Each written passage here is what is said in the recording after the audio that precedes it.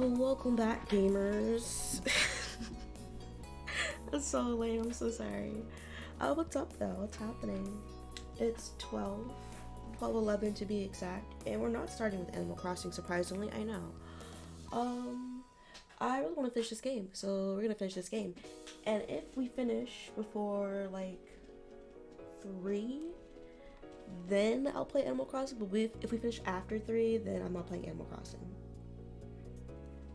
You're just gonna have to be okay with that. Okay, let's get started so we can possibly finish this so we can play Animal Crossing. With one last glance around the neighborhood. Oh, sorry, if you don't know what's happening. I'm planning my wedding with Cove. And yesterday? Yeah, yesterday for me, but today in the game. We went to his dad's house and my house, my mom's house. He asked one of my moms to be in his wedding party and not the other one, because I didn't know he was gonna ask my mom. So I feel bad because my other mom's not in the wedding party, but you know what? Let's continue, let's go off. With one last glance around the neighborhood, he suddenly said goodbye. There was so much more to do today, and that would require hitting the road again. Humming to yourself, you watched Cove bring the car towards the city. Your next visit would be a meetup with Terry and Miranda in their neck of the woods. You couldn't wait. I need to clean my glasses. Hold on, I gotta squint to see the screen. I gotta get real close. Ooh. You did tell him in advance that the wedding planning was bringing you and Cove out that way, so your friends were expecting you today. I cannot see. I'm so sorry I'm reading like this. I can't see without my glasses on, and I'm trying to clean them and continue. Hopefully I didn't clean them shittily. I hate these glasses so much. I hate wearing glasses. I can't wait to get contacts again. But as far as you knew, you didn't have any idea what you were preparing to ask. They didn't have any idea what you were preparing to ask, oh my gosh. Pulling into the parking lot along the street, Cove was in high spirits. He eagerly hopped out of the car and you caught up to him with light steps. Nice. It's a nice little area. You weren't that far away from the car when you heard familiar friendly shouts nearby. You spotted Terry and Miranda running along the brick path to meet you and Cove halfway. Hey, buddies. Oh my god, hey Terry. It's good to see you. Hey, long time no see. Has it been that long? I feel like it hasn't been that long. You and Cove hurried over to meet up with them. He waved wildly. Hey, thanks for coming down. Princess and I have something to talk to you about, and it's really nice to be able to do it in person. Neither of them dared to interrupt, but Terry and Miranda did share a silent look. They both seemed eager to know the details.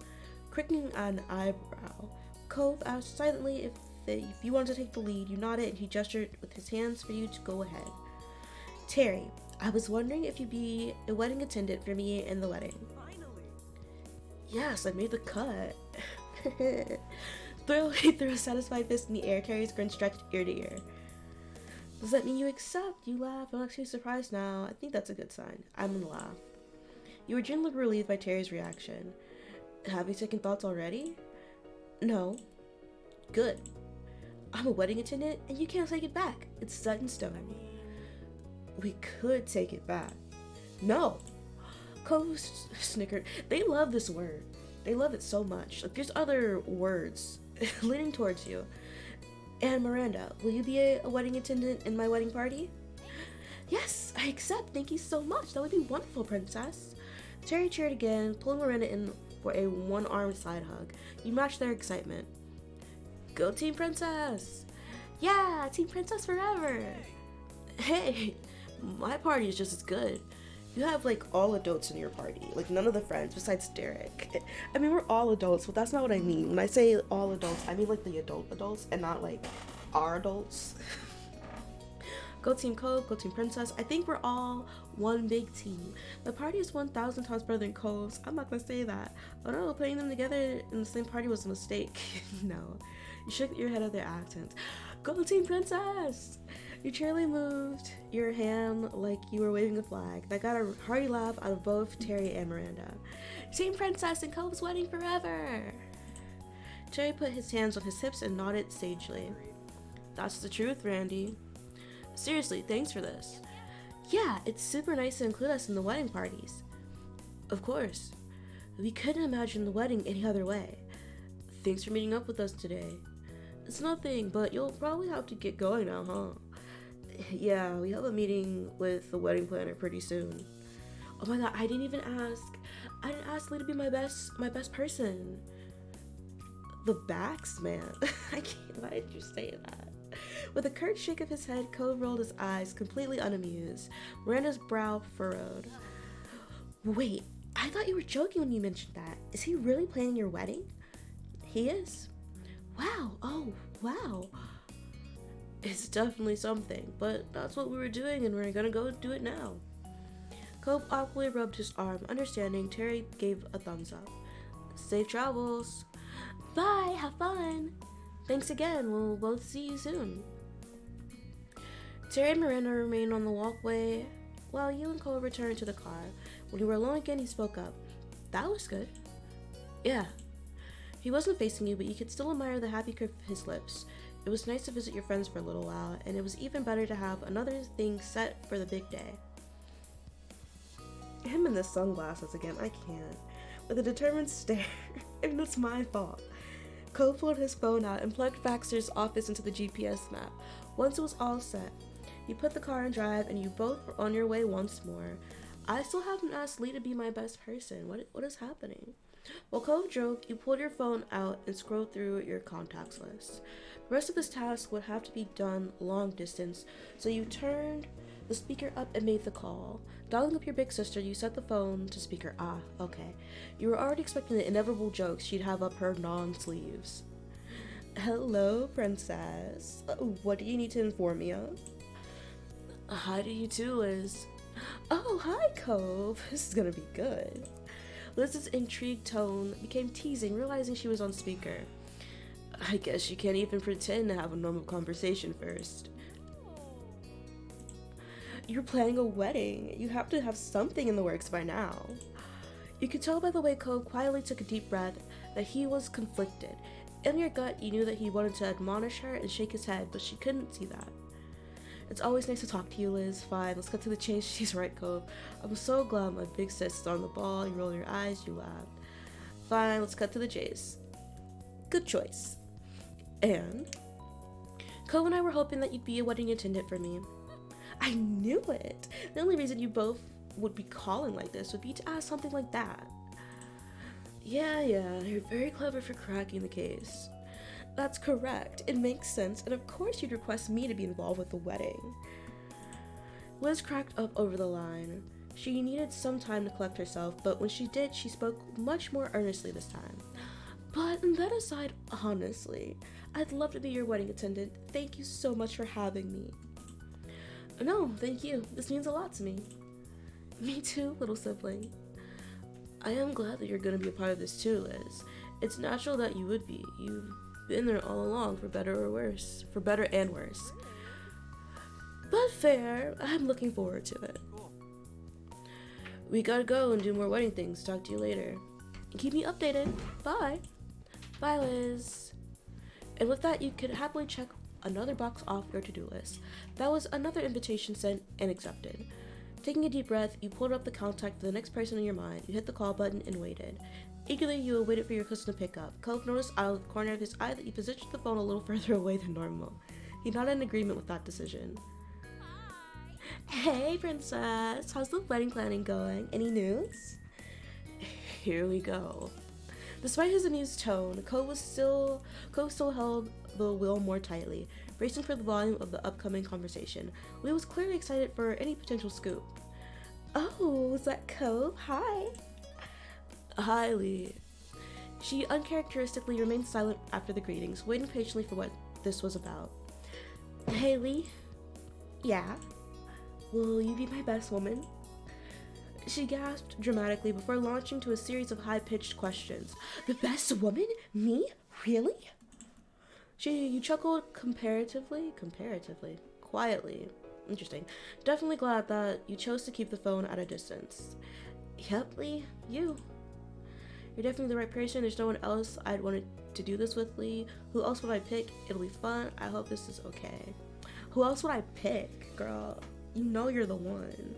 For a long time now, when you thought about your wedding, Lee was always there cheering you on. You knew this was where you wanted her. Seriously, I can't imagine the day without you as my best woman. Totally, yes. I'm in. You know I am. Yes. I'm so stunned about everything. My cousin is getting married. This is gonna be so amazing. Thank you, Lee. I appreciate the support. That's what family's for. I've always just a phone call away. Thanks, Lee. We have some more wedding-related things to do, so we'll pick this up again later. Works for me. Good luck with the planning, and I expect a detailed report face-to-face soon. Hey, bestest! Welcome in. What's up? How are you doing? How you doing today? Hope you're doing well. Of course. Bye, Lee. Bye, princess. Bye. I'm still here. I'd never forget you. Bye. Energized, you hung up, already awaiting the next time you'd see Lee in person. Stretching your arms out, you pleasantly took in the world rolling by out the window. Taking a deep breath, you pulled up a contact for the next person on your mind. You hit the call button and waited. Oh, Derek, no. Kyra. What? Who called Kyra? Where's Kyra? Is she in my wedding party? I don't remember putting her in my wedding party. Is she in your wedding party, Cove?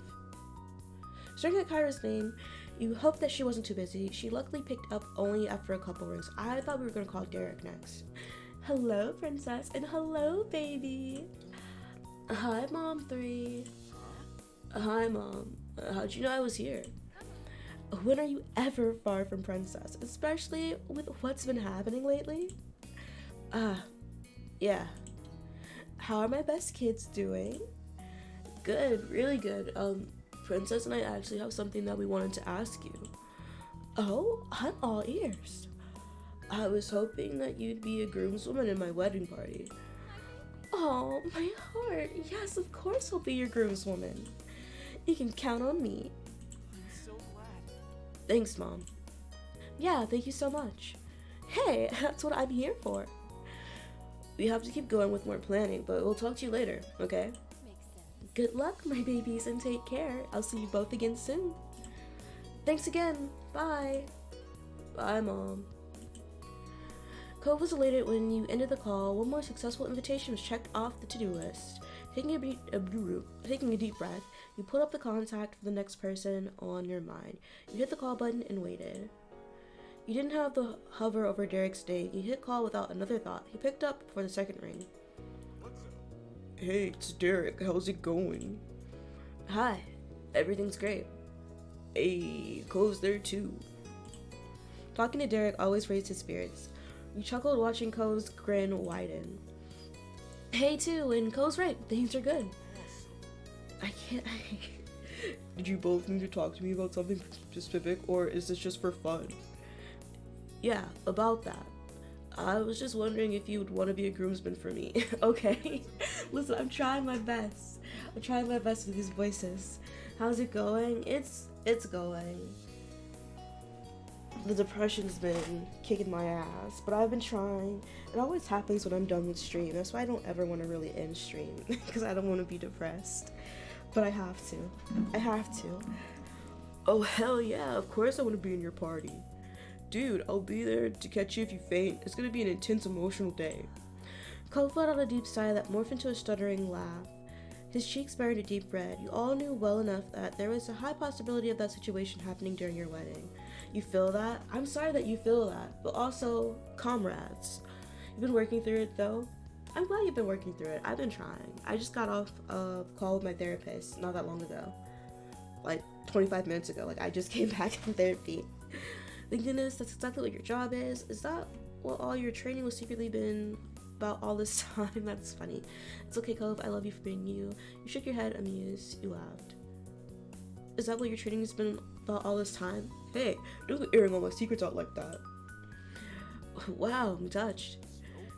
Don't get me wrong, sports are fun, but I can take care of people when they need a helping hand. Don't worry about the big day. I got you. You can hear Derek's snickering and get over the line, and he soon settled down. Your cheeks were starting to hurt from smiling so much. How have you've been going? I already asked you how you were. I don't know why I feel like I didn't ask you how you were already. I'm glad that you're working through it, like I said. You got any plans coming up? You anything for Easter? Do you celebrate Easter? Do you not celebrate Easter? Do you care? Seriously, congrats again, you two. It means a lot to me that I'll get to be there with you through this. Thanks for being there, Derek. We can't thank you enough, Derek. We were pretty sure that you had knocked him speechless. All you could hear over the line was some sniffles. No, they stay crying in this game. You both felt fortunate to have such a good friend in Derek. Cove glanced at you with eyes full of affection. I thought it said attraction. Full of affection before moving us along. So, that's what we were calling about. Now there's even more wedding planning to get to. Well, I won't keep you. I'm glad you called. See you later. Yeah, you will. Bye. Bye, Derek. Bye. Leaning back in your chair, you finally put your phone away and slid your attention towards Cove with an easy smile. The high excitement was fading and leaving a comfortable tiredness in its place, but you wouldn't trade the joy and support you got for anything. Cove gave a little cheer over your mutual success. We did it! We had the wedding party! Cove didn't take his focus off the road, but you could hear every bit of relief in his voice. The corner of his mouth curved. I mean, I guess it's not exactly surprising that things went fine, but it's hard to act casual about any of this. I know how you feel. It matters as much to me, too. I can't believe the top. I think it's okay to lighten up, you know. Well, you wouldn't be Cove if you weren't panicking just a little. Put a reassuring hand. I'm gonna put my hand on his shoulder. Cove stole a quick glance at you sweetly. You didn't have to say a single word because you knew how much you shared his sentiment. This was a big and exciting deal, and you couldn't be happier to have Cove to share this with. The tension in his body slipped away under your touch. Okay, let's hurry to Baxter's office. There's a whole rest of a wedding to plan for. Right. Best buddy Baxter. A new day and another visit to your new wedding planner came down the rushing river that was your life at this time. You, Cove, and Baxter were each settled into the same spots as the appointment prior, but there wasn't any of that initial shock. Instead, things started off with a simple greeting. Hey, we have a wedding party now. Everyone we wanted accepted. Oh, you work faster than I do. Wonderful. I'll check it off and we can move fully forward. I hope you're excited. I couldn't be more. You gave a firm nod. I could take it or leave it. You teased. Yes. All you did was shrug. You bet your ass. I could take it or leave it. Cove sighed in an affectionately long-suffering way. He's so dramatic. I love him. I am, anyways. Well, he pulled out his pen while crossing his legs in a fluid motion. Our company has its own in-house photographer for your event, so that's taken care of. But there's a meal catering, cake, and other dessert you want. I want a cake. Baxter coyly grinned at the abrupt interruption, unbothered. I'm sure you'll get your treat then. Along with those are the outfits for you both. And you'll naturally need to decide where the ceremony and reception will be held. If you're feeling unprepared to make a call on any of that now, we could always start with the dance lessons. What are you feeling? Knowing where the wedding is going to be is pretty important to get done, but on the other hand, it's such a big thing, it's kind of intimidating to think about. Cole tilted his head back and forth, mentally working through his opinion on the matter. Baxter watched the struggle for a moment before bringing it back up. Princess, any thoughts for your husband-to-be? We could decide venues now. It shouldn't be put off longer. How about we pick a caterer? Let's design a cake code. Could we go clothes shopping? It'd be nice to begin the dance sessions. We're picking the venues now, Cole. We don't have time for this, okay? We don't have time to dilly-dally. We're getting married as soon as I want to get married. Baxter rubbed his hands together and grinned at you. I can't. Why does he look so devious? Alright, now we're getting serious. Cove gulped his Adam's apple, briefly retreating up to it into his chin as if afraid, but he nodded his assent. Princess is right. We should decide this. His eyes met yours as he bobbed his head again. Why is your mouth like that? Are you okay? Are you sick? Do you need to go to the doctor? Let's do it. You sat up straight, your back tearing away from the comfort of the sofa's cushioning, as you readied yourself for such a critical decision in your wedding preparation. Here we go. Good.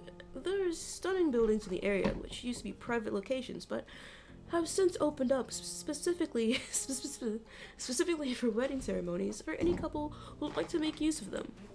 Naturally, there are also plenty of commercial locations which can easily host a full-size party for your reception. His mouth twitched into a sly smile. Or If you prefer something outdoors, there's always the beach. We should definitely do the beach. I personally, I want an outdoor wedding, but I want it at a park. But I don't want it at the beach. I'm not a beach person. But I know Cove loves the beach, so we'll have it at the beach. He chuckled, fully aware of what an obvious suggestion that was for his current clients. You could go for a spot that can host both parts of the wedding, so it's entirely in one location, but there's no harm in making a little trip from the ceremony to the reception afterwards either. It's entirely up to you. He held up a hand, stopping himself mid-flow but continuing to smile wryly. But I don't wish to get carried away in my preamble. Where would you like us to start? He leaned in, not planning on missing one word, the hand which he held in the air now propping up his chin. Can we figure out where the ceremony is held first? Can we talk more about the reception options? It doesn't matter to me. I want to know what Cove would prefer. You glanced over at Cove, curious to see what he was thinking. Let's figure out the ceremony first. Yeah. He bit his lip before speaking again. His voice was soft and sweet, but a little sheepish. That's the one I'm most excited about, too. And gladly.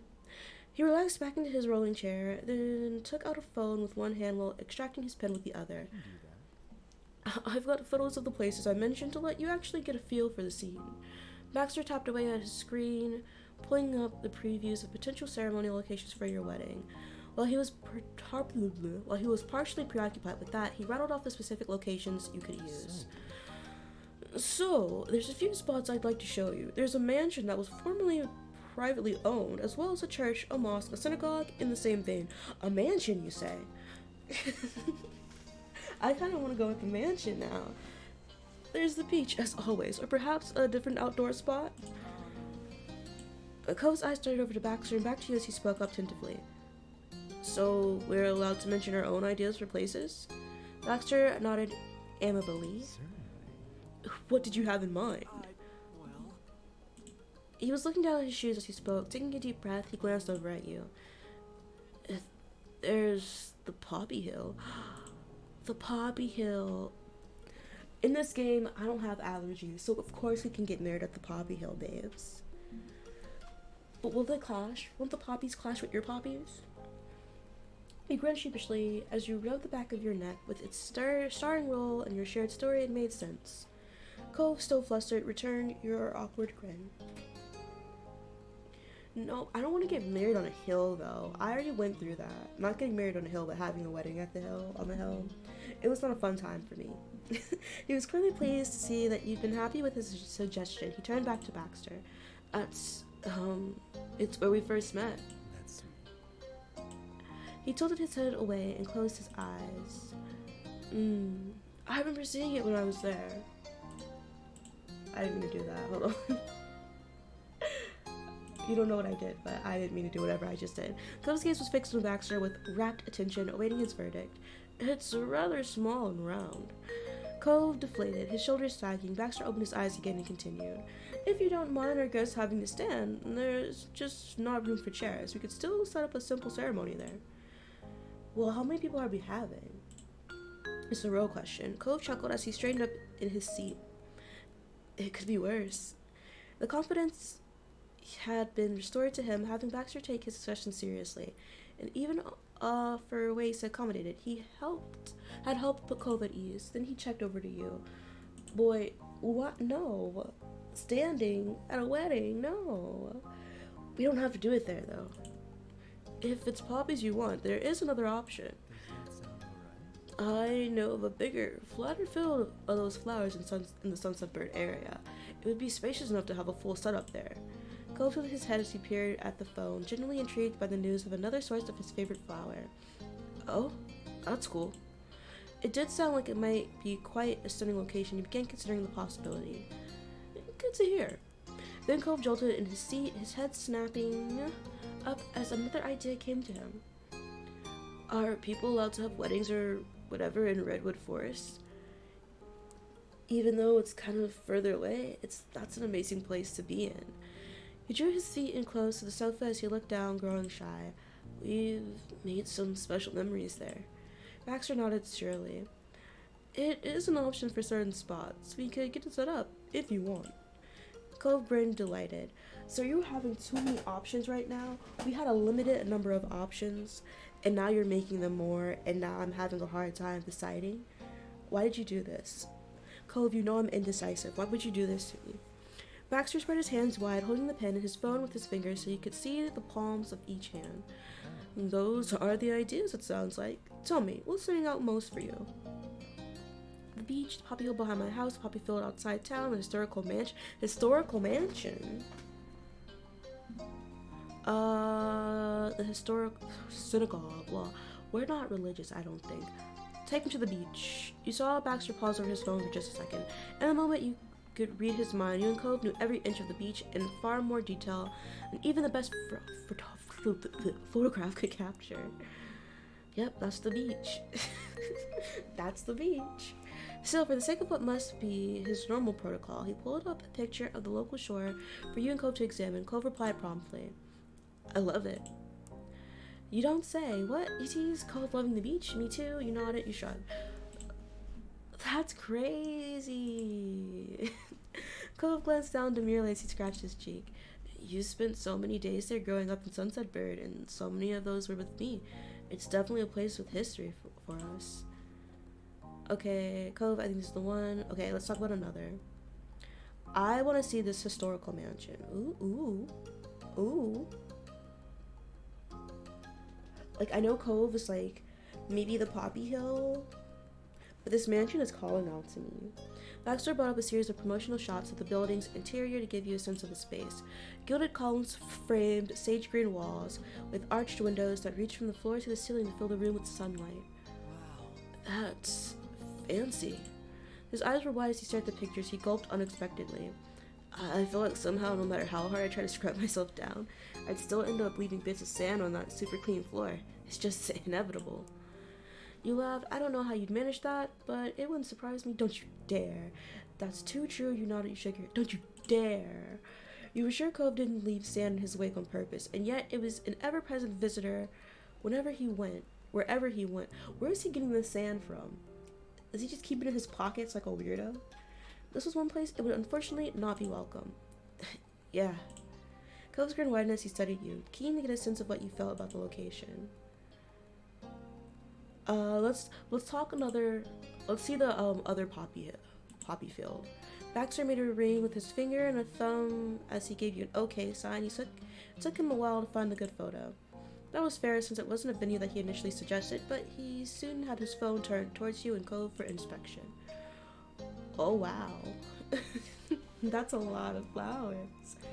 It's large. Wow. Cove's eyes stretched open as far as they could go as he leaned in and examined the photo. That's just... wow. He repeated his initial judgment breathily, utterly enchanted by the vast field of white poppies. Slowly, Cove managed to tear himself away from the screen and his thoughts.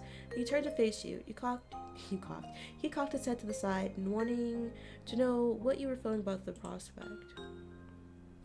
Okay, let's talk about another. I need to talk this over with myself. I thought the mansion was beautiful, but if Cove doesn't control his sand, I don't know where he's getting the sand from, but I don't want him tracking sand into this big, fancy, historical mansion. But I love the mansion. But I'm also... the poppy field, like, I don't have allergies in this game, so I'd be okay with going with this big-ass field. I did say I wanted to get married in a park. Let's go, you know what? And I don't really want to get married on the beach. I don't. Okay. We're not getting married in the forest. Even though that would be really pretty and cool, we're not doing it. Let's go with the poppy field. He can't be upset with that. No one will get mad if there's sand. They'll be confused, but no one will get mad. Cove's eyebrow rose in response to your statement. The poppy field? His wavy brows relaxed, sloping gently as he smiled softly. I would love that. It'd be perfect for the two of us. Your body tried to gasp and laugh in excitement at the same time. Okay, resulting in a short, breathy snort followed by an exhilarated giggle. Who is this person? It's not me. I don't know who that is. We're going to have a poppy-filled ceremony. Exciting. Yeah, it is exciting, Baxter. Thank you for saying that into my ears like that. He smiled indulgently, like a teacher allowing the class a moment of levity before bringing them back to their studies. Before you get fully carried away, there's still the reception location to consider. Baxter glanced down at his phone, nodding almost imperceptibly,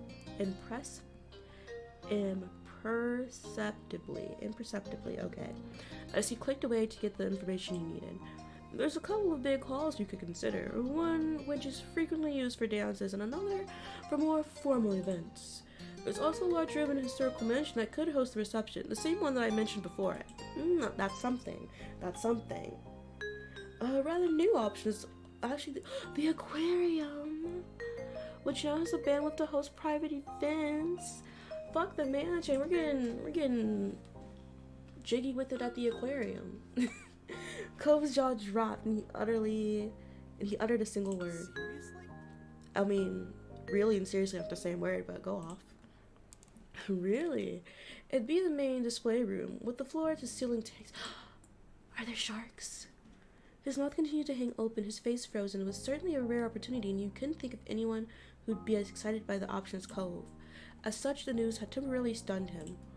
All at once, he blinked rapidly, closing his mouth in a hurry. Your attention returned to Baxter. The aquarium was certainly an option to keep in mind, but there were many other appealing choices to consider. Or, if you wanted something outdoors, there's always the beach, of course. We're not having the reception on the beach. We're not. I refuse. And even though you didn't want to use the redwood forest for your ceremony, it could also work for a reception. So you're welcome to keep it in mind as an option. How could it work for a reception if it took us a whole day to get there when we drove with our parents as teenagers, and then it took us like half a day to get there when we drove there as adults? I'm confused. So that means, because where even is the poppy field? It's in Sunset Burn. So how about we have the reception in the redwood forest? That doesn't make sense logistically. This game is so confusing. The logic. Like before, if there's anything you want to bring up yourself, that's perfectly fine. In fact, I'd recommend it. He pursed his lips as he dug around in his mind, pondering the possibilities. As a thought struck him, he shifted to face you. What about that country club your mom's not a part of? No, we're getting married at the aquarium. We're not getting married at the aquarium. If we could get married at the aquarium, I would have picked the aquarium. But we're getting married at the poppy field and having the reception at the aquarium. It's settled. We don't need any more suggestions. He snapped his fingers over and over, trying to dredge the name back up to his tongue. They had their anniversary dinner there. You know the one. I do know the one. But no. He closed his eyes, brow furrowed deeply as he tried to recall it. You were torn on whether or not to bail him out. Before you'd come to a decision, Baxter caught up and filled in the blanks. Yes, the cypress, I believe. You nodded. Baxter returned the gesture as Cove opened his eyes again, looking both relieved and like a victory had been swept from under him. They would be absolutely able to host your reception, especially since your family are already members. Cove beamed. It's cool if you go with one of the other things. I just thought it was an idea. I agree. It was a smart suggestion. I have no doubt that they do an excellent job if you chose them, but it's really what feels comfortable for you. Baxter leaned in, perching his chin on the knuckles of his left hand. He was still holding his pen and his phone, ready to leap into action. What's holding the most interest for you right now? We can talk it over. The aquarium. Baxter held up a finger to indicate that he would be a moment. That was very nearly all it took, as he was able to locate pictures of the aquarium's large display room with ease. Wow, imagine having your wedding reception here. Crazy. He showed his screen to you and Cove. As he gazed at his beloved watery world, Cove bobbed his shoulders from side to side. I want to go to like one of those underwater hotels. I want to sleep with the fishies so bad. It looks so pretty. If you guys have ever been on a cruise and you've got like one of those like window views and you're like under the water, it is so crazy. It's so beautiful. Oh my gosh. I've only been on a cruise once and I think about it every day. Not every day, but I think about it a lot. I want to go on another one. As he gazed at his beloved watery world, Cove bobbed his shoulders from side to side. With his attention locked on the screen, he wondered if he was even aware he was doing it. He's so cute. It's like they made it available for weddings just for Cove. It's such a pretty place. I understand how you feel. You simply chuckled as you watched him. You shook your head in amusement. It's such a pretty place. Finally, Cove pulled his gaze from the phone and glanced over his shoulder to you. Huh? How are we seeing where he needs to glance over his shoulder at me? Like, how does that work? You could tell that he was trying to figure out what you were thinking. I feel like that's going to work. What do you think, Cove? Okay, let's talk about another. You know what? We don't need to talk about it anymore. I said aquarium, we're going aquarium. Cove lifted an eyebrow thoughtfully. The aquarium for our reception? His voice lilted at the end as though he was asking a question, but he didn't seem to expect an answer. Rather, it was as though he was contemplating the feel of the words on his tongue, checking that they were felt right as a final test. Cove broke into a grin. I think you're right. It would match us for sure. You had been holding your breath as Cove mulled over the venue one last time. You let out a sigh of relief. You had already begun picturing the day with your reception there, and now that Cove confirmed that he felt the same, the tension drained out of you as swiftly as it had come. Your energy was mounting. With the venues picked, your ideal daydreams of big day moved from hazy imaginings to sharp clarity. The excitement radiated from off you and onto Cove. He pulled himself closer to you on the sofa, your legs brushing against each other. Sensing that his audience was becoming distracted, Baxter quickly spoke up. A ceremony at the poppy fields. Sorry, my eye was itching. Field and the reception at the aquarium after. Looking thoughtful, Baxter tapped his pen against the side of his desk, and your eyes were drawn to the source of the noise. He tilted his hand as if to tap it once more, the pen idly rolling between his finger and thumb, and then he smiled. Sounds like a wedding. I'll make it happen. Cove spun to face you, his eyes alight with glee. You got your wedding locations. You felt every thump of your heart beating in your chest. It was a thought so simple, yet so monumental, that you were struggling to accept it all at once. You knew where your wedding was going to be. Looked back at Cove thrilled. You seized Cove's hand. You put a hand on Cove's shoulder. You reached over to a sidelong hug. You leaned over to kiss Cove's cheek. Kiss his cheek. Kiss his cheek. Your lips lingered on his skin only for a moment, yet Cove was still flushed when you pulled away. The sudden display of affection had caught him by surprise. We're getting married, he cheered. We're really gonna have a wedding. This is gonna be great. I'm so happy. Thank you, Baxter. You were speechless. We're getting married! With one of the most critical elements sorted, the big occasion was really coming together. Cove chuckled at your words. Gazing into his eyes, you knew that all that he could think about was the day that you'd just taken another step towards planning.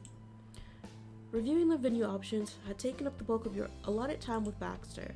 You would now need to reach out to the location managers and make arrangements, so you came to the mutual agreement that you'd end it here and let him take care of matters right away. Goodbyes followed, and you and Cove giddily left the office and spilled out into the street together. It was a great way to end that day's work. You and Cove arrived at Baxter's office on the dot of the allotted time. Emotions were still high from the preparations for the previous day. After having settled down as the process had gone on, Cove's nerves had shot back to their initial appointment levels. Greetings were exchanged, and Baxter didn't leave a space open for Cove to get lost in. Your plan was right to the point. What shall we do today? How about we pick a caterer? Let's settle cake now. I want to settle cake. No, caterer. Alright. Cove's brightening enthusiasm was no surprise to you. Food always excited him, honestly. Baxter placed his hand on his arms of the chair and lightly tapped with the tips of his fingers. That should be a nice time. I'll make sure you find the proper service to meet your needs, but don't worry, I won't get in the way of deciding any of the details for the menu. Thanks. I appreciate that. After that, the rest of the session circled around finding a specific catering company, and eventually you all agreed on one in particular. They were able to make the arrangements with you right away. One phone call, and you had scheduled a time to go over details in person that included a meeting with the chef too. And as a added bonus, this would all happen before your next appointment with Baxter. It was a relief knowing that the menu would be taken care of by the next time you saw him again. Until then, there wasn't much else to do. It was time to leave. I mean, there's plenty of stuff to do. We don't have to just do one thing per appointment. Thanks again for your help. See you. It's my pleasure, of course. I await your next visit. We'll be back soon. Bye. Baxter nodded with a genuine smile as he watched you head out the door. Once you were outside the offices, you noticed a little pep in Cove's step. We were both in good spirits. Chipping away at the wedding planning had a special way of doing that. On the scheduled appointment with the caterer, you and Cove eagerly arrived at the location specified over the phone. Pretty sure that's said. You were led inside the building past a seating room and directly into their commercial kitchen. It was sleek, silver, and so clean that it sparkled. That observation alleviated some worries right away. Next to you, Cove's eyes wandered the space with intrigue. Along the back wall, you spotted a woman at a sink large enough to be an arm's length deep. She looked over her shoulder and grinned broadly. Rhonda? Hold on, I'll be right there. She finished washing up and swiftly crossed the room, drying her hands on her apron. When she reached you and Cove, she gave a little bow. Ooh, a little bow. Hi, I'm the head chef and your caterer. I hear that you're getting married and are in need of sustenance for your friends and family. Sustenance? I mean, okay, girl. Yeah, we are. Well, I can assure you that you've come to the right place. We provide a full-course meal with a menu tailored to your taste and requirements. We also include all the plating, silverware, and glasses, but let's not get too ahead of ourselves. Why don't you introduce yourselves? A bit stunned by the speediness of the chef's candor, Cove took the opposite approach and slowly, awkwardly pointed to himself. I'm Cove, the groom. And my name's Princess. I'm his partner. I love it. You can call me Rhonda. Okay, hi Rhonda. Hey, nice to meet you. Marvelous. Now I have a little pamphlet that I'm gonna go grab. You can read it, leave it on the counter, or use it as a coaster. It's okay. I'm gonna explain everything myself anyways. Think of it as an extra guide. Rhonda waved the idea of any formality with both hands as she also shrugged nonchalantly. Cove chuckled shyly, leaning towards you while she slightly jogged to the other side of the kitchen. She scooped up 2 information sheets and came right back. Rhonda confidently stretched her arm out all the way to offer you each a pamphlet. Both of you accepted one. Cove turned his around in his hands, inspecting it carefully. You studied the one in your hands too. Ooh. What a remarkable catering experience. Call for reservations. Excellent taste. What is this? It's a spaghetti. Is this tofu in the spaghetti? Well, now that I've remembered that, we can go into the nitty-gritty. Let's talk the menu. You can choose to have a single menu that's consistent across the board, easy peasy, or you can do up to 2 fully separate types of menus based on different dietary needs. Guests could choose between them and will prepare as much of both as needed. It practically goes without saying we'll be able to accommodate of individual plate changes if any comes up. For example, a situation where you just 1 or 2 people need some specific elements left out, we can work with that without needing to make another full selection for it. So what kind of menu did you 2 have in mind?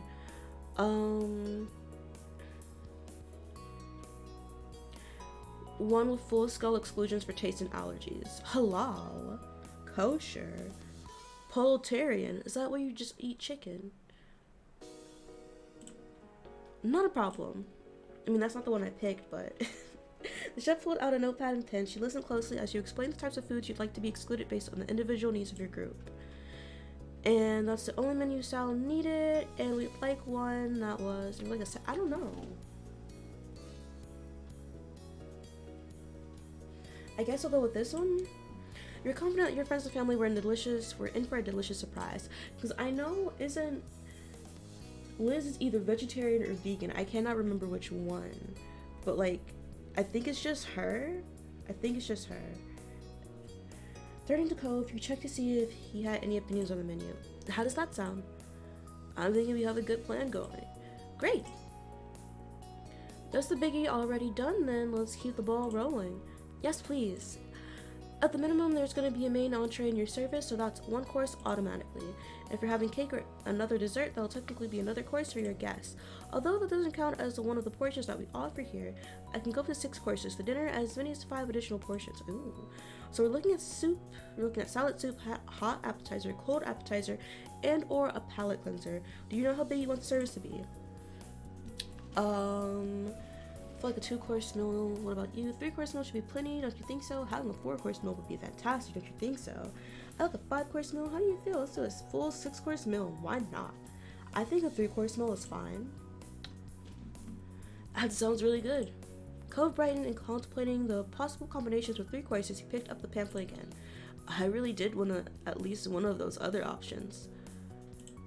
3 courses then, eh? Sounds like it. Do you know what you'd like it for? Like for it? See, the thing is with Cove, because I know Cove eats a lot. We're gonna be taking this cake home probably, so he can have as much cake as he wants. You want one of them to be soup? Okay, sure. I'm not gonna say no to soup. Oh my god, what is this? Why are there hairs on me? Not this man having hairs on me still. Okay, we have an entree and soup agreed on. Yep.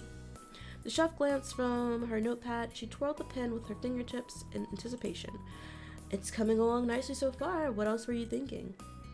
A salad course, a hot appetizer, a cold appetizer, a palate cleanser. Perfection, this will be tasty. What kind of palate cleanser do you think will be? I don't know. It sounds very fancy. I'm excited. I'm excited for this fake wedding that I'm planning. Oh, how much heat are you expecting for the dishes? We can keep it very mild, or we can easily push the spice levels up. Mild as the base, please. Generally medium, make it all spicy. The food should be burning hot. Spicy for the main entrees and less spicy for extras. Less spicy for the main entree and hotter for extras. You looked over to Cole, waiting for him to answer. Cole, how do you feel? How do you feel about spice? Let me know. Cole met your eye, and you could tell that he was mulling over the same problem. And then you caught the light bulb moment in the way that he brightened. How about we keep the meals mild and we put out sauces and stuff on the table so people can adjust the food to their preferences? Is that possible? You're so smart, Cove. I love you. Yes, of course we can do that. That's a perfect idea. Cove's suggestion made sense, but his cheeks were still reddened from your compliment, and that only made your grin widen. And the chef backtracked through her notes for a second. She thought over everything that you all had discussed until she could pin down exactly what was slipping her mind. What about drinks? Are we just a water please party, a coffee and tea group, or hard drinkers? There's always at least going to be water, even if you have other options, so don't worry about that. Oh, I like there to be... Well, see, my family in this in this game are not alcoholics, so get us some cocktails. Get us some cocktails, fruit juices, and sparkling water. And that's everything. I think we covered it. There's nothing else I'd want to add. We'll make it happen, so that's the menu type, meal scale, spice level, and beverage basics. Please, Rhonda rolled her sleeves up. Her gaze fell on you and Cove with a new determined gleam. Let's go deeper. Imposter? Who's the imposter? Also, welcome NJ. What's up? How are you doing? Are you living deliciously? Cove smiled nervously at the chef's intensity, but he didn't wilt completely. You had a sneaking suspicion his remaining strength came from the topic still being about food. The conversation continued from there. It dug into the specifics such as the main protein and side ingredients, the solid cuisine that foods would be based on, and so on and on. It took a bit of time, but eventually a finalized selection was arranged. You couldn't get over how delicious everything sounded the longer the conversation went. By the end, Cove appeared to just as relieved and excited as you were about the food. But most of all, you were grateful to have set a menu plan for the wedding. Rhonda, however, hadn't slowed down at all. I said that you're both settling down for the rest. Just hang on and stay with me a little longer. We're not done yet. Oh, there's something else? Yes, and it's called presentation. Ooh, presentation. We can do all levels of flair for your meal, where you're picturing a plain Jane approach or something more hoity-toity. Definitely not plain Jane. I like some care put into the arrangement. Taking extra steps to have an excellent presentation would be appreciated. Yes, fuck what Cove wants on this. I don't care about what you want right now. I care about everything else, but right now, it's about presentation, and you don't have any. They're right, it'd be good if it felt special for the day of all times, for that day of all times. That works for us. So, I started to talk about way back when. We'll provide the plates and utensils and such. Our plates are white, but they can be completely plain or a little swirly details around the edges. What do you think? I want the swirly details. Before you and Cove could even consider giving an answer, she held both her hands up to stop that and stole a glance over her shoulder. Wait, give me another second. I'll grab some stacks. You could see before choosing anything. Again, without leaving a window to say anything in response, Rhonda darted off deeper into the kitchen. Cove stared at her as she went. His expression was deadpan. You can pick the plates. I was going to, either way. Thank you. Yes, alright, I'll handle it. What? Does it look like I want to pick out plates? You nodded casually. You shook your head clearly. Of course I was picking out these plates. You were not having a single say in these plates. An abrupt clattering came from the direction she disappeared down, and a moment later, your kidder had reappeared. She kept her word and had piles of plates balanced in each of her hands. She stepped up to clear counter space. Rhonda spoke cheerily, almost musically, while laying out the first set of plates and some forks to go with them, perhaps so you knew for sure what they'd look like together. Oh, that's too plain. That's too plain for me. Here's the white. Cove looked on distantly, but you leaned forward to properly scrutinize the pure white dinner plates.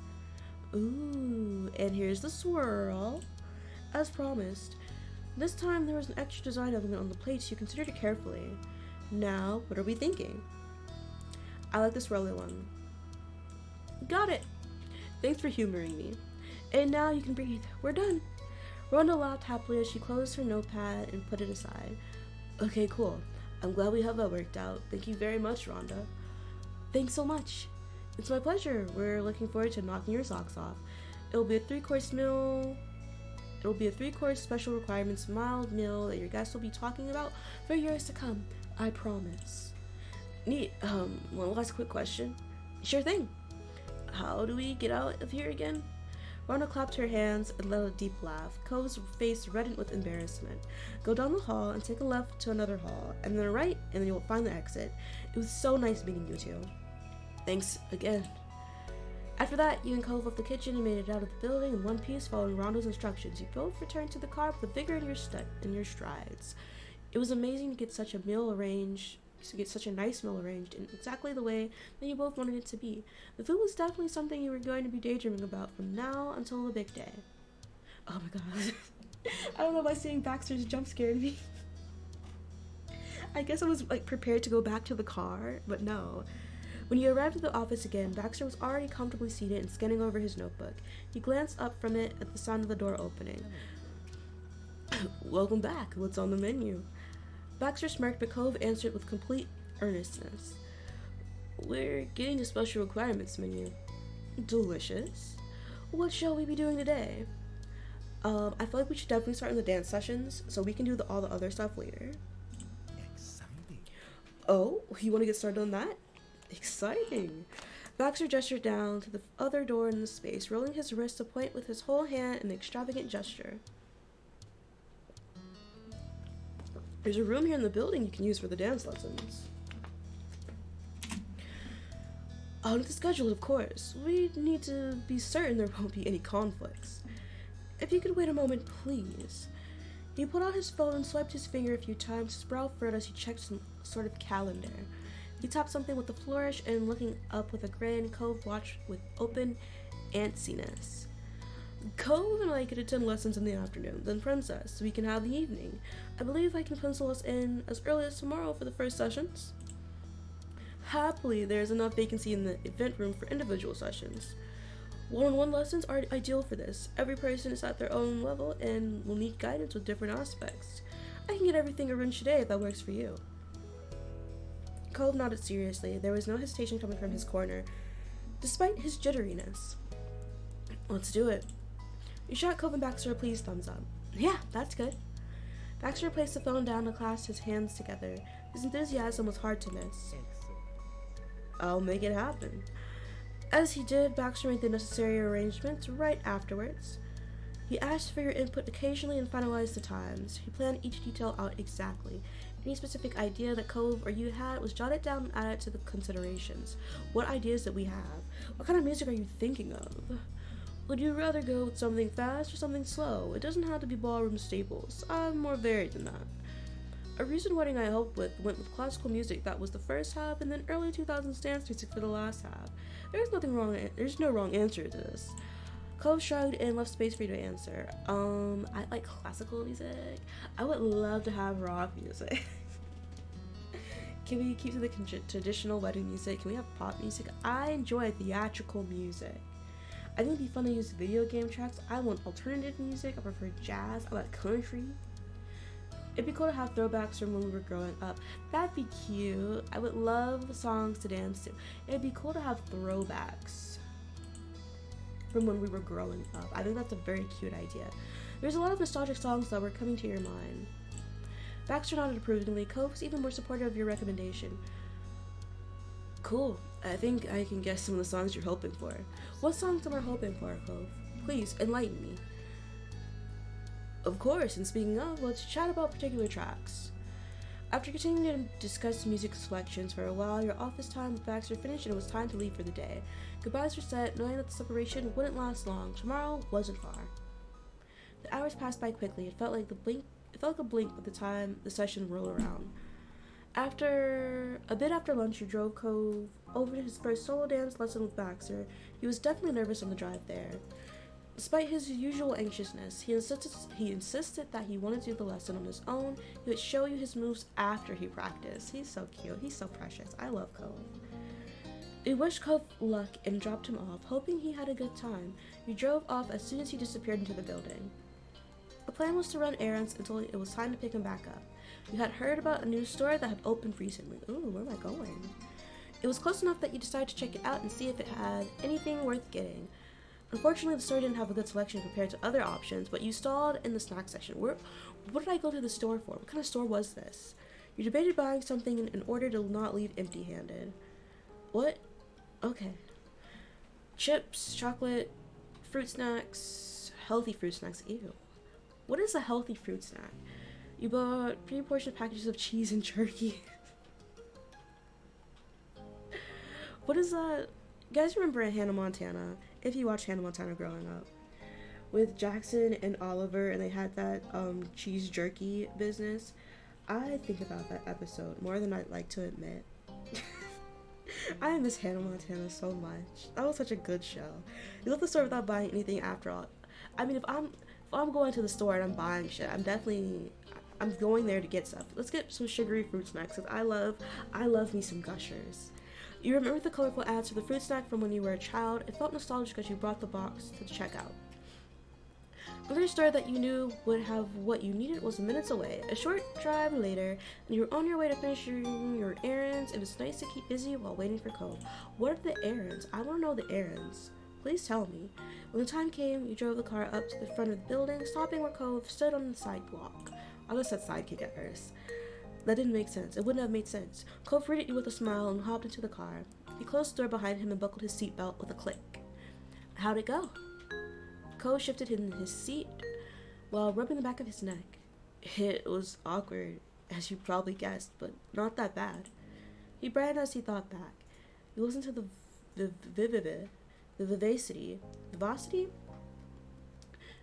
however you pronounce that word, in his voice, even as you focused on driving through the parking lot.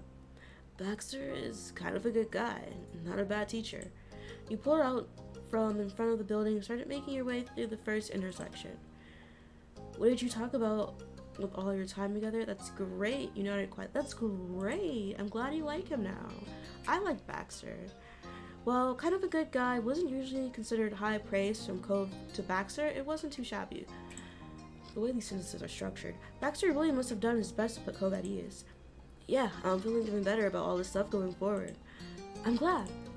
You finally pulled into the parking space and parked the car. You couldn't linger in the car too long given your own lesson. It was time to go.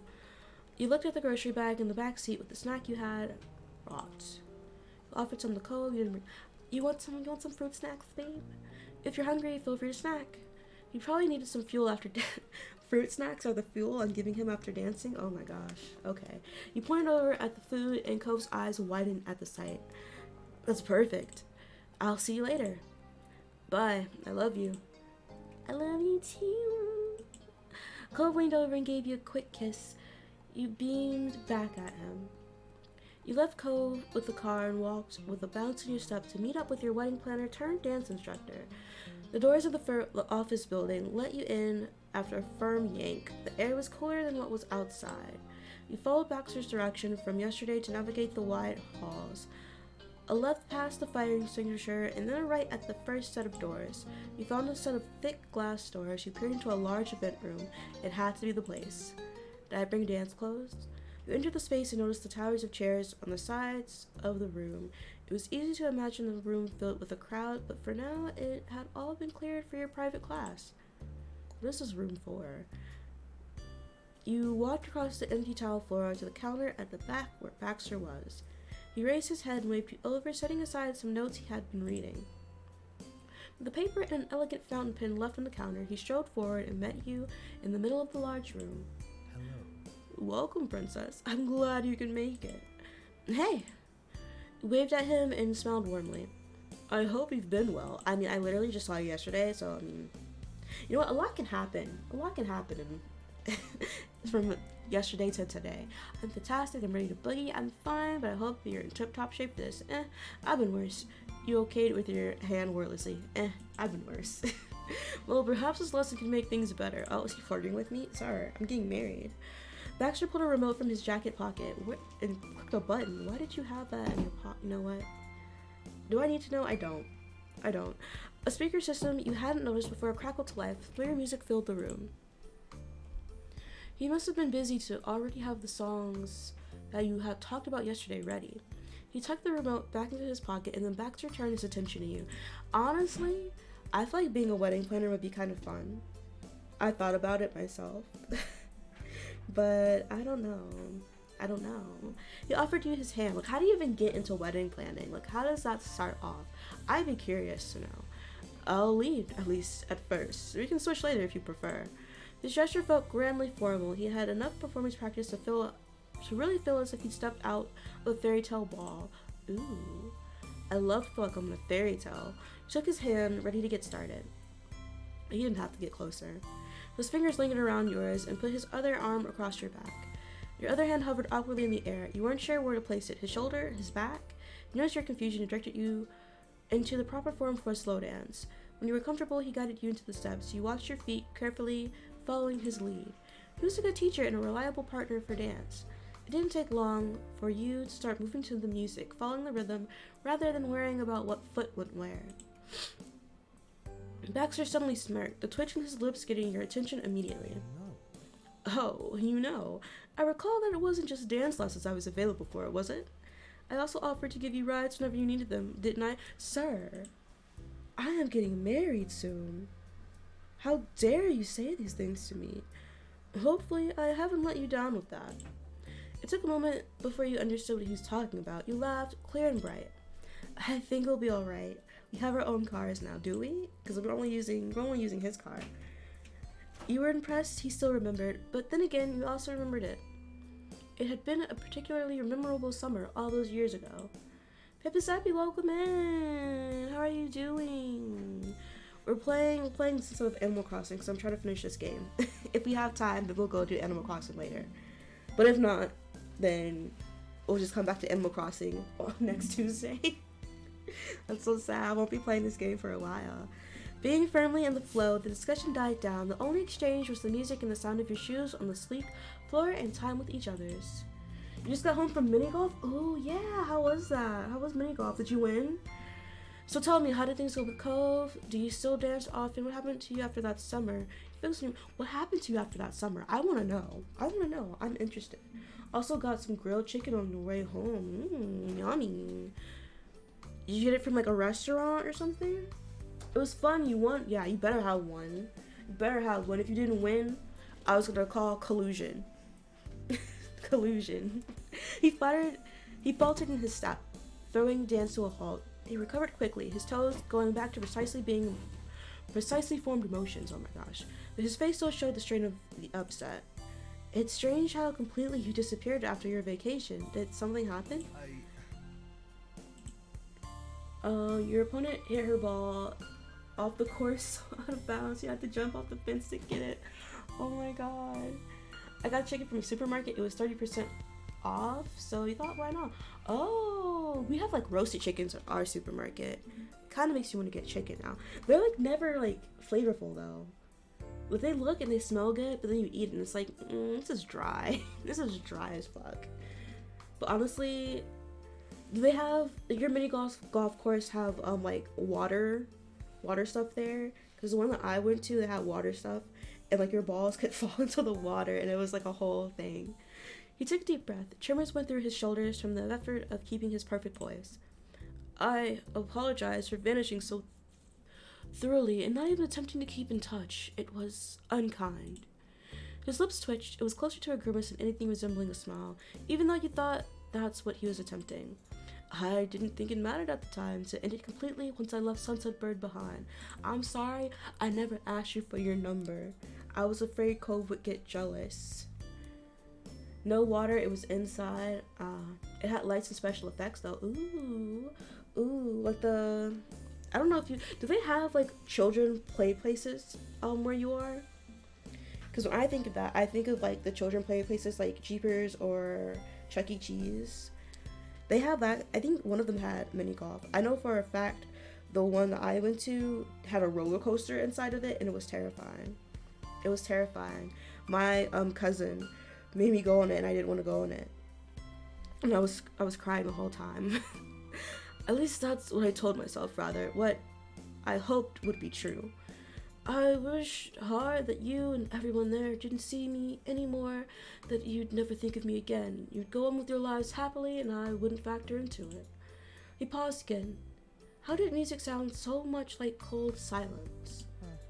We might have those things somewhere. Like, do you know, like, what Chuck E. Cheese is? Like, I mean, I explained it a little bit. Like, a children's play place.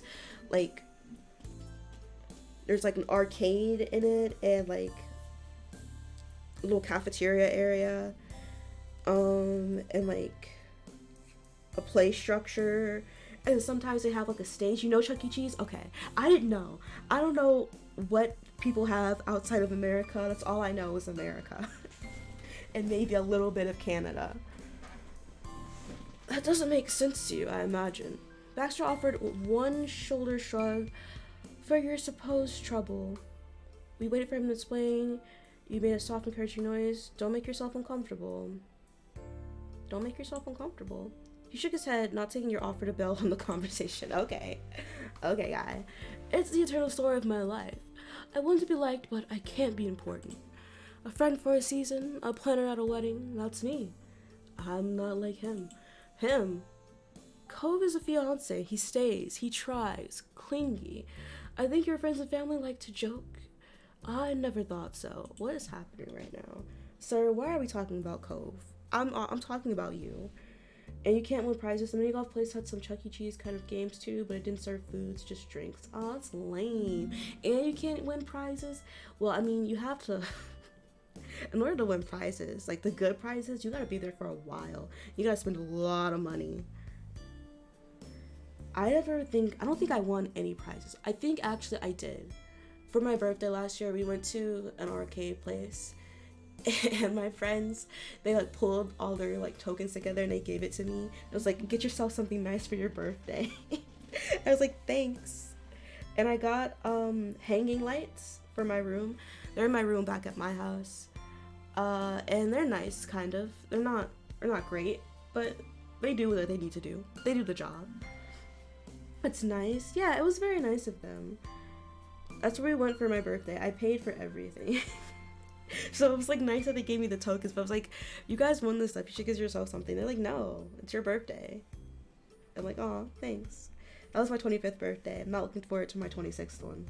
I'm not doing shit, I don't think. Unless my dad comes down here, then we're gonna go to an amusement park together. He didn't even care for me, but he was willing to dance together to do a better job for his wedding. In life, there are just some ones, and then there's the one. You found your one, and I'm genuinely thrilled you did, and now he found his. All I want is to assist with that happiness, and to not get in the way of it. But neither of us are here for our old relationship dynamic. It's ancient history. What do you mean old relationship dynamic, sir? What are you getting at? We don't need to get mirrored in the past when the future is so bright. I mean, I'd like to continue being your friend, but don't be weird about it. So we're playing Animal Crossing later today? Maybe, possibly. It depends on when I finish this game. If I finish this game before 3, which is like an hour and 40 minutes, which I doubt. If I finish it before 3, then yes. If not before 3, then no. And that means if we don't do it today, then Tuesday we'll do it, because Monday I will be doing doctor's appointments. Baxter's tone was pointed with finality. That was as much as he would say. Just checking, you got a sauna getting ready in about an hour? Okay. Hope you enjoy your sauna. Does the sauna do anything for you? Do you just like being in it? Like, does it help you relieve stress? Just checking. Okay, yeah, argue with that. The pace of the dance sped up, going back to what it had been before. You nearly stepped on his foot at the sudden change. Since he clearly was not going to discuss it more, you didn't attempt to pry for more details.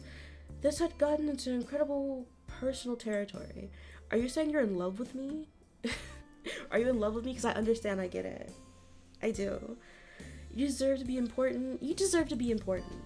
Don't frown. Don't be like Jeremy. It's relaxing. How long do you usually stay in the sauna for? Like an hour, 30 minutes, 10 minutes? He dropped his gaze at your words, uncomfortable with your sincerity. You decided to push anymore, and the tension slowly drained out of him. Baxter schooled his face, and for all the world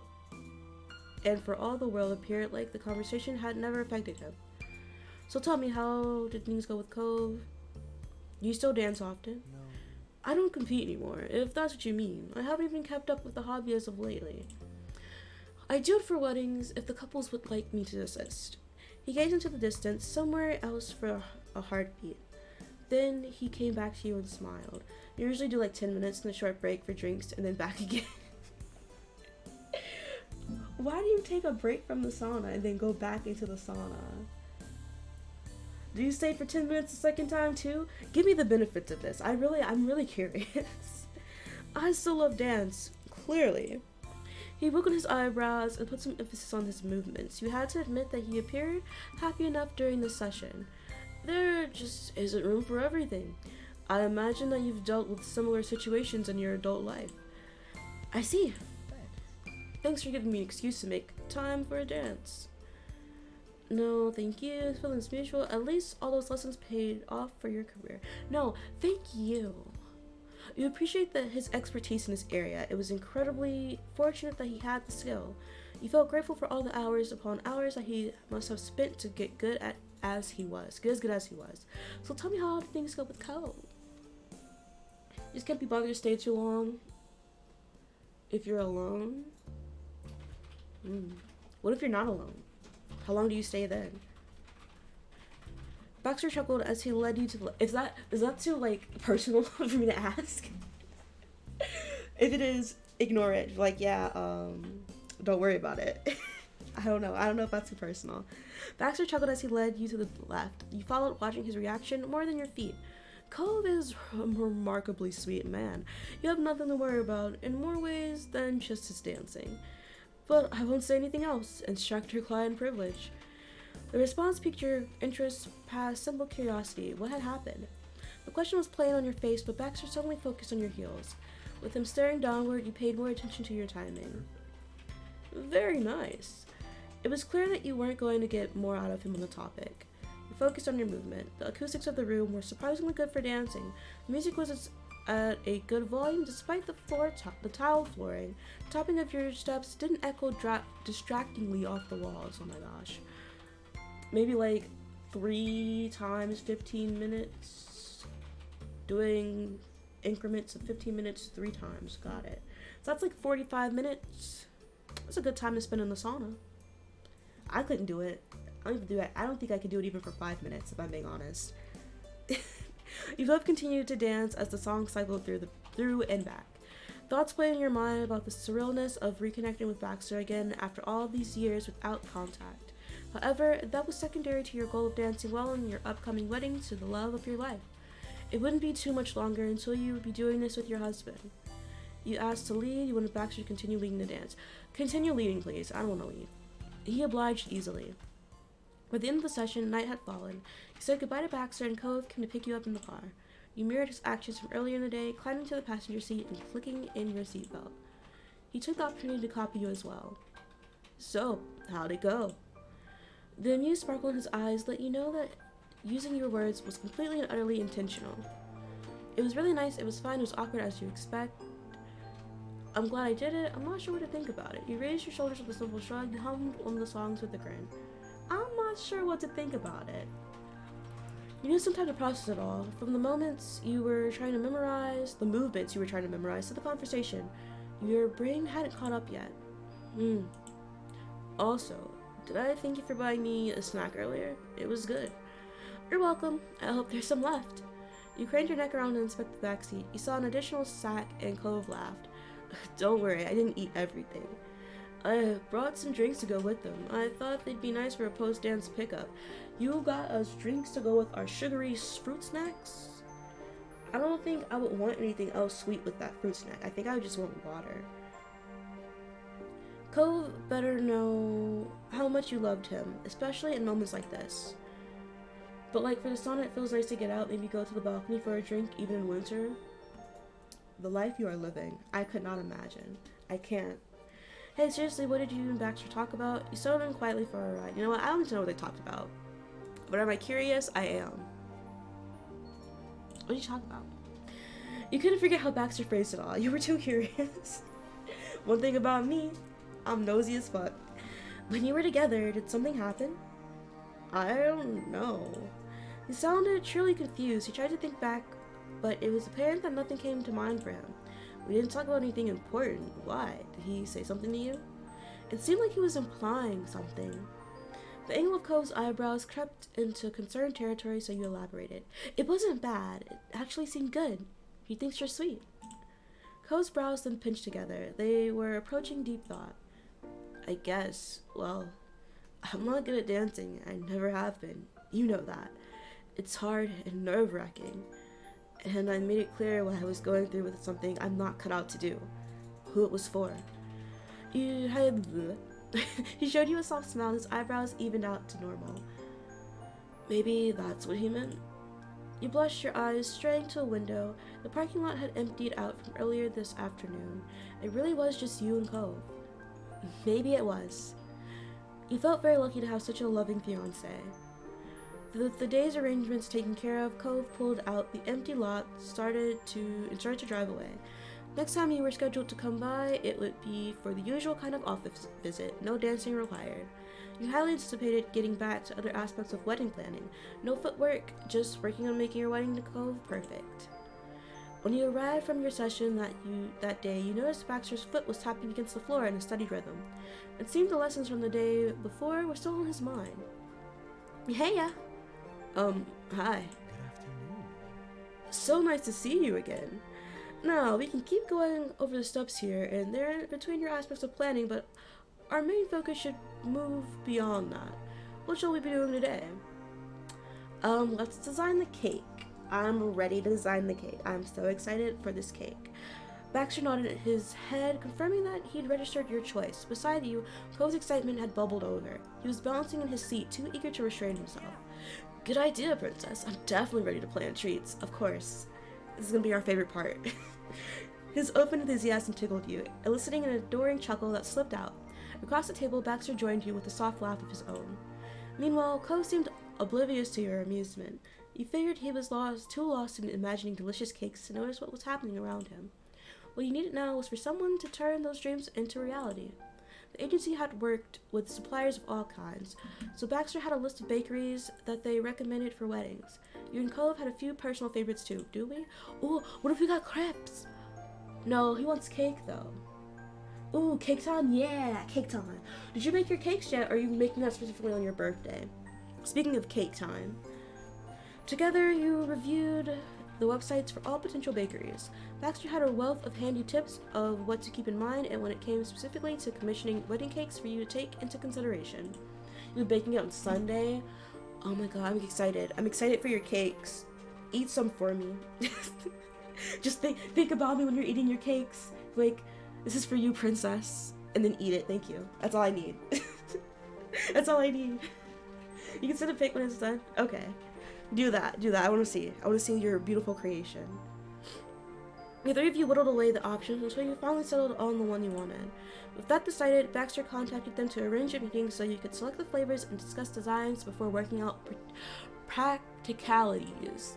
He easily secured a time that worked perfectly for both you and Cove. That brought you to the end of the meeting. The decision of which bakery to choose, scheduling, briefing them on your basic requirements, taking up all the remaining time you have with Baxter for today. The three of you rose from your seats, one after the other. Why for today? It's been great to see you.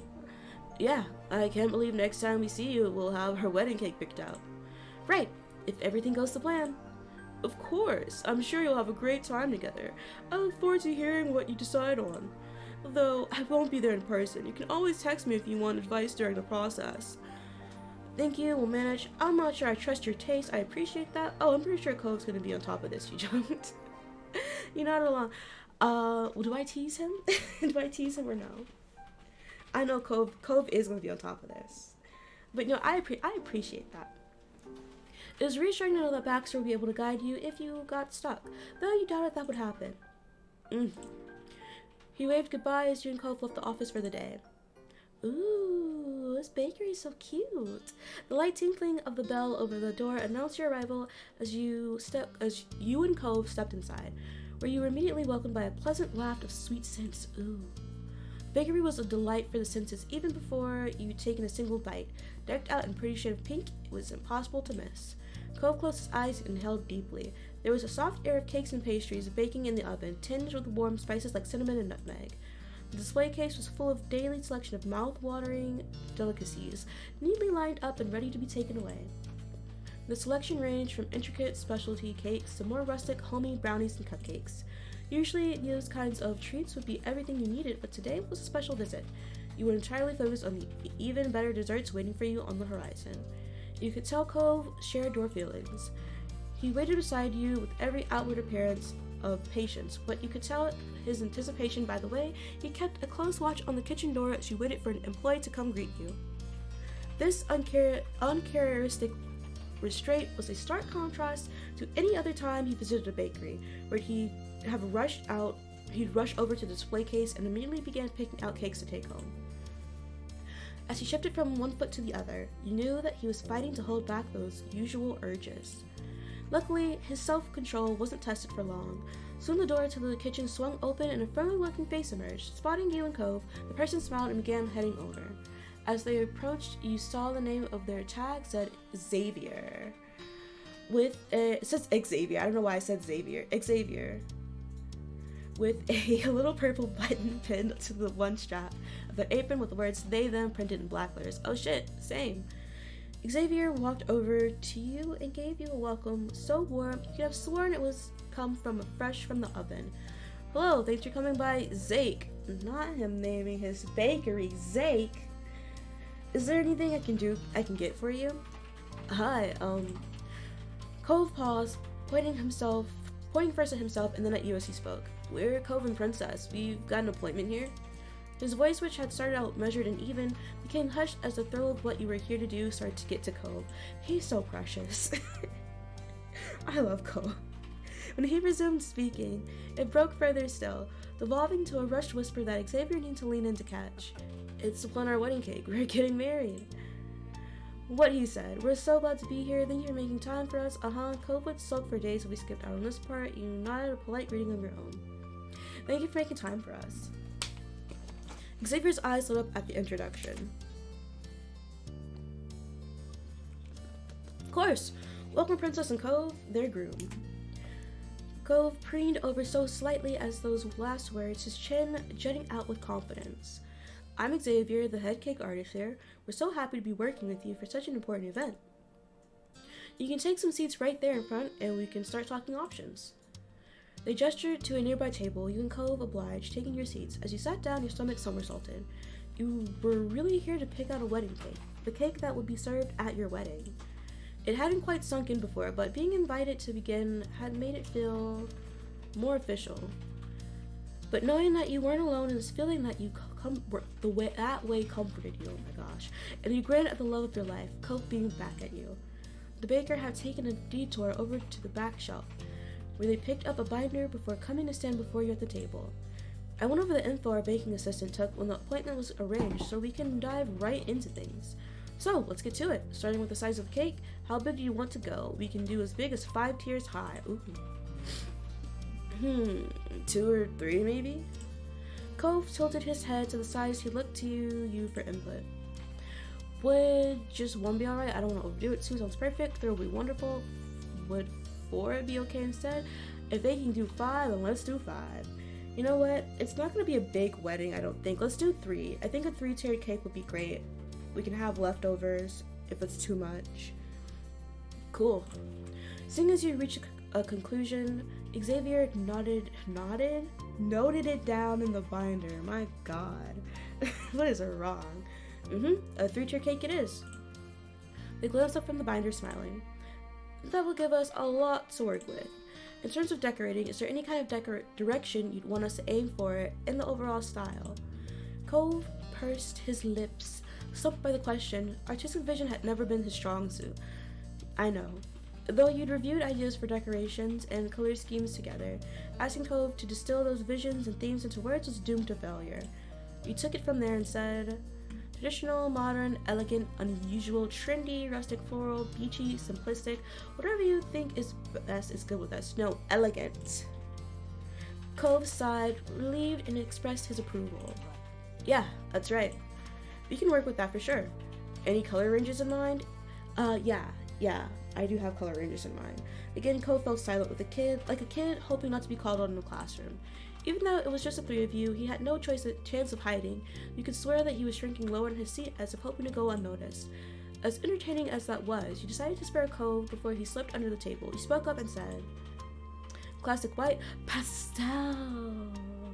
Mostly white with color pops? Ooh. I'm not sure. I'm between pastel and mostly white with color pops. You know what, let's do mostly white with color pops. I do love me a good pastel though. I love pastels. Got it. And what's one color you really want me to keep in mind on the top of my mind? Blue, obviously. Nice, I'm getting you. Xavier looked up from the binder. Right, so we're going for a 3-tier blue cake that's elegant. Well, no. It's white with pops of blue. What wasn't clear? You could picture the cake clearly. It was just what you wanted. No, that's not what I wanted. I said mostly white with pops of color. Focus on the blue for the pops of color. What did you... Am I wrong? Am I wrong here? It's my wedding. Yeah, that's right. It's not right at all. Cove, who was staring at you like you'd saved him from a life or death situation, rather than answering a couple of simple questions in a pleasant bakery, gave you a thumbs up. Xavier watched you both with a smile. This cake is really shaping up. Time for the fun part. I'll be right back. Oh, are we doing flavor tests? They got up and made their way into the kitchen. Can it be birthday cake flavored? I'm basic. Can I just get a plain white cake, please? The fun part? Cove echoed the words, puzzled but intrigued. He peered after Xavier, trying to catch a glimpse of the magic happening behind the closed doors. Craning his neck, but didn't grant Cove X-ray vision. Craning his neck didn't grant Cove X-ray vision, but that was just fine, as you weren't kept in suspense for long. Xavier quickly returned with a large, covered serving tray. Cove gasped, his fingers curling with anticipation. Careful, coming through. They lowered the heavy platter onto the table, where it clattered against the hard surface as it settled. Oh, wow. I don't want to taste most of these. Xavier lifted the cover to reveal several plates of little cake slices with amounts of different frosting and filling flavors. The beautiful array of colors, breadth of the selection made for a wonderfully presented tray. Array of treats. I probably read that wrong. I'm so sorry. We're not going back though. Cove gaped, wowed by the revelation. We get to try samples? Duh, Cove, that's the whole point. Xavier giggled at Cove's reaction. Given just how much enthusiasm Cove had, you bet there wasn't many previous grooms whose response could compare. You do. They pointed at the tray and began talking you through the selection, starting with the neat little slices of cake. So, we've got a few cake flavors for you today. Vanilla, chocolate, red velvet, citrus, and such. What flavor is and such? They moved over to the frosting and fillings. There's vanilla, chocolate, strawberry, maple, mocha buttercream, okay. Over there we've got chocolatey and fruity fillings, though the inside simply contain more frosting if you prefer. Having talked you through the samples, they straightened up. There are some of our most popular options, but not everything. You can see all our options on the order forms. As they talked, they took out 2 copies of the order sheet and presented you with one each. All the possibilities for each element of the cake were laid out for you. That's everything. You're welcome to eat whatever parts look appealing. Or you can have everything on the platter if you got the stomach for it. Cove's definitely got the stomach for it. Cove's eyes sparkled with anticipation. Knowing Cove, you suspected that he intended to take Xavier up on the offer to sample everything. He picked up the fork provided and began systematically working through the platter. He took scoops out of the cake, frosting, and filling options in turn, moving from left to right and from top to bottom. You chuckled softly, amused that your hunch had been correct. Though Cove was evidently intent on eating a bit of everything, you noted that he was careful to leave at least half of each sample in case you wanted it too. Thanks. You only want to try the ones which look most appealing. You only want to do one small test, tasting. I'll do the ones that are appealing. Those were certain flavors you knew you liked. You really want to focus on those ones before making your choice. Picking up a fork, you joined Cove in sampling the cakes, frosting, and fillings on offer. You remembered your delight to each other as you discovered new combinations and enjoyed the sheer variety laid out before you. Cove's eyes shone as he looked at you, glad to be sharing the experience. I think my dad, during his wedding, he had like a, what are they called? A Garrotessin cake, something like that? Where like it's like fruit filling and like it's got the strawberries and the blueberries and the raspberries on it. It was cute, but I didn't want any because I don't like that kind of cake. I like plain vanilla cakes. I like lemon cakes. I'm not a fan of chocolate cakes unless there's chocolate chip in the chocolate cake. That's the only time I like chocolate cake. You were so enraptured that you nearly forgot that you weren't alone with Cove, but this too was by design. And my best friend at their wedding, they had donuts instead of cake, but I don't like cake donuts. I prefer my donuts to be like airy, so I did not enjoy the food, the food selection for me, and that's okay. It's not my wedding. But if I'm having a wedding, I'll probably have like a plain vanilla cake, but like it's decorated like a lot. So it's not like a boring ass cake, but it's a boring ass cake. The baker stood by approvingly, careful not to do anything that might interrupt your enjoyment. You held up a fork to feed a piece to Cove. He's been eating all of this by himself. He does not need me to feed him. You assured Cove that you wanted to eat the sample off his fork. You cozied up next to him. You seized the last bite of cake before Cove could get it. You waxed into the moment, enjoying the experience together. Let's cozy up next to him. Let's be cute. Let's be annoyingly cute. You shuffled your seats towards Cove, wanting to be close enough to rub your shoulders against him and hook your leg around his. Cove, who had just picked up another fork laden with cake and frosting, turned to see what you were doing. That was how his hand came to collide against you. It didn't hurt, though. You were now sporting some of the frosting which had previously sat on the fork. That was a quick sorry. Thanks for the apology. It's okay. You must have chocolate cake. I can't do it. I love chocolate, but like I feel like chocolate cake is too rich for me. Cove grabbed a napkin and hurriedly wiped the frosting off, taking care to remove all marks of the encounter. Don't worry, I'm alright. That's good. He scrutinized the spot where the frosting had once been. Once he was satisfied that there was nothing there, he looked up to you with a playful grin. You won't report me to Baxter, right? I don't want him canceling our wedding over this. You're so cute, Cove. I think I can keep quiet about this incident, since it's you, though we do have a witness. You nodded at Xavier. Cove turned to them with a gasp. Xavier chuckled at Cove's dramatics. He is so dramatic. There'll be no telling for me either. Chuckling softly, Cove shifted closer so that he could snuggle up beside you two. You tilted your head towards him without thinking, relishing the warmth of him next to you. Cove resumed eating, though now taking care to keep his fork well away from you. Do you guys have a specific kind of cake that you guys like to eat? I know Pipsabu told me he likes chocolate cake. I prefer vanilla, but I'm also partial to a lemon cake. I think lemon cakes are the bee's knees. Cove shimmied happily in his seat. The different varieties had gone down very well with him. They're all so good. He cracked a grin. Hey, could we get a tier for every flavor? No. Xavier laughed. Unfortunately, we can't. At least not on a single cake, and I'm guessing you don't want several different cakes for your wedding. Yeah, you should just go with the one. I have no idea how we're going to choose with so many great choices. We're definitely ready to get our own cake after sampling. It's okay, Cove. We can get the cakes for our anniversary in the future. Completely agree with that.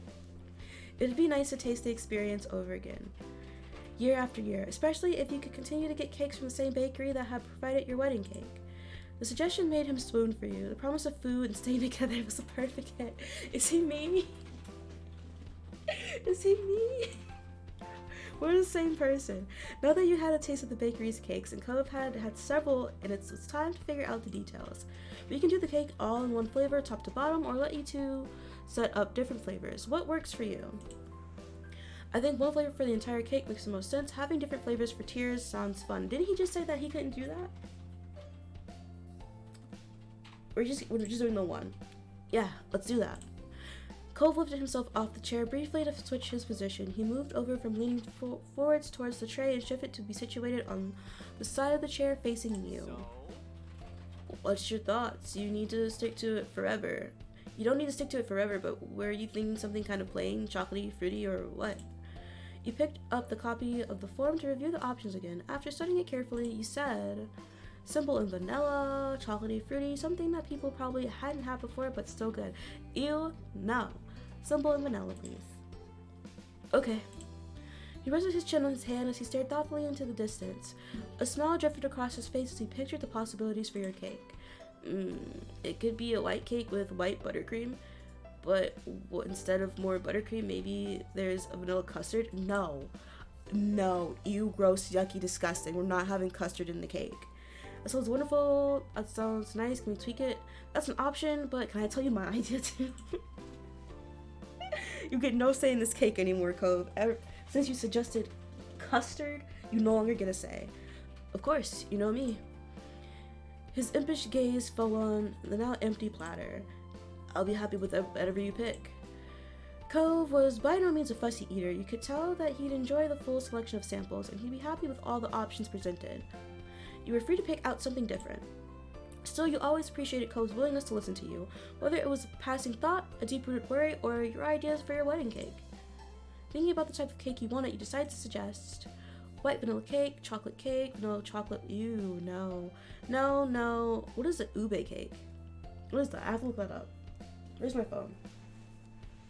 Almond cake, mango cake, coconut cake, lemon cake, matcha cake, citrus cake. What is a citrus cake? Do you mean orange? Because lemon's a citrus. Make me look shit up. Ube cake. Oh, interesting. I have no idea. Coconut? Ew, no, never mind. No, I hate coconut. White vanilla cake, thank you. For the frosting, you'd like the idea of vanilla. I hate white chocolate. Don't want cream cheese. What are these? This place is weird. Mocha, maple, strawberry, hazelnut. No, I could go with hazelnut. I do like hazelnut. No, let's do hazelnut. Since it's not, I don't want to be completely plain. I mean, I would have preferred just vanilla, but hazelnut's a good option too. I really do like hazelnut. When it came to the inside filling, you proposed more of a buttercream in the same flavor, more buttercream in a different flavor, preserves, ganache. You know, I have never had a ganache. I don't really like mousse. It's too airy. I'm not doing custard, but more buttercream in a different flavor. Yeah, let's do a different flavor. Specifically, let's do a vanilla. Cove, who'd been nodding along with your suggestions, recapped the idea. Well, this cake tastes good. I have no fucking idea. But it's what I'm getting. It's what we're getting. This is our cake. Even though I've been taking over every single aspect of this. So, you're thinking of a white vanilla cake with hazelnut frosting and vanilla buttercream on the inside. That's right! Oh, thanks, okay. Then your mouth-watering cake flavors were all set. You were sure it was going to be a hit at the wedding. You know what? I regret. I want the hazelnut inside now. Hazelnut on the outside sounds like too much. Oh well, it's too late. The inside of the cake is great. That's all that's left now is the cover. How would we wrap your baby up? Do you like fondant or maybe ganache? I love fondant. I love fondant. A lot of people hate fondant though. But my aunt used to make cakes because she wanted to be like a baker. And she'd give me fondant so much. She would give me so much fondant. And it tasted so good. I want fondant now. A lot of people hate fondant, but give me fondant. Cove shrugged. You said, give me the fondant. Got it. Almost done. They scribbled that down in the binder. See, if they hadn't suggested fondant, I would be like, no, buttercream's fine, but no, I want fondant. Finally, what elements would you like me to include in the design and presentation of the cake? Royal icing piping, ooh, ring detailing, edible pearls, sugar-made decorations, chocolate-made decorations, edible paint, fresh flowers, ribbons around the tiers. Well, we need edible pearls, and we need sugar-made decorations, and we need ribbons around the tiers, and we need royal icing. And that's it. That's it. This is gonna be this is gonna be the most difficult ass cake probably. Extra fancy, huh? That works for me. I did say elegant, did I not? Awesome, we got ourselves a cake plan. The baker's words made it official. You picked your wedding cake. You couldn't help but being especially thrilled about that. The wedding cake was such a focal point of the party. It would be featured in photographs and shared among your family and friends. The joy of the day distilled into beautiful confection. Just thinking about it left you breathless. You glanced at Cove out of the corner of your eye, wondering if he was feeling as excited as you were. He was leaning forward in his seat, a rapt expression on his face. As Xavier continued speaking, you pulled yourself back to the present. I'll take all the info you'd given us today and use it to think of the finished design. I'll keep you in the loop on how it's going. Though, before you go, are you wanting any other desserts on the side? Yes. Maybe cupcakes or cookies? Or we could do something else if there's anything specific you have in mind. Ooh, what about macarons? That's what my dad had at his wedding. As like the party favors, the wedding favors, he had macarons. And that was good. It felt like I was eating drywall, and that's always something I've wanted to try doing. It's edible drywall, so it felt good. Like how nerds are edible aquarium gravel. Like, it's just, it feels good. It felt good. We could have cupcakes, we could have cookies. Can you do ice cream or cinnamon rolls? Doable. Do you make fudge? Ooh, would crepes be an option? A wedding pretzel? Fudge would be very pointed for us, but what about crepes? You know what, let's do fudge. Fudge is very special to us. Cole's eyes grew wide at your suggestion. He looked over to Xavier hopefully. Unexpected but not impossible. We could make you some fudge. Cove beamed with delight. The three of you talked over the details of your additional dessert. Xavier skillfully guided you through it all to determine everything from your preferences for flavor and texture to the quantity you needed. Eventually, it was all set up. Xavier reviewed the notes written in the binder. So, you're getting a 3-tier cake with an elegant kind of feel that's vanilla, and you're also getting some fudge along with it. Your heart fluttered as you imagined the cake once again. You and Cove standing over it, ready to take the first cut. See? And there's a chocolate option, in case people don't want vanilla and hazelnut. There's always fudge.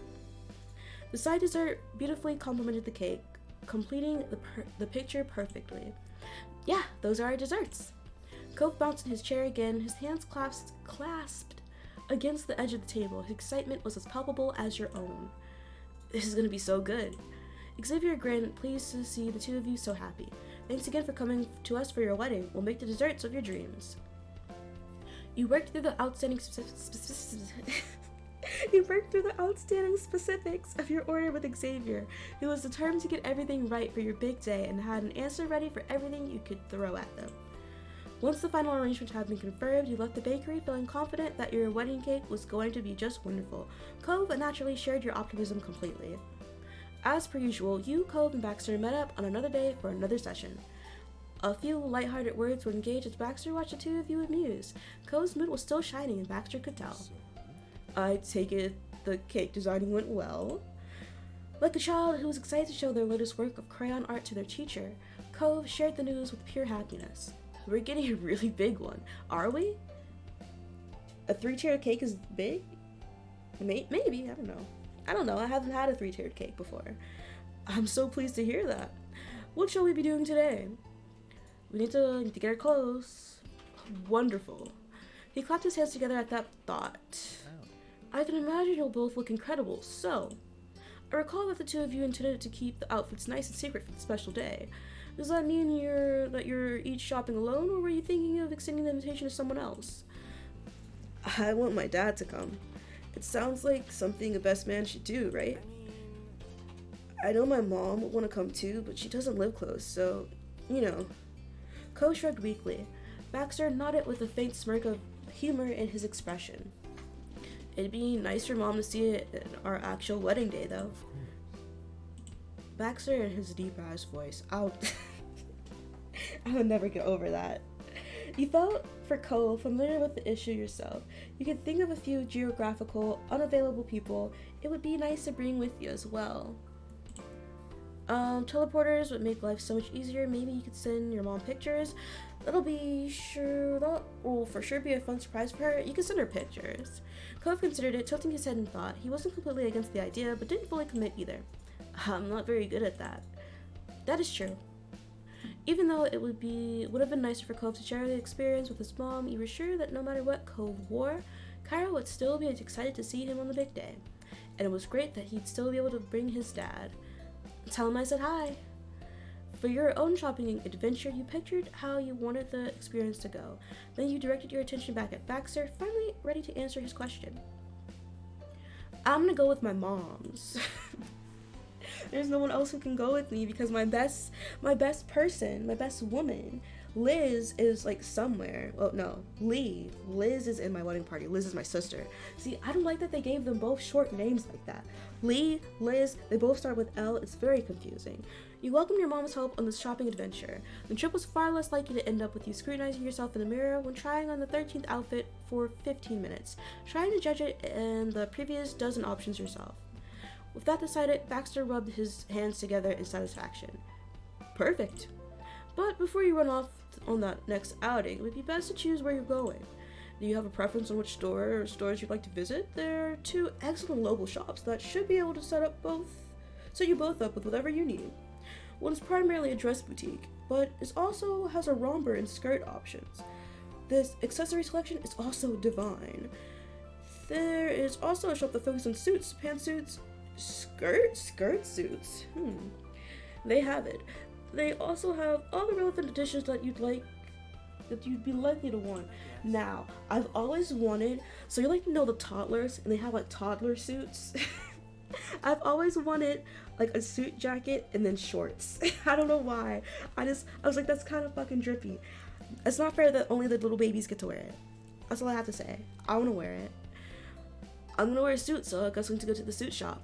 What do you think? Are you, princess? You know what? I do want to wear a dress. I want a wedding dress, and I want it to be a ball gown. I want to get my outfit at the boutique. It's doable. I said I could visit both to be sure, but you know what? It's not that big of a deal. That works. Cove nodded in agreement. Lovely. I'm sorry, I just can't. I'm not even making fun of Baxter. He has a very nice voice. It's just startling to me. It's startling to me. All the voices are startling to me. I'm not gonna lie. I'm never expecting them. You make this so easy for me. Baxter sounded pleased as he reached over for his notebook on the nearby desk. He clicked his pen and jotted something down. I'll leave the rest up to you, and I'll see you both during our next session. Good luck. His smile was curled, but right. He waved you both off. Thanks. Cove's voice was nervous as he started to shuffle out. You got up, following him. Bye. See you next time, Baxter. Thank you. We appreciate you making this easy for us. Toodaloo. Goodbye. We appreciate you making this so easy for us, Baxter. Time passed from your meeting with your planner, and soon both you and Cove were going out for the big shopping trip. I am forgetting something, I think. I am forgetting something. That's crazy. I'll be right back. I don't need to be on BRB. I'll be back. Don't worry.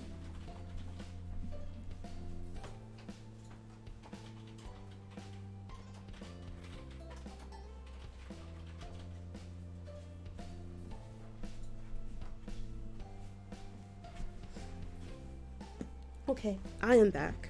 So sorry about that. I forgot something that I was supposed to be wearing. And now I have it. You temporarily said goodbye to your fiancé. You hugged Cove and he squeezed you back with a big grin on his face. Have fun, princess. I will. I'll try. You have fun yourself. I'll try. I can't make any promises. You're willing to give it a shot, but didn't necessarily expect to be incredibly entertained by shopping, but it could surprise you. Your car beeped when you locked it and climbed in the driver's seat. Cove waved you off when you left. You swung by the neighborhood and picked up your parents along the way. Mom and Ma joked about who called shotgun first and who would spread out in the back seat. It was a pleasant drive, full of light conversation. For example, you learned that there was a rumor going around Sunset Bird about finally fixing up the old park. What park? My park? Ma thought it was going to happen since apparently it had been going around the grapevine for a while. Mom didn't think there would be smoke without fire. But that's getting off topic. What are you hoping to find today, princess? I want a ball gown. You mentioned a few of your ideas, and your parents listened eagerly, chattering about possible ideas for the rest of the drive. Up ahead was a very popular fancy building. You could tell it was going to be really nice. Ooh. Are these all the same wedding dress? Kind of. You entered the boutique and took in the view. The first thing you noticed was how warmly lit the shop was. Despite most of the merchandise being stark white, the lights had a soft glow. It was fanciful, like a fairy tale place where dreams could come true. The dresses had room to breathe, each display like it was a treasure. In the air, there was a faint scent. You thought it was something floral, but you also thought that something smelled like vanilla as well. Whatever it was pretty and not overwhelming. I hate when it's overwhelming. I want a tiara. Can I get a tiara? Fancy! Mom's eyes narrowed as she scrutinized the place. Yes, they should do well. Mom chuckled as she walked further into the shop. Well, if Lonnie says it's acceptable, then we're in good shape. A woman with an official-seeming binder stepped across the floor, her high heels not clacking once. She made eye contact with you and smiled. Hello, is Princess here? Yes, I'm Princess. Gabrielle, okay. Thank you for coming and congratulations. My name is Gabrielle and I'll be your stylist today. We'll do everything we can to find your dream look for the day. She grinned brightly and gestured for you to follow her. She led you over to a sitting area. One sec, before you settle in, let me get a few measurements. You obliged, and Gabrielle took a measuring tape from her pocket and wrapped it around you. You could tell that she had a lot of practice with how efficient she was at it. Thanks so much. Now, feel free to sit. We can get this going. You sat in the middle of the seats. It seemed appropriate, and with how the spots were arranged, as you'd be able to get up and out easily. That'd be helpful considering why you were there. Your mom's filed into a couple open seats. Mom still seemed to be inspecting her surroundings while Mom beamed at you. Gabrielle flipped over her binder and tapped the laminated pages with her manicured nails. To get an idea of your vision, I have a few questions for you. This will guide the selection process. I find it makes things a little more manageable if I bring up your options based on your preferences instead of you going over every single piece we've got. We wouldn't want to overwhelm you. Ma smirked but made no comment. She had supervised a boutique since you were a child and likely knew more than most of the employees here. Is that what she did? I never knew what my mom did as a job. However, you appreciated that she do. However, you appreciated that she was respectful of their process. I know it's a lot to think about all at once, but just take it one question at a time and remember that we can always go in another direction later if you want. Okay, sounds good. The stylist handed the questionnaire over to you and you skimmed over the questions. It got more detailed as it went, but the start was fairly simple. The type of clothing you wanted brought out was a dress, a romper, a shirt, and a skirt. I wanted weth. That was traditional style, it's non-traditional style. What is a traditional style? What does that mean? What does that mean? What do I say to this? I want a ball gown. Is that traditional or is it not traditional? A shade. I'm stupid. You know what? Non-traditional shade. Specifically, I want blue. It's gonna clash with my hair, but I don't care. With what kind of garment you wanted and the desired color filled out, can I go back? Maybe I want pink. The questionnaire transitioned to the more style-based questions. You went down the list picking out descriptor after descriptor that sounded best. Modern, traditional, fusion. What is a modern? Traditional, shiny, matte, textured. I don't know. Texture? I have no clue. Well-fitting, flowy, frilly, fitted at the top and then flowing out, fitted at the top and then puffing out. Flowing, do I want flowing or do I want puffing?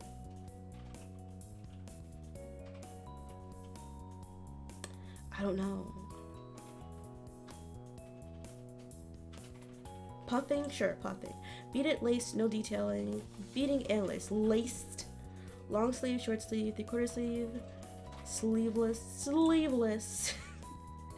Floor length.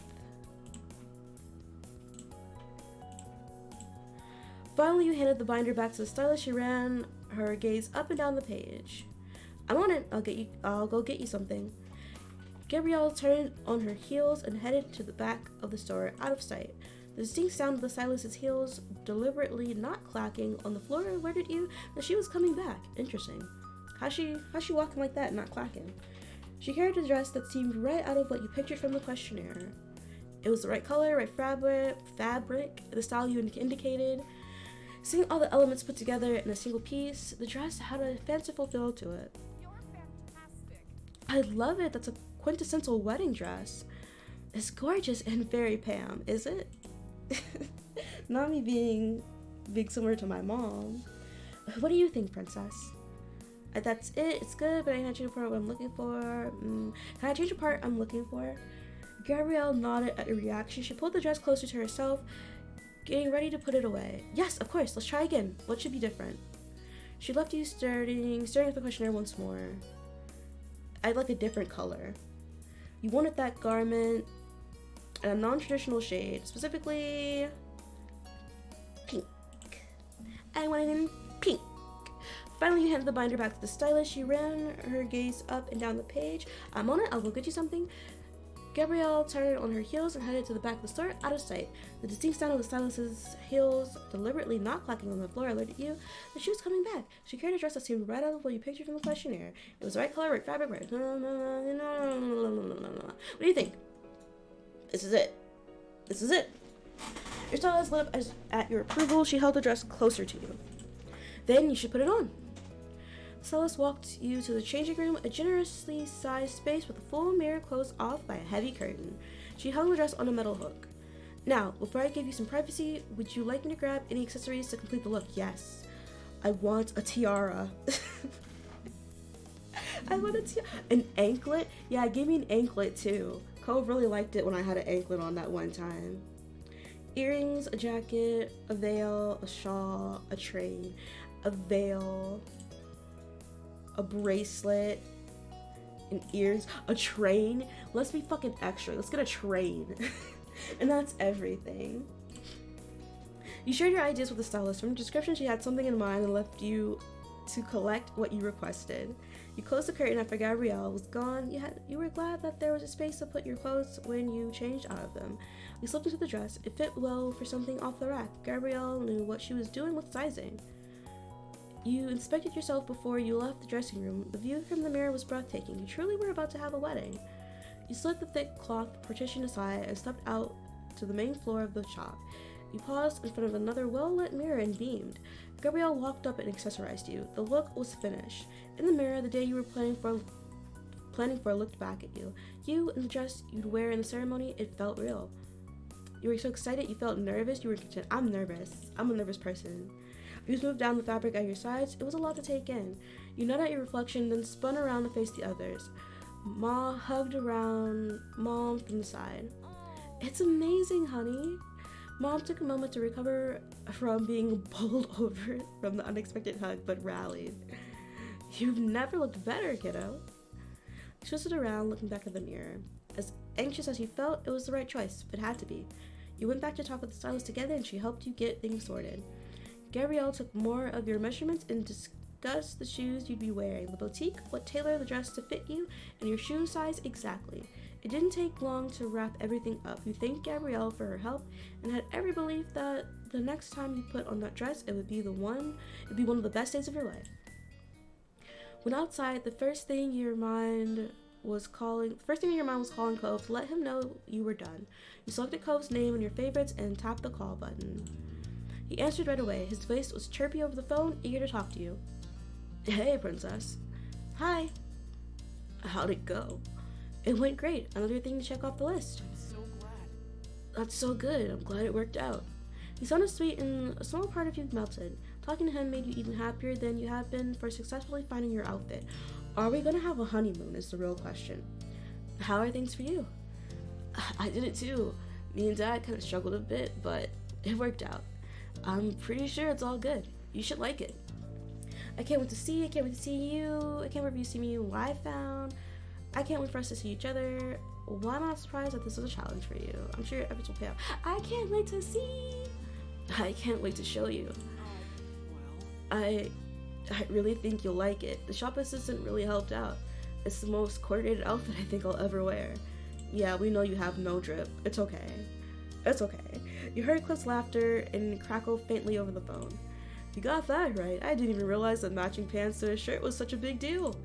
I can respect someone who knows the secrets of clothing. Suddenly the days before the wedding seemed even longer. Now you would be in suspense. But I should probably let you go. We can see each other in person once we get back. Goodbye for a little bit, princess. I love you. I love you too. Bye, Cove. You ended the call gleefully and tucked the phone away. Then you pulled out your keys and hurried off to your fiancé. You also gave your appreciation to your moms for not interrupting your conversation with Cove. They had been able to sense you'd been missing him and needed that time. Not us being so, we're so codependent. You parked in the familiar street to drop off your moms. With the car parked in front of your old house, you said your goodbyes. thanks. Thanks for letting us come along. Hopefully we didn't cramp your style too much.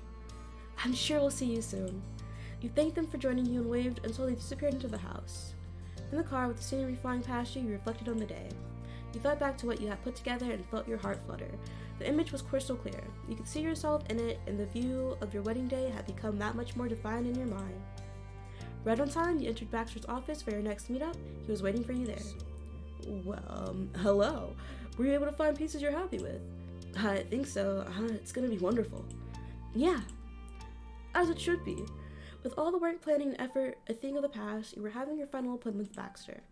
The two of you situated yourselves on the purple couch in your normal spots, though Cove was unable to treat his visit as anything near normal. His legs had stiffened from nervousness so badly, the bend in his knees was like the snap of two branches. Oh my gosh. He nearly fell onto the cushion. Oh my gosh. Baxter, on the complete opposite end of the comfort spectrum from Cove, smiled with a natural ease. Well, then. This is the last time we're likely to see each other until the day of your wedding. Are you feeling prepared? Yes, no, I'm not sure. After how many meetings and appointments we went through, definitely. I am, but I'm not sure Cove is. Maybe Cove is, but I'm not. I'm not sure. I'm always uncertain about everything. Cove didn't react whatsoever, not to Baxter or you. He was frozen solid. Baxter ran his hand along the inside edge of his jacket and placed his most encouraging smile on his face. In all honesty, you've both done beautifully.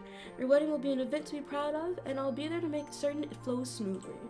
All you need to do now is enjoy yourselves. Each line Baxter spoke chipped away at the frosted shell around Cove until it cracked. Your fiancé replied in a small voice. Thank you. Wow, thanks. Now. Having broken the ice, Baxter easily shifted back into work mode. He touched the tips of his fingers to a pile of papers on the desk to his side. I've got the details for the hotel for you here. I was able to book 2 standard single-bed rooms for you and your party to use to get ready in. The hotel is minutes from the ceremony venue, so you won't need to make a trip out there the morning of. Thanks, Baxter. You're good at this. Duh, it's his job, Cove. Cove's admittance was almost embarrassed. He scratched at his cheek and shared a look with you. You remembered how hard of a time the two of you had getting a room when you had come to Sunset Bird for your mom's anniversary. It was an ordeal, was it? I don't remember that being an ordeal. I don't remember that happening at all. I didn't handle anything about the hotel. Cove chuckled, knowing you were reminiscing over the same experience. Baxter accepted the compliment earnestly without prying. He leaned an elbow against his chair's armrest and propped his head up against his hand. Glad to hear it. I do strive to be. He continued to relax, following up his prior emotion at the cross of his legs. And I very much appreciate your great patience with the series of questions throughout this experience. I do still have yet one more topic I'd like to discuss. When you leave here, the wedding planning is over. Do either of you have an opinion on seeing your beloved before the ceremony? That was not something Cove had considered. He didn't have words to back up the hasty interruption. Baxter smoothed it over by elaborating. I know some couples follow the tradition of completely cutting contact and leading up to the wedding, so it's a reuniting when they come together for the ceremony. Others stay apart physically. They'll communicate over the phone, and there are those who don't participate in that whatsoever and stay with one another. We're both so clingy. I don't know how we feel being even a day apart. This time, Cove gave himself space to consider, letting the concept sink in. I mean, I didn't have plans to be away from Princess, you know. I like being around them when that's an option. But I guess maybe we could do that if it's a special thing for weddings. He laughed breathily and sent Baxter a question of his own. Are you gonna make fun of me for being clingy now? Why did he say it like that? Why did he say it like that? You knew just how much Baxter meant that. Cove, however, didn't have the same context. It's because everybody's always bullying Cove. Oh, okay. Good, people shouldn't make fun of him for that. You really should change your stance. Teasing Cove is fun. That's lucky for both of us. I'm clingy too. As you're very sweet, Baxter, but he is definitely clingy. You patted Cove on the shoulder reassuringly. You had to laugh at Cove calling himself out for that. You know what? That's lucky for the both of us. I'm clingy too. I really am. In disbelief, Cove's eyes bounced back and forth between you and your planner. He was able to express his want to always be around you, and no one in the room had given him a hard time for it. I'd never give you a hard time for that. Cove absolutely beamed at the revelation. It was a pre-wedding miracle. You were charmed by both his overt affection for you and by how cute he genuinely was. He's so cute. He's such a cutie. But you made an effort to not be entirely distracted, and you gave an answer to the question at hand. Cove, would you mind staying in separate hotel rooms? We can be at the wedding later. Cove, would you mind staying in a separate hotel room? We can talk over the phone. Cove, I want to share a room with you. I don't know. I'm scared. You know what? We can talk over the phone. I'll allow it. It's a special occasion. I'll allow it. Yes, definitely.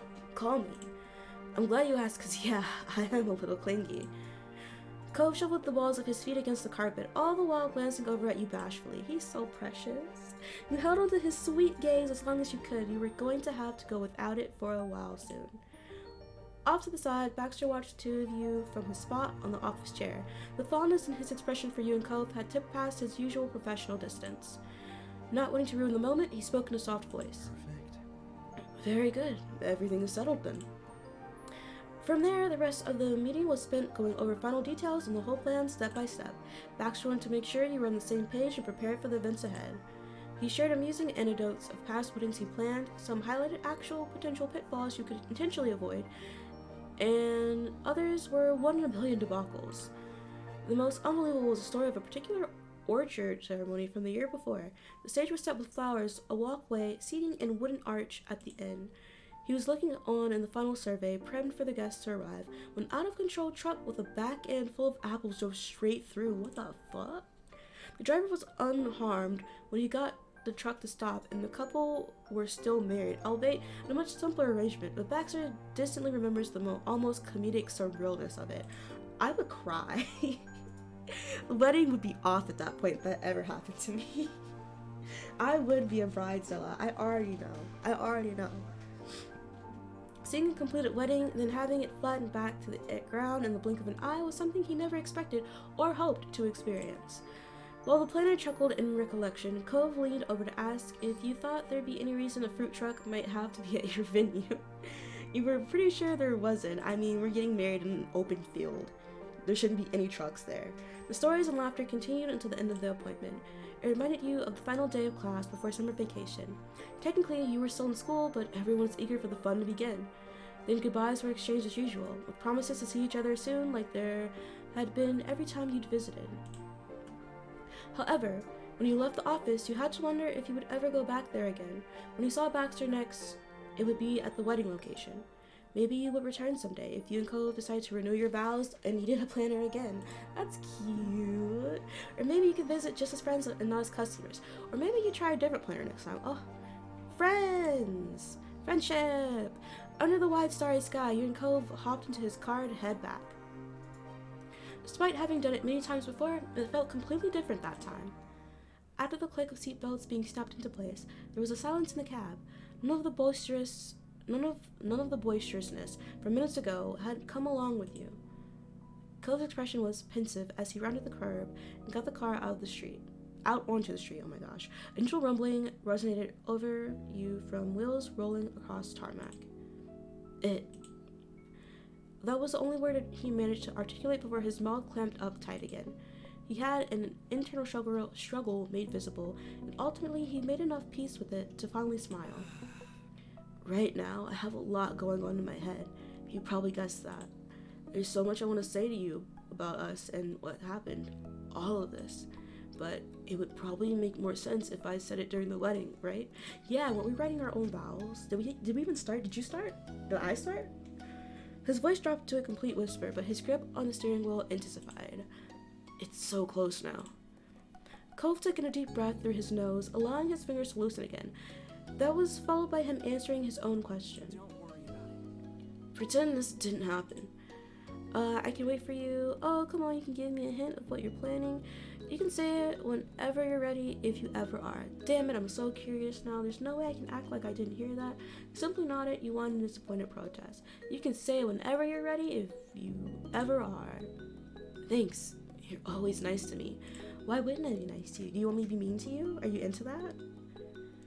That warmed you up inside. Nothing felt better than knowing he could rely on you. But there's a lot of other things I'm thinking about too. Like the fact that these are the last moments of our lives together, not being married. After this, I'll be your husband and you'll be my spouse. Unbelievable. Yeah, I love you, Ko. This is just amazing. It can't happen soon enough. Your speeches. I love you. I love you too. Twisting in your seat, you let the side of your face rest against the back of the chair. You rested there at the end of such a long project, watching your almost husband as he continued to drive ahead. The two of you were moving forward, full of hope and anticipation for the very near future.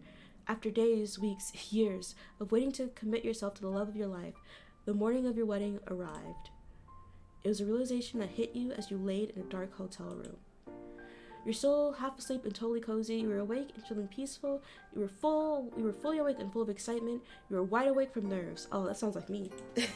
The anxiety could not be here. You weren't able to tell exactly how long you'd been up at that point. You rolled over to check the time. Sat on that side table next to the bed was the stock standard digital clock flashing the current hour and minute in bright red lines. It was time to get up. At least it was if you didn't want to be late or show up to your wedding in pajamas. And thinking of that, it struck you that Cove had to have gotten up as well. Wait, we didn't get a party? Where's my bachelor party? I want one of those. I want a wild night out. I want strippers. I want the weird shaped candy. I want it all. I want a party. Because that's not like me at all. I want to do it at least once. At least once so I can say I did. And then I'll never do it again.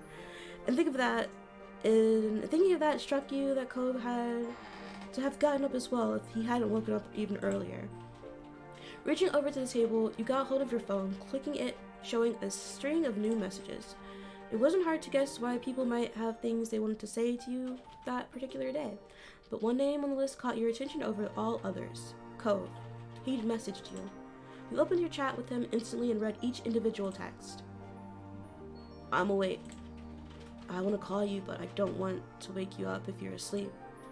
It's important to have good night's sleep, especially now. And all the time. You can call me when you want to. I love you. Cove is so me. Coded. That's how I text Gil. You started grinning before you even finished the set. And by the end, your heart had started pounding painfully. Oh, why? Why? Cove brought you joy so effortlessly. You tapped at the screen to switch from messages to his contact page, clicking to call. And it was already an answer the moment you lifted the phone to your ear. Hello? Princess? Yeah, I'm here. Oh, cool. His tone grew softer and you pressed the phone closer to hear. Why? Put that bitch on speakerphone. Congratulations on your wedding. He's so silly. Congratulations on your wedding. He chimed back happily. Thank you. It was a lovely moment to share, both mundane and incredibly special in its own way. But then Cove gave a deep sigh, the gentle voice turned to a distant whisper. It's almost time. He brought some levity back to his tone with a joking question. Would it be wrong if I'd rather go see you instead of getting ready? Yes, Cole, not to say, but you shouldn't actually. Think of how much planning we did. We can't let that go to waste. Forget the planning we did. Let's just hang out, he joked. He firmly but affectionately huffed at the suggestion. Forget the planning. Fuck that shit. Let's just hang out. I got a laugh from Cove. I'll stay. People are coming here soon for the wedding party. After making a declaration to be responsible, he stalled there. Alright. Yeah. Cove's yeah wasn't directed at anything in particular. He was grasping to fill space, to buy time, while he sorted his thoughts. We're getting married. I'm gonna marry you. The gravity of the occasion fell on Cove heavier and heavier as he vocalized it. Did we write our vows yet? Are we doing this day of? That's crazy. My stomach hurts. Honestly, that's me coded. When I get super nervous, I get the tummy bubbles. Cove. You weren't able to say another word before he sucked in an audible breath. I have to go. Right now, I'm getting nervous. It's gonna get worse. But I want to do this more than anything else. Your heart went out to the man you loved. You could relate all too well to the feeling he was confronting. There was a gasp as he finally let out the air he'd been holding in. Bye. I love you. It'll be okay, Cole. We'll make it through. Bye. See you soon. Don't push yourself too hard. I love you too. Goodbye. I love you too. Without letting his determination collapse. Did I say collapse? I meant lapse. Cove ended the call. As short of an exchange it was, hearing his voice had been such a nice way to start the day. Honestly, I probably would have just stayed on the phone with him while he was getting ready. You knew he'd make the right choice to not fully separate. With great effort, you pulled yourself away from the safety of the blanket. You had to do it. You wouldn't be able to see him if you stayed there. Your clothes were hung up against the door of the small hotel closet, and you went over to double-check the outfit. It all looked fine. You assured yourself while taking slow, calming breaths. Everything would go all right. Where is my best woman at? Should she not be here with me? From there, you went to the bathroom to brush your teeth and shower before anything else. Where is Lee? Once clean and dry and half-dressed, you went back out into the main space of the hotel room. Your phone lit up with a new message and you glanced at it. The wedding party had arrived. They were in the lobby. You put your own phone down to pick up the hotel's landline. When the desk manager answered, you explained the situation and they promised to lead the group to your room. The call ended simply. A short time later, a knock vibrated through the heavy front door. You answered it right away. Lee was there with a smile to greet you. The rest of the party filled in after. Congrats and hellos were exchanged as they passed. Thank you for helping. You had decided to do your own hair. You had a stylist come do your hair. I'm having a stylist do my hair. I don't trust them to do my hair. And you put on makeup. The stylist would also do your makeup. Liz will put your makeup on for you. I'm getting the stylist to do my makeup. That's too much for me to worry about. The lead of the arrangement and would make sure it stayed on track. You and your party got right to work, changing, primping, and polishing up for the occasion. During the flurry of preparation, the stylist arrived. Lee handled that, going down to the lobby personally to lead the stylist up to the hotel room.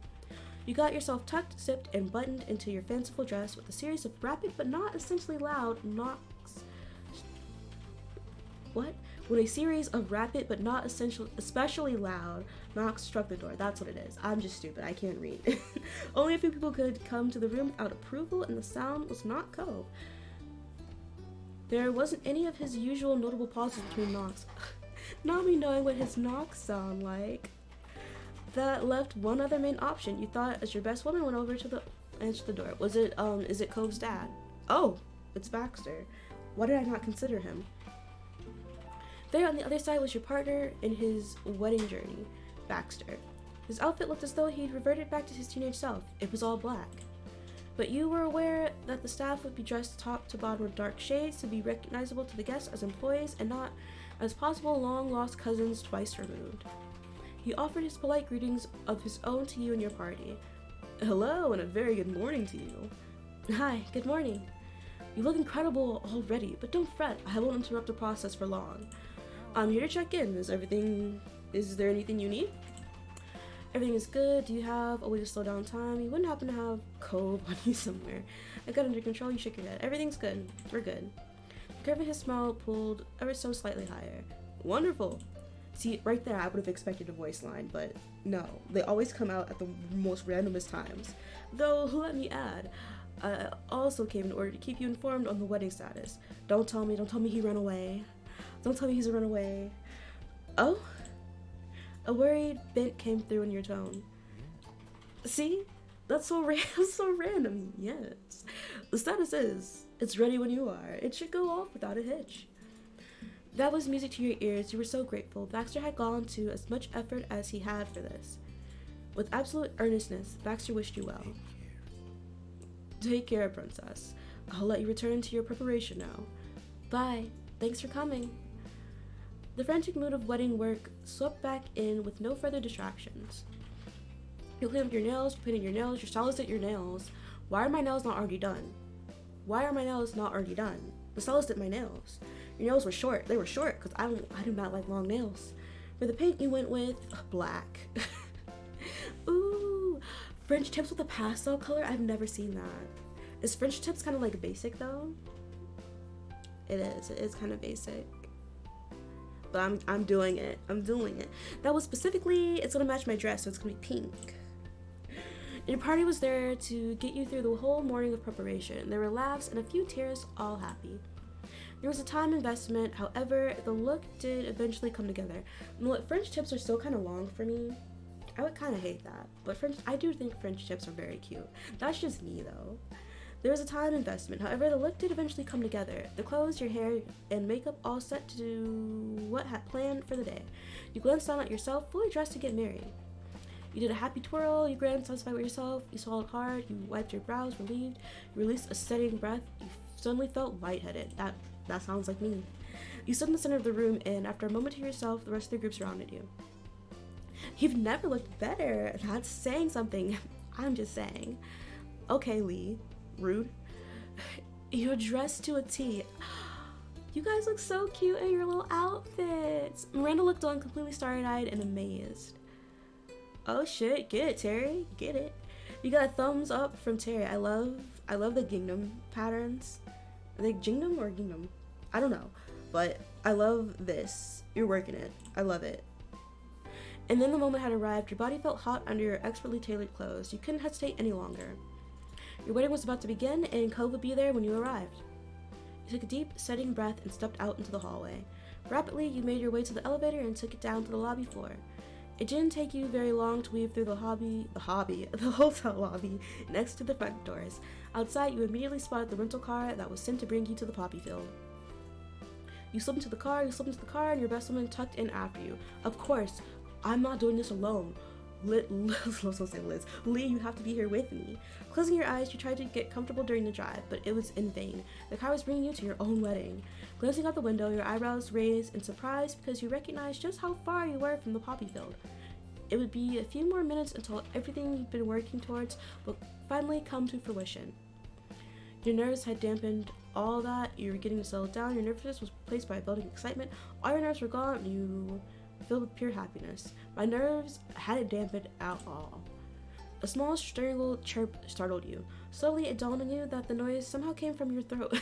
Not me scaring myself. Lee couldn't sit still. She kept squirming until she eventually decided on lacing her fingers together and resting them on her lap.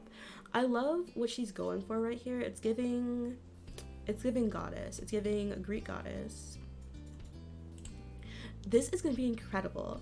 It's already amazing, princess. Thank you. I'm glad you're here. You reached over and hugged her. You teared up. You saw grateful. I'm crying. Not me ruining my own makeup. Lee covered her mouth with her hand, and then she put the other on your shoulder. She lightly shook you side to side. No, don't cry. Today's a happy day. I am. They're happy tears. Well, tell those tears to wait until after the ceremony and the photos. Maybe even the reception too. Your hearty laugh sent a few drops rolling down. Lou's lips curled with an amused smirk. Guess we have our work cut out for us. Baxter wasn't kidding earlier when he said that the hotel was near the ceremony. The trip was already over and there wasn't another second to spare. Carefully, you exited the car, went forward, and finally took in the first sight of your ceremony. Oh wow, this is nice. This is a lot of green, but go off. The field of white linen poppies. Warm rays of sun drifted down on you as floral-tinged gusts of winds came Floral-tinged gusts of winds came out from over the expansive hills. It was soothing. Why did I agree to do this? It's because I love Cove, that's why. I would never do this. I hate flowers. I hate the way they smell. Ugh. Cove, I love you. Beyond the chairs for guests was an arch bursting with leaves and flowers, as if it had sprouted from the ground itself. Everything was aglow, even the petals of each individual poppy seemed to sparkle more than usual. Princess, your planner had immediately been informed of your arrival and came to greet you right on schedule.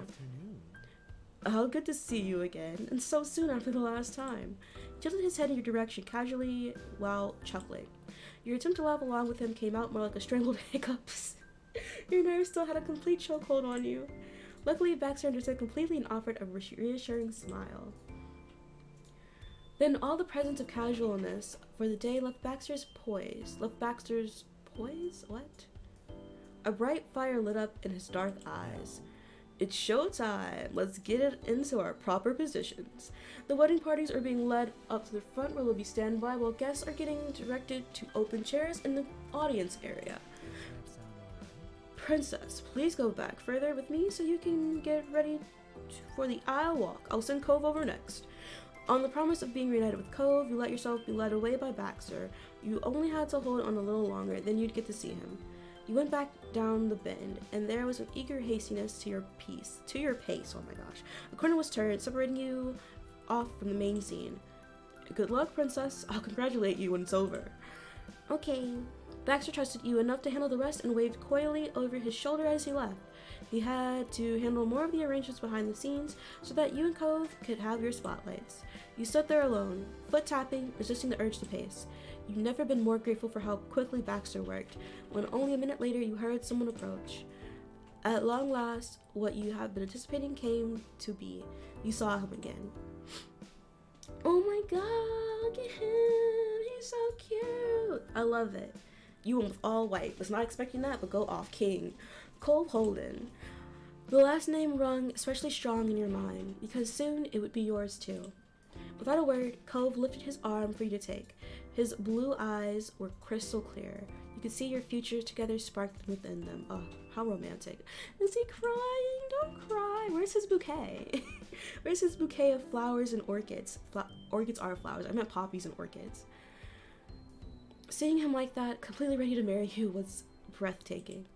You wrapped your arm with his gleefully, creating a secure link. The touch coaxed one of his precious wobbly smiles on his face, though he still couldn't say a full word. An assistant joined in only briefly to hand Cove the delicately crafted white poppy and orchid bouquet you had designed with them. He grasped it with his free hand, though not without it almost falling through his fingers, then pressed it against his chest protectively. He's so cute. The assistant made their exit while you let yourself enjoy the gentle perfume coming off the bouquet. It was sweet and beautiful, reminding you of Cove. Well, let's just say for the sake of the story that I actually like flowers, so that way I'm not being a hater right now. You peeked at him from past the petals. He was watching you too. While waiting in the wings, footsteps, the distant chatter of a crowd, the heavy breathing of your partner, and your own heartbeat pattered in your ears. Your eyes closed as you strained to hear the cue above the rest of the noise. But there was no need. You knew the moment had arrived and everything in the distance went silent. It even felt as though your heart froze in place, not wanting to be the one thing to interrupt. The first note was struck. Cove's hold on you tightened into a trembling squeeze. And that was all you needed to move forward. You began to walk forward with the love of your life. He was right there by your side. His legs were shaking too, and from the corner of your eyes, you could see his cheeks were wet with heavy tears. No! This is so cute. You were an absolute sobbing mess of emotions. You never beamed brighter. You smiled softly with tears gathering in the corners of your eyes. You were stone stiff from nerves. You were unsteady on your feet, afraid you might faint before even Cove had the chance. You had to resist the urge to drag him down the aisle to get to the end already. I'd probably maybe be crying. I probably would be crying a little bit. You watched as his mouth opened then closed, as if he was speaking to you, though if he was actually saying words, they were too quiet for you to hear. The crowd was full of joyous smiles and loving glances, but no one made a move to distract you or Cove away from each other. You wouldn't have noticed if they had tried. All you were aware of in the entire world was the wonderful man holding desperately onto your arm.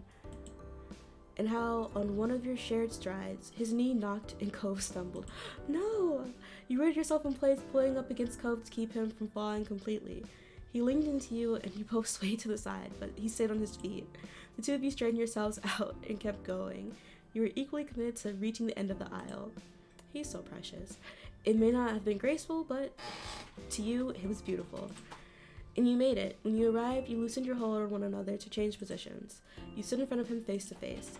Softly, Cove's lips parted again, and finally, that time you knew what it was. Your name. Princess. He shifted the bouquet's weight over so he could use one hand to wipe his tears from the crinkle of your eye. His best man should be holding his bouquet now. He brought his head lower to be closer to yours, still caressing your face even after those tears were gone. Your tears were soothed to stop, brand new tears of joy fell. Tears were soothed to stop, and you pressed your forehead against his. Brand new tears of joy fell, and you pressed your forehead against his. Brand new tears are falling. I'm a crybaby. It couldn't be helped. The delicate way he held you only made your emotions swell more. Oh, he got closer. Okay. A hush came over the crowd as the justice of the peace began to speak. It was time. The ceremony speech flowed over you. You listened to each word, but sentences faded out, focused the second they had passed. It was like having a dream. Thoughts and feelings in your own mind held far more weight than anything outside of it. What did break through to you were Co's bashful gestures, shuffling feet, quivering eyes, a palatable,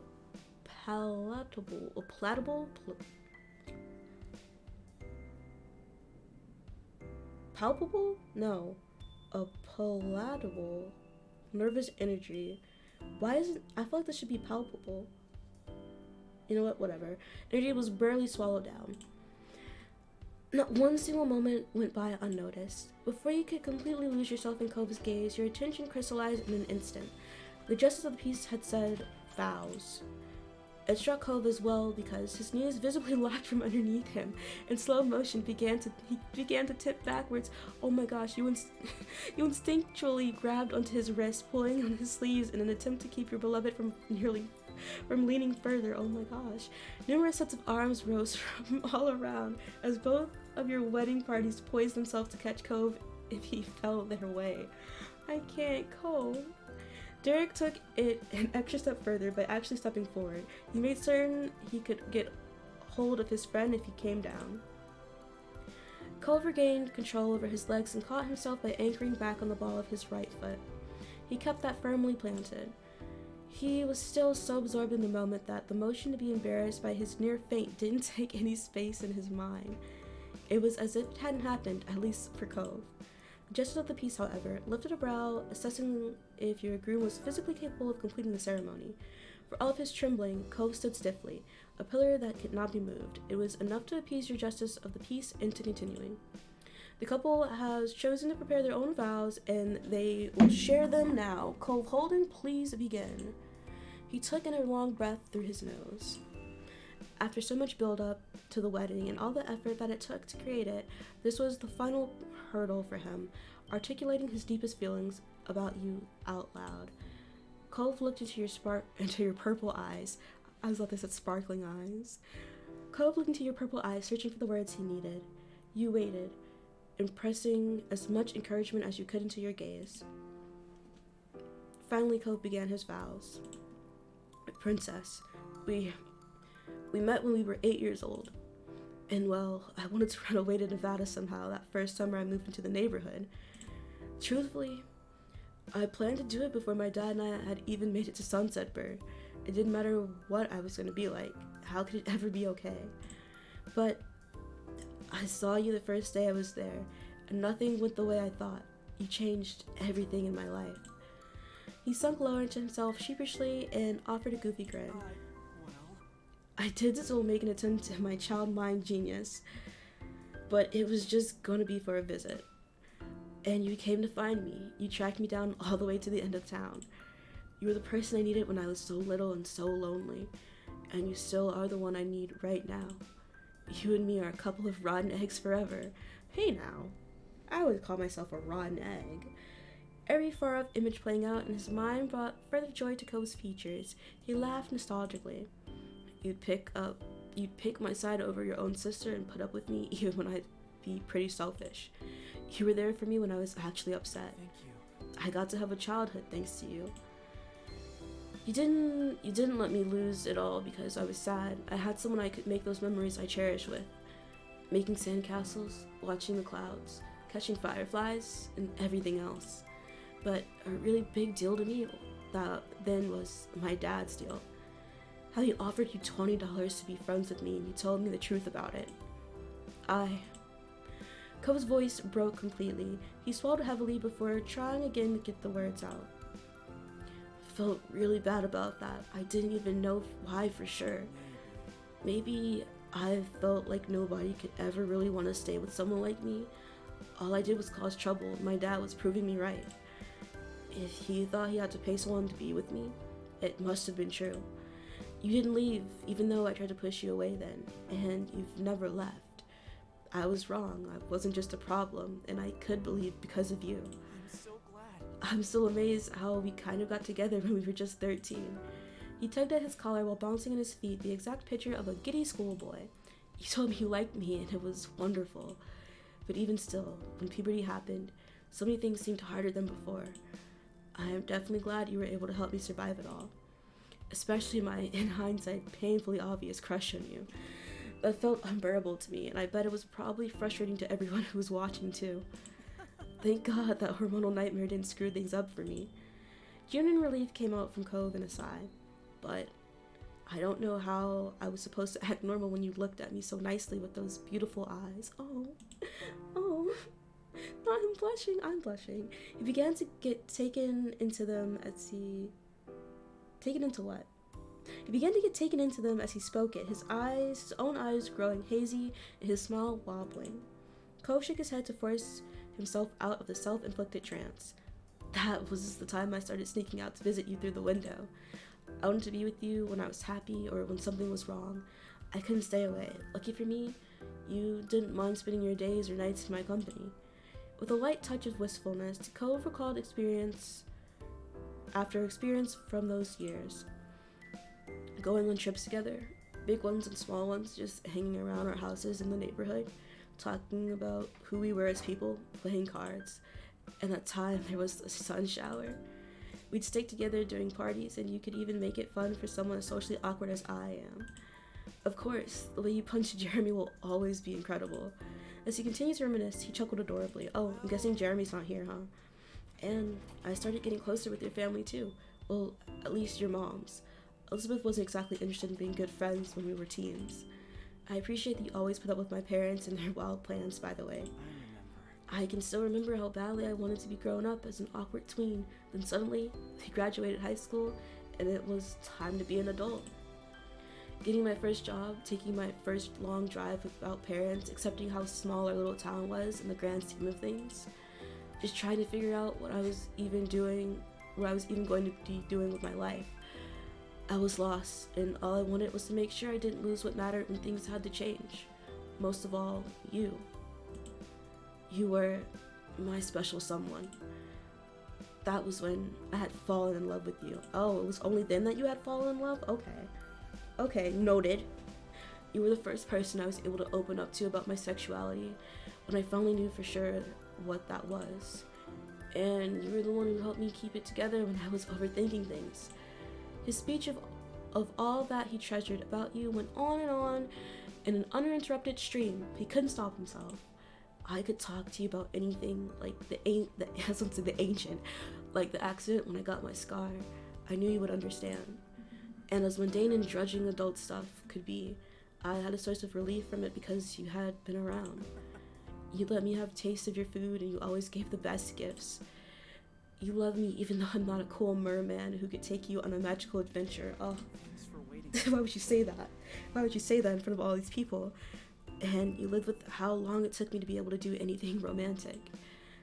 I was feeling a lot and didn't do great at managing it, but I was so clingy too.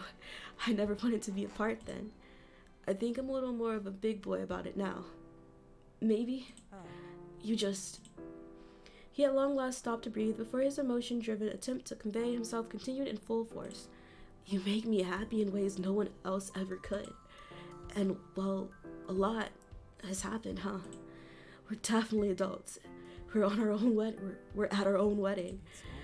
We made it through it all the months and months growing up, and through making this day happen. Though with how nervous we both were, I think we worried the planner that we might have just eloped to get away from it all. I love that we can panic together. You're such a charming human being. I don't want to try to imagine how many tears you wiped away from me in all those years. You helped me with my confidence to grow into a man, and you can still make me feel like a little kid again. With you, nothing ever ends. Nothing ever really ends. It just begins again in a new way. And basically, what I'm trying to say is, no matter how hard I try, I can never thank you enough for being mine and letting me be yours. Cove wept heavily, no longer able to stay above the wave of emotions that opening himself up so fully had wrought. I love you. So much, princess. And he futilely wiped a sleeve against his eyes. Every tear the fabric caught was immediately replaced. Those are my vows. I don't know how you're supposed to end them. I hope you'll marry me. You were so touched by his words, you couldn't stand how sweet he was. You giggled at the way he closed it. It was just like him. You struggled to keep your feelings in check. You were absolutely stunned by Cove's vows. I can't stand how sweet he is. And you squinted your eyes, and your eyes were glossy, and you shed a tear, and you were crying too, and you were bawling too. I was crying. I wasn't bawling, I was crying. Thank you, Cove. Princess, you may say yours. The justice of the peace had all but disappeared from your mind. All that you had been aware of was Cove. But that request couldn't be ignored. Now you would have to take on the endeavor of explaining everything Cove was to you and everything he'd been to you throughout knowing him almost your entire life. You chose to say, I want to thank you, I promise you, I adore you. Cove, all I want to tell you is that you are to me. I adore your laugh and your smile, the way you angrily sip at your drinks. Why is he sipping at his drinks angrily? How you rub your arm when you're nervous, how easy you are to fluster, how excited you get, how clingy you are, the way you're somehow always a bit of a mess, the awkward way you try flirting, that you're so open with your emotions, that you've been such a beach bum ever since you were a kid, the adorable way you text, that you're such a troublemaker. I adore that you're so open with your emotions. Your laugh and your smile. The awkward way you try flirting. I'm going at how clingy you are, how you get excited about food, how easy you are to fluster. The way you angrily sip your drinks. The way you're somehow always a bit of a mess. Your wavy eyebrows, how you rub your arm when you're nervous. That's cute. I think that's cute. Your wavy eyebrows, whether you're such a beach bum. No, the adorable way you text, that you're such a troublemaker. I don't really care about you being a beach bum. That has nothing to do with me. And simply you in general. I want to thank you. I want to thank you for really getting to know me and for loving me, for helping me feel comfortable in my body, for sharing your parents, for helping me feel comfortable in my body. You've always been able to reassure me about that. Teaching me how to surf, for giving me so many piggyback rides. Ooh, we love the piggyback rides. The Cove Express is the best form of transportation. For all the times you've insisted I get the bed. You're a very stubborn gentleman. For sharing your parents. They're a real perk being with you. Remembering the things about me, even stuff that didn't matter to anyone else. It matters a lot to me. You're always thinking that I was worth a gold medal. Oh, love that. Even back when we were kids. For being there for me when I found out about my biological parents, for teaching me how to surf, and besides that, I promise never stop trying to make you happy. Cherish everything you've given me, to let you have joint ownership of my shell collection. No, to always leave a window open for you. That's cute. To continue letting you have taste of my food, sure. To comfort you when your anxieties make you scared, but still love you, even as we both continue to grow and change. to wait as long as you need for everything, to wipe your tears when they fall, to get you a house directly on the beach someday, no, to go along with your spontaneous dawn adventures. And along with that, Cove's blush had crept all the way to his neck after you let yourself get carried away listing every little detail about him that charmed you. You're my beloved crybaby. He is. He's my beloved crybaby. I'm going with that one. I don't need any of these other ones. And I know we're meant to be together, and you're the one I'll love for the rest of my life, and I'll be there for you no matter what. And I'm the luckiest person in the world that I got to say that. And you're the best thing that's ever happened to me, and you were too emotional to say anything else. And you're the best thing that's ever happened to me. Oh my god. Cove covered his face with trembling hands. He was laughing, crying, all around, about to pass out again. Oh my god, don't do that. You're dressed up in peace, nodded contently, accepting those vows as your sworn oath to your very nearly husband. Cove Holden, do you take Princess Rachel to be your lawfully wedded spouse? He let his hands fall, ready to face you directly. Cove's shaking, dripping, wet eyes stays locked to yours. And with the confidence of a man who's been waiting for this moment for years, he answered with the complete surety. I do. Oh, it was absolutely heart-stopping. Your turn to respond. It was absolutely heart-stopping, but your turn to respond had come. And do you, Princess Rigel, take Cove Holden to be your lawfully wedded husband? What he said. I do! I'm yelling that shit. Cove's smile was radiant, and his tears were constant. You'd certainly made him happier than anything ever had. Your best woman and Cove's best man stepped forward. They each held out of a small box that contained a wedding band. Cove's hands shook as he reached for the tiny treasure chest. With a focused furrow to his brows, he accepted the platinum ring, and the blue sapphires sparkled gorgeously in the light. You gladly offered your hand to Cove. He cradled it gently in one of his own.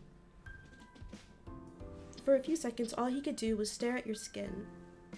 Cove was still for a moment, but then he used his free hand to bring the band towards your fingertips.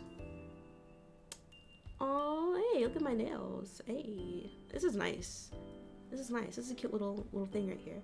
You carefully set the ring to its proper place on your finger. Your gaze locked onto it, utterly amazed. Swallowing thickly, Cove raised his hand out for you. You held it in return and brushed your thumb across his palm. It was your turn. With that, you retrieved the matching ring from its box. It slid into Cove's finger beautifully. He gasped under his breath, fixating on the ring.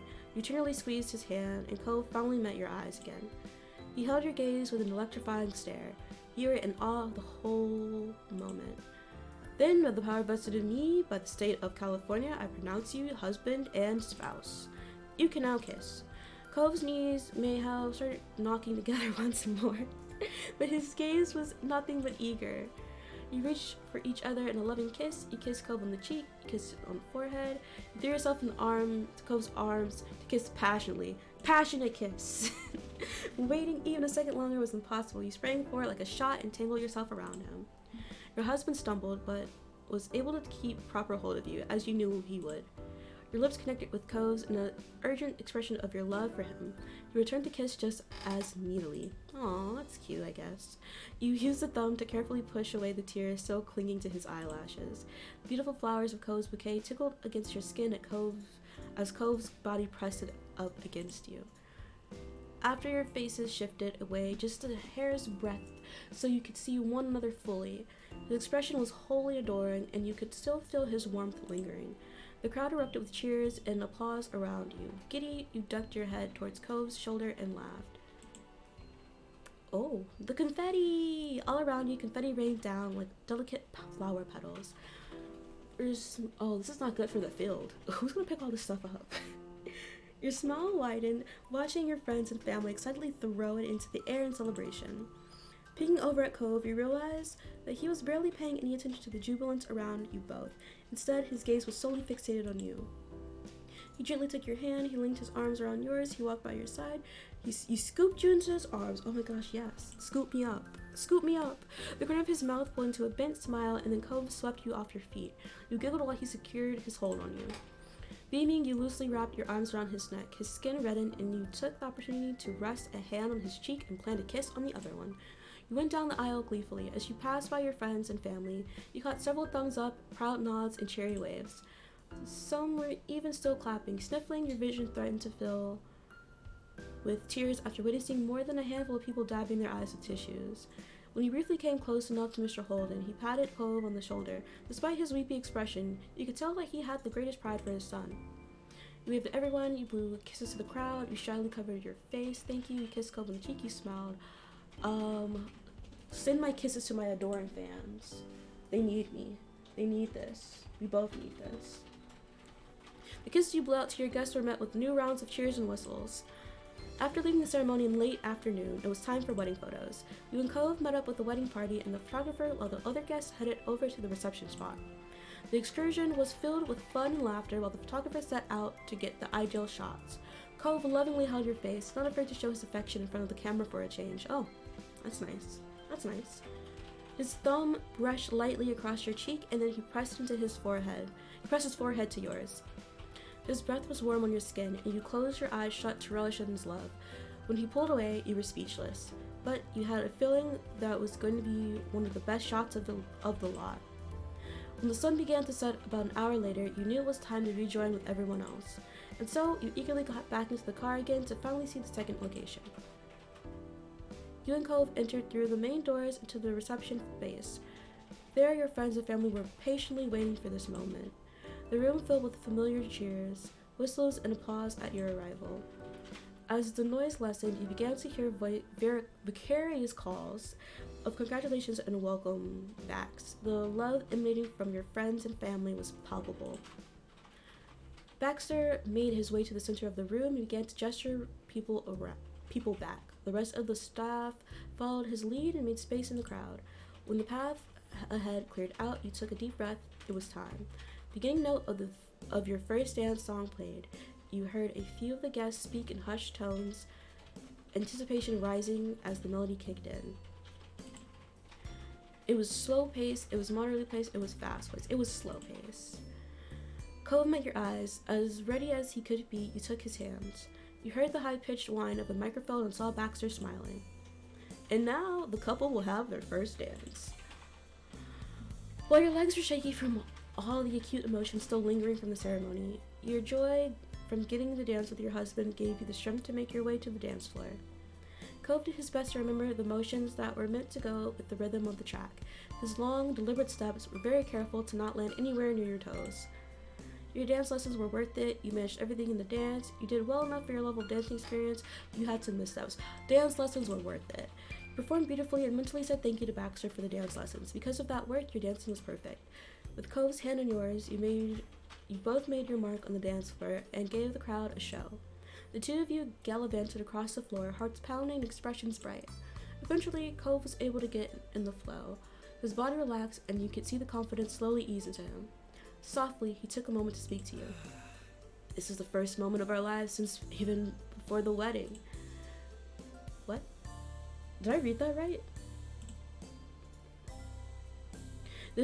Okay, yeah, I did not read that right. This is the first moment to ourselves since even before the wedding. There we go. Cove clearly was grateful for the chance to finally talk to you. You're stunning. You too, I'm so lucky. No one is more lovely than you. You blushed speechless. You squeezed his hand with affection. Yeah, squeeze his hand. He held back equally tightly as you continued your dance. Cove flushed a light rosy pink and beamed at you. This makes me think of that night at the summer soiree. You continue to sway with your husband. It does make me think of the summer soiree. Actually, it makes me think of the orca thing that we went to for his charity. It makes me think of that, not really the summer soiree. Cove let out a stuttering laugh. His face went through a roller coaster of emotions before settling on amused. I hope that I'm at least a better dancer now than I was then, but Me too. honestly, I was thinking about that too. I remember exactly how I felt dancing with you years ago. I had a lot of hopes then. I wanted it to last forever, but I also desperately wanted to skip ahead so that I know what things would be like for us in the future. You're so cute, Cove. And now actually we're here. We made it. Cove sighed dreamily as he looked into your eyes. Thank God the ceremony is over and we can just be married now. Not that the wedding is bad. I get it. You want to get to the food. Trust me. I get it. He winced as soon as he realized how his words sounded. He shook his head. I just kept thinking that I'd ruin something or something terrible would happen. At this point, a truck full of apples could come through and destroy dinner and I wouldn't care. The same way, I'm touched that you wouldn't get depressed over missing out on the meal. Please, no, you're so adorable. No, that would be something to remember. You shook your head affectionately. You're so adorable. You were glad that this man was yours to keep. He was the cutest. He is. Then the music reached the bridge of the song with complex choreography. Both of you had to focus more on the dance. I stopped your conversation in its tracks. The two of you became absorbed in dancing once more as the song's end grew closer and closer. The final note was struck, and the dance ended in a spinning flourish. The dance ended with you dipping Cove. The dance ended with Cove dipping you. The dance ended with you both landing the final step. The dance ended with a bit of stumbling, but you kept each other up. Spinning flourish. The two of you pulled each other close and twirled together.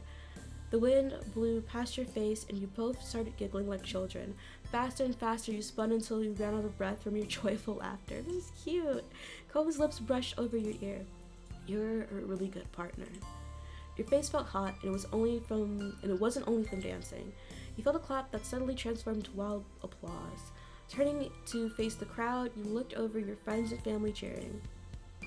You bowed, you curtsied, you did your own mini celebration dance to mark your success. You wiped your brow, your shyness reared its head, and you had to look away. You grinned at all the encouraging faces. I am gonna bow. You kept your shoulders back and formally bowed to your audience. The clapping got louder. Tilting your head back to your husband, you caught his proud smile. Cole continued to watch you rather than switching his attention to the guests. He twisted his wedding band bashfully around his finger. Oh hey, look!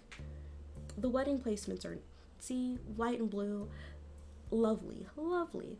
With the first dance done, you both left the open floor to join others and properly greet your seated guests. Cove offered you his arm to take once more. You took his hold of his arm. You offered Cove your arm instead. You took his hand instead. Yeah, I'll take his arm. Your arm wrapped around his, fitting us snugly together as matching pieces of a puzzle. It was a hold that could not easily be broken. That's a bad idea because he has his white suit and I have makeup on. And I don't have like light skin, so that's gonna be interesting. Hopefully I don't get it on his suit. Is this a rental? Is this a rental suit or did you buy this? Physically and legally linked to one another, you and Cove went forward as one. After only a few strides, you arrived at the nearest table in the arrangement. It had close family all around, including your mom and Ma. The two had scooted their chairs closer and were eagerly whispering to one another, trading words of excitement back and forth. Feeling awkward about having to interrupt, though realizing there's no reason to feel that way, Cove cleared his throat to announce yours in his presence. Aww! Oh no! They're wearing the colors! I love this. This is so cute. Snapping out of their private fervor, your parents turned the enthusiasm straight towards the two of you. Hello, you waved at them. You went between them to give them to a hug from behind. You reached over the table to take their hands. Let's not be weird. Let's just wave. Kiddos, it's great to finally talk to you today. Ma folded her hands together on the tabletop daintily and followed Mom with her own greeting. Welcome. It's so good to have you here at the reception now. Thank you. Yeah, thank you. Of course. The ceremony was a memorable one. Those vows, huh? Mom, stop. You also know the theming with that venue. It was truly unforgettable. All the effort paid off then. Hearing people actually discuss the wedding as a real event, Cove became tongue-tied. Your mom watched over the both of you with a gaze as doting as it was knowing. Have fun greeting everyone else. We'll be here if you need us. Lonnie's right. We can entertain ourselves while you're busy with your big day. I love you, moms. Thank you so much. You're the best parents in the out. I appreciate everything. You're lucky you have such lovely children. I love you. Thanks again, moms. No, this is cute. Ma's fingers squeezed together even more tightly, a visual representation of the restraint she was exerting not to cheer inappropriately loudly. While Ma attempted to not spook Cove after his tepid attempt to use the new title, Mom had no qualms saying something embarrassing. Woohoo! You got upgraded. It's about time. Pam. Cove's gaze immediately dropped to his feet, and his near constant flush from the day reappeared. You gave your husband a reassuring pat on the arm, proud and pleased at his braveness. Okay, Bye. Cove scuttled off, needing an escape, and you gave your parents a wave as you stuck by him. Goodbye. Good luck out there. You and Cove's moms resumed their schoolgirl style chatting in good cheer. Located at the same table were Cove's parents, they were taking it easy until Cliff noticed you and Cove had eyes on him. His grin ramped up to 1,000 watts. Oh, I love that he's also in theme. Love that. Hey, it's our local celebrities of the day. Cliff folded his arms, self-satisfied. The wedding has all been going to plan, I'm pretty sure. But I'll keep watch still. If there's anything else I can do, just give me a shout. Cove brightened in a similar way. His tone was full of affection for his father. Hi, Dad, and thanks.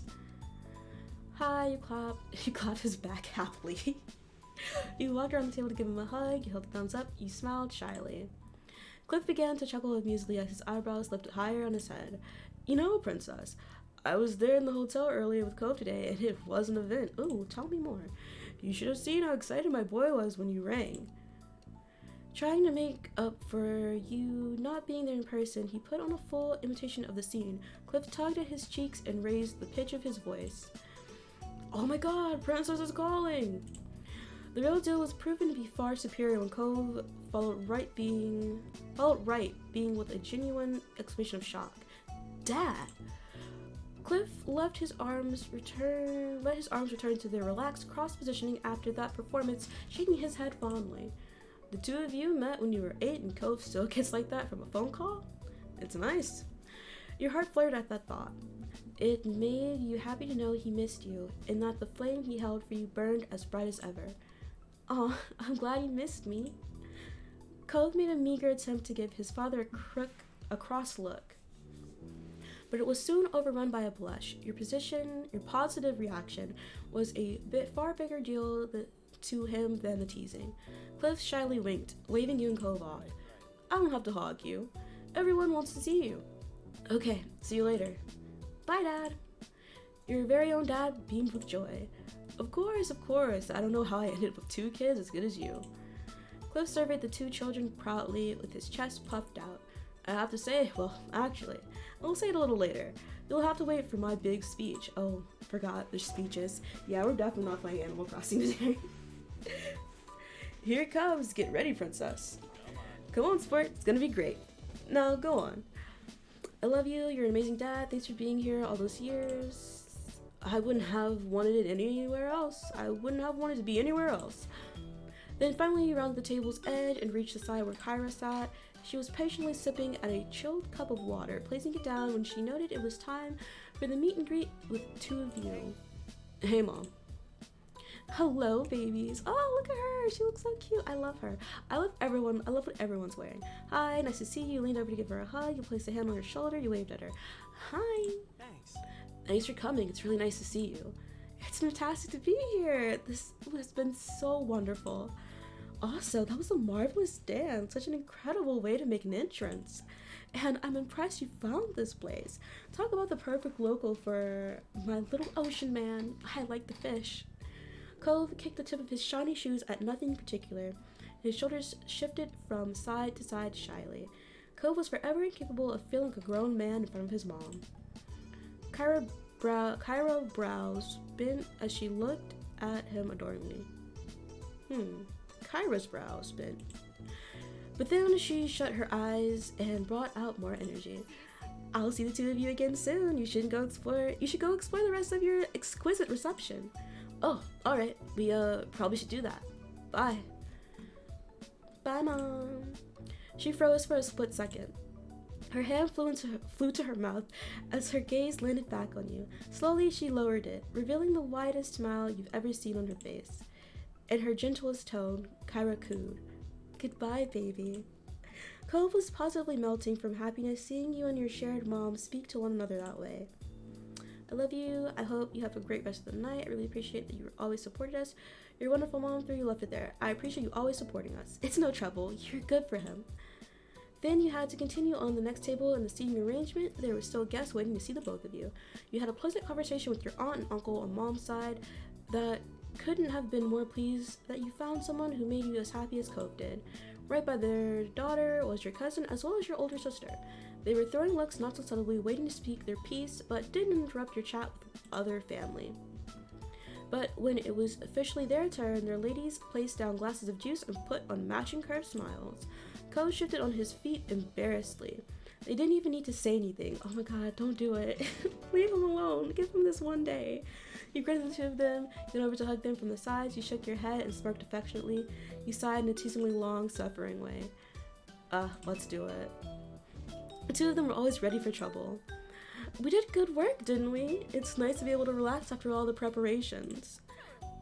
Everything went incredibly. You're both beautiful and it was just touching and amazing and, perfect. Cove laughed airily. Lee's energy levels were as high as ever. Hello to you too. You must be relieved that there was no accidental drownings with those waterworks going off during the ceremony. Lee couldn't suppress her laugh. Cove, on the other hand, pouted indignantly. To be serious for a moment, you sensitive souls did very well with those vows. Thanks for all that and everything. It was nice to see you. Aw, you're welcome. Yes, you are welcome. And thanks for coming to see us on your wedding tour. Bye. You give a wave farewell. See you soon. I love you too. I'm so glad we're family. It means a lot to me to have you in my life. You know, one of these days you're gonna run out of ways to tease us. Don't count on it. With everyone at that spot properly greeted, you and your husband began to stroll along to the next one. On one of the more boisterous tables had Derek, Terry, and Miranda huddled together. They were celebrating wholeheartedly. Hi, everybody. My pleasant greeting was paired with a little wave. Your friends turned in unison after realizing you were there. Then the trio of buddies lifted cups full of juice and cheers to you and Cove. What's up? Oh, snap. Get it, Derek. You look like you're about to go to work, though. You look like you're a CEO. Sup, and congratulations. Hi, thank you for letting us come. Hey, congrats, you two. Hello, you go into the group. You went around the table, hug, high fives, fist bumps. I'm just gonna grin. Smiles all around greeted you back. Cove shyly basked in the affection of his closest friends, sucking it up like a delicate sapling in the sunshine. Thanks for coming. Come on, dude. I wouldn't have missed it. We had to be Cove and Princess. We had to be. Cove and Princess are having their wedding. It's momentous. Okay, words.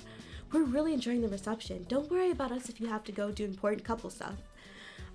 I appreciate that. It's weird to say, but we do have important couple stuff to do today. We're greeting all the guests right now. We'll see you later, though. Bye. Okay, bye. See you later. Safe travels. Enjoy yourselves. You're my best friends. I love you three. Thank you for everything. I'm so glad we met. You better invite me and Cove to your wedding if you have any. I'm gonna tease it. Miranda and Derek awed as Terry wiped a dramatic imaginary tear from his eye. Thanks, Princess. Cove skipped ahead, buoyed by the brief but fun interaction, and you went right along with him. The next table along the path was filled up with friends you and Cove had made in your adult years, as well as one much older friend. A person you'd known since some of your earliest childhood days. Shiloh's here, with all the ups and downs that such a long relationship entails. Oh, he's got a ponytail now? Brother, you're not really a thing, but you know what? I'll take it. You look a little blueberry. Shiloh Fields. Dressed in minimally formal attire with his well-worn hat attached to his now long hair, he had settled himself right in with the rest of the crowd. His legs were hanging over the side of his chair so he could more easily face the other guests next to him. There had been plenty of lighthearted chatter until the focus switched to you and Cove as the couple of the hour. His wide eyes sparkled, seeing the two of you. It was a level of enthusiasm that used to be reserved for your older sister alone. Princess, Cove, congratulations! It's amazing that you're married now. Thank you. Yes, thank you. It's amazing to see you again. I didn't think you'd show up. Why did you accept the invitation? I'm looking forward to seeing how this goes. I didn't think you'd show up. A baffled expression crossed his face, playing up how he couldn't even imagine what that was about. Why wouldn't I? You then held out a hand for a high five. You then reached over to hug him in his seat. You then gave his shoulder a little push. You then offered your hand to shake. You know what? Let's give him a hug. We don't see him often. He eagerly embraced you back, wrapping one of his arms around your neck and pressing his face into your shoulder. It was nice of you to come. I'm sure you're busy. Shiloh's perpetual smile widened as he slowly shook his head. Oh, no, it was nice of you to invite me. Shiloh's right, we're generous to give him a chance. You better be nice to Liz. You should see each other more often. You're still a friend of mine, you know. You should have visited sooner. You know, you're still my friend. He still continued to smile, non-specifically, pointedly, choosing not to comment further. Awkwardly, Cove attempted to carry on the conversation further, but the list of topics he knew to discuss with Shiloh was severely limited. Yeah, so have you said hi to Liz yet? Shiloh pressed his hands to his chest gleefully. Of course! She was the first person I talked to when I got here. It was great. Cool. That was as much as Cove could carry on his own. He sent over a look your way hoping for assistance. You grew your hair out more. Why did you have to wear that hat to our wedding? I'm relieved to see you still got that hat. How's work going? Is your girlfriend well? Shell's eyes curled up at the bottom from how big he grinned over that question. He was proud. She is. It's the best, and she's the best. How come she's not here with us today, Shiloh? Was she busy? That's nice, Shiloh. He hummed in a sugary pitch. Yeah. How's work going? Oh, it's great. Everything's going well, but it is a little boring to talk about. He turned away bashfully, unwilling to speak more on it. I don't care about his hat. You grow your hair out, though. Yeah, I thought it'd be nice to do something a little different. It looks good. I got Shiloh blushing, though most things did. Oh, thanks. Okay, that's it. You'd already asked everyone you could think of, and you'd already asked everything you could think of, and he didn't expand much beyond them. Shiloh's gaze shifted casually between you and Cove. He could reach the situation. Your chat was coming to an end. He finished off the reunion sweetly. Honestly, I know the two of you will be together forever. It's wonderful, and I'm so happy I got to be a little part of your adventure. I hope the rest of the day goes perfectly. As unreliable as Shiloh could be to you, that felt like a new start rather than an end. You were content and ready to close the book on that relationship. You couldn't guess what the future would be when it came to him, but that was fine. You thought you should have given up on that relationship sooner. Liz had her hands full with that guy, you thought, but you'd be there for her. You know what? Let's be friends. You hoped that he agreed. He probably doesn't. Thank you. Cove was at a loss on what to think of the man he'd known since he was 8 years old. Thanks. Take care of yourself. You and Cove took a moment to say hello to the rest of the guests at the table. Charlotte didn't interrupt or engage further at all before you moved on to another section. You took a minute to scan the rest of the tables and the guests seated at them. You were able to recognize everyone who had gathered there that day, but you did notice an absence. A gentle poke pushed against your shoulder. Smiling, Cove took his poking finger and used it to point out in the distance. Hovering around the fringe of the venue space was a pale, miserable face dressed in all gray. To anyone else, it must have been a sight that turned you cold, a harbinger of misfortune. But for Cove, the little rain cloud brought a warmth to his heart. He came. You didn't have to look for long until Jeremy happened to glance your way. Eye contact was made across the floor. Jeremy visibly sighed, making enough of a show of it for you to tell even from afar. He then briskly walked forward. Oh? Was not expecting you to have a braid in your hair. This is an interesting look you have going on. He only stopped when he solidly placed his feet right in front of you and Cove. Happy wedding, you insane people. Why did you invite me to this? Why did you come? You already answered the question. We're insane. I had to see what would happen. Wow, it's so good to see you. This is a happy wedding because I wanted you here. Thanks for coming. You started wordlessly. Wow, it's so good to see you. This is a happy wedding. I love teasing him. He snorted through his nose, adding an eye roll for good measure. Then you smiled at him, then you smirked at him, then you winked at him, then you had out a hand to shake, then you pulled him into a hug, then you gave him a little punch, for old time's sakes. He instinctively winced as you brought your fist against him, flashbacks from Miranda's birthday over 10 years ago reflecting in his amber eyes. You burst into laughter while Jeremy scrubbed at the spot you had barely nudged. Sigh. Cove watched the interaction joyfully. There would always be a spot in Cove's life for the difficult man in front of him. Thanks so much for coming. It wouldn't have been the same without you. True, it would have been better. Well, it's nice of you to want to come to share the suffering. Misery loves company.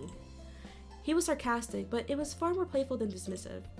You should come visit more often. Is Pran doing well? I don't give a fuck about Pran. I never met him a day in my life. How are classes going? You left it there. You should come visit more often. He smirked teasingly. I hope that won't end up happening, but I'd never been lucky. Is Pran doing well? How are classes going? I don't give a shit about Pran. They're a pain, but it's infinitely better than high school. He left it there. He crossed his arms as his eyes drifted over the scene, searching for something. In a low mumble, he changed the subject. I guess this is one of the better functions I have had to attend. As opposed to Jeremy's member, Cove shouted, Lune, welcome in! Lune, sorry, not Lune, Lune. Some fuck about Pran. I'm tired of Pran. It sure do be, bestie. Thank you for the Candy Joe tax, by the way. The Candy Joe tax is absolutely nothing, except for I just acknowledge you more. Thank you, Lune. As opposed to Jeremy's murmur, Cove shouted, how goes it? It's going. It's a long wedding. I did not think this DLC would be this long, but it is. How's it going with you? You're saying something nice about our wedding? The hell of Cove flabbergasted, but Jeremy kept his lukewarm stance. It's not earth-shattering. Yes, it is. It's incredible. Our pigs fly, and I appreciate that, Jeremy. You're right. We did a good job. What a sweetheart. You didn't know what to say. What a sweetheart. What a sweetie. Jeremy stunk into himself again. This time, he brought flushed cheeks with him. But suddenly, a bright voice broke through the tiny party of 3 you had going. You're here too? That's so cool. As musically as your childhood friend tended to speak, they were all sour notes in Jeremy's ears. Oh, what happened between them? His hackles immediately went up at the realization of who else was a guest. He was frankly pissed. You hadn't seen that furious expression since he was 12. He really had gotten the energy to be angry back. But the defensive reaction had no impact. Shallow joined the bunch, taking the spot right at Jeremy's side, even leaning over closer towards him with an ear-to-ear grin. Hi! Jeremy shifted his weight the opposite way to regain some distance. This rock-solid glare was never wavering. Couldn't this have waited until the terrible group reunion I'm certain we're gonna have to do in 6 years or whatever? What? Shallow almost knocked his own hat off with how dramatically he had startled back from such a suggestion. We shouldn't hold off on that. We shouldn't hold off for that. If there's a chance to hang out, we've got to take it. We'll always be groupmates, even if we've graduated. And of course, that's your perspective on things, because life is an endless series of disappointments. He followed that up with a long sigh through gritted teeth. Your sensitive husband rapidly looked back and forth between the two men in distress over Jeremy's potential distress. Hey! But you weren't the only one who could feel the anxiety coming off of Cove. Shallow began to speak placatingly to him. Don't worry about Jeremy. He'd be sad no matter what, and it's your wedding. And at least there's free cake. That'll be something, right? The last line was sent over to the person in question before Shallow turned away from him again. Jeremy has a soft spot for baked goods. He's probably excited about it. Oh, I hope you like the cake. Shallow shared personal details that were probably a secret so easily that it was as if a single second he'd forgotten Jeremy was right there to hear him do it. Really? I feel the same way. Jeremy chose to ignore Cove's attempt to relate completely. He rubbed the tips of his fingers into his eyelids. Why do you know that? Why do you remember that? We haven't spoken in years. That made Shallow chuckle. The cheery bent of the tone was undecipherable. It could have been coming from an affection for Jeremy's prickly attitude or amusement from getting under the skin or something else. I've never forgotten anything about you, Jeremy. They should just date. You guys should just date. Jeremy's brows twitched and his frown pressed deeper into his cheeks. Have a poly relationship. He was confused as you were and even more frustrated at what Shiloh was even trying to accomplish. Yep. You're still Shiloh. Of course, who else would I be? Someone better, maybe? Or at least someone less grating about how unpleasant they are? Oh, no. I'm just me. We should catch up. Let's get drinks. That sounds like a terrible idea. Oh, they gay. Honestly, I ship it. But Shiloh has a girlfriend, so that's why I was like, be in a poly relationship. Even Pran could join in. I don't know how he feels about Pran, but he still did it. Jeremy gave a slight nod to count as a goodbye and stalked off towards the drink counter. His old groupmate followed eagerly behind, step for step. Shiloh gave a wide wave over his shoulders towards you and Cove. Bye! Congratulations! Having spent the entire exchange as an observer, Cove recalled that he could speak and sputtered out his own goodbye. Bye. Thanks for coming. Bye, have a good night. Thank you for coming. Enjoy the party if you can. You better have brought a gift. Enjoy the party if you can. Cove's days from the encounter continued to linger, and he watched them go with a bemused expression. He literally shook it off by shifting the upper half of his body side to side, then he spoke lightheartedly. That could have gone worse. Way worse. I'm glad we invited them. Glad they came. The reception isn't over. They can still ruin it. At least our obligation to greet them is done. It'll never not be weird that those two know each other so well. You nodded. I'm glad they came. Cove lifted his shoulder unsurely, but the smile on his face was content. It was what it was. Table to table, you continued to greet each attendee of your wedding. From family who flew in from Hawaii to be there, to those who lived right by your place, you appreciated everyone who took the time to come celebrate this day. There was so much love to go around. Every conversation was just as enjoyable as the last. The one person you hadn't seen during the rounds made himself known when Baxter's voice echoed out throughout the space, amplified by a microphone. Good evening. Thank you all for attending the wedding of Princess and Cole Holden. Exciting. We will now begin the bouquet toss. Wait, what about the speeches? What happened to the speeches? The speeches are before the bouquet toss. A smattering of applause and light murmurs followed the announcement. Baxter let that settle before continuing. Cove, Princess, please come to the open area in the center. Anyone who wants to play can. You and your husband eagerly obliged to start the tradition, going over to stand alone on the cleared floor, but it wasn't for long. Lee hopped out of her seat right away, taking Liz by the arm and bringing her along for the ride. Your sister wasn't as impossibly excited as your cousin, but she was intrigued. Miranda rose to her feet as well, her boyfriend pumping her up to win the whole walk over. They're so cute. She giggled bashfully and waved at Terry while waiting in the forming crowd. Derek decided to get in on things as well, grinning amusedly among the rest of the players. You remember doing these, and at any time a little girl caught it, the older women would throw a fit? Oh my gosh. I can imagine. People would get so serious about this bouquet toss. I don't even think my friend did one. If they did, I wasn't there. Placing a freshly obtained drink on the table, Shiloh happily followed along to participate, but not without insisting Jeremy come to the group with him. There was a muttering too far away for you to hear, but Jeremy was obviously annoyed. To keep Shiloh from being in his space, Jeremy stepped away until he was at least close enough to the other people to kind of be considered as part of the crowd. Kyra looked up at the group, taking a second to consider it, but ultimately she became another member of the game. She strode over to the collection of younger folks and called out for Clip to join her. Come on, don't be such a snore. He shook his head, sinking lower into the chair. Lee, Miranda, Kyra, and Liz all began to wave and jump, encouraging Clip. Terry spoke up from the next table over. You can do it, man. All right. He used the edge of the table to push out his chair and stood up. The ladies cheered as Cliff strode towards the crowd. Your moms giggled, leaned closer together, and whispered amongst one another. They were eager to be an audience members to the spectacle. Did you also plan weddings, Lune? Sorry, I keep adding that extra long noise. Did you used to plan weddings and such? And no one else mentioned to join, so Baxter kept things moving. Thank you for grouping up in such a timely manner. We've got a wonderful crowd for this. Nah, I'm good. No, I want to get it right. I hate people say my name wrong too. Plan them? Nah, you joined in a few of them? I see. I don't think a single wedding I've been to had a bouquet toss. I was not a part of any of that. Now, keep your eyes on Cole. He will be tossing the bouquet in only a moment. Cove, all you need to do is look the other way and throw the bouquet to the waiting audience. Princess can stand by. As instructed, Cove turned his back to the crowd. You took your place in front of your husband. His shoulders were drawn, his grip on the base tight. The room became silent as he wound up for the toss. He paused. Oh, in the bouquet toss? Sorry, you wasn't sure what I said. I think in one or two. That's fair.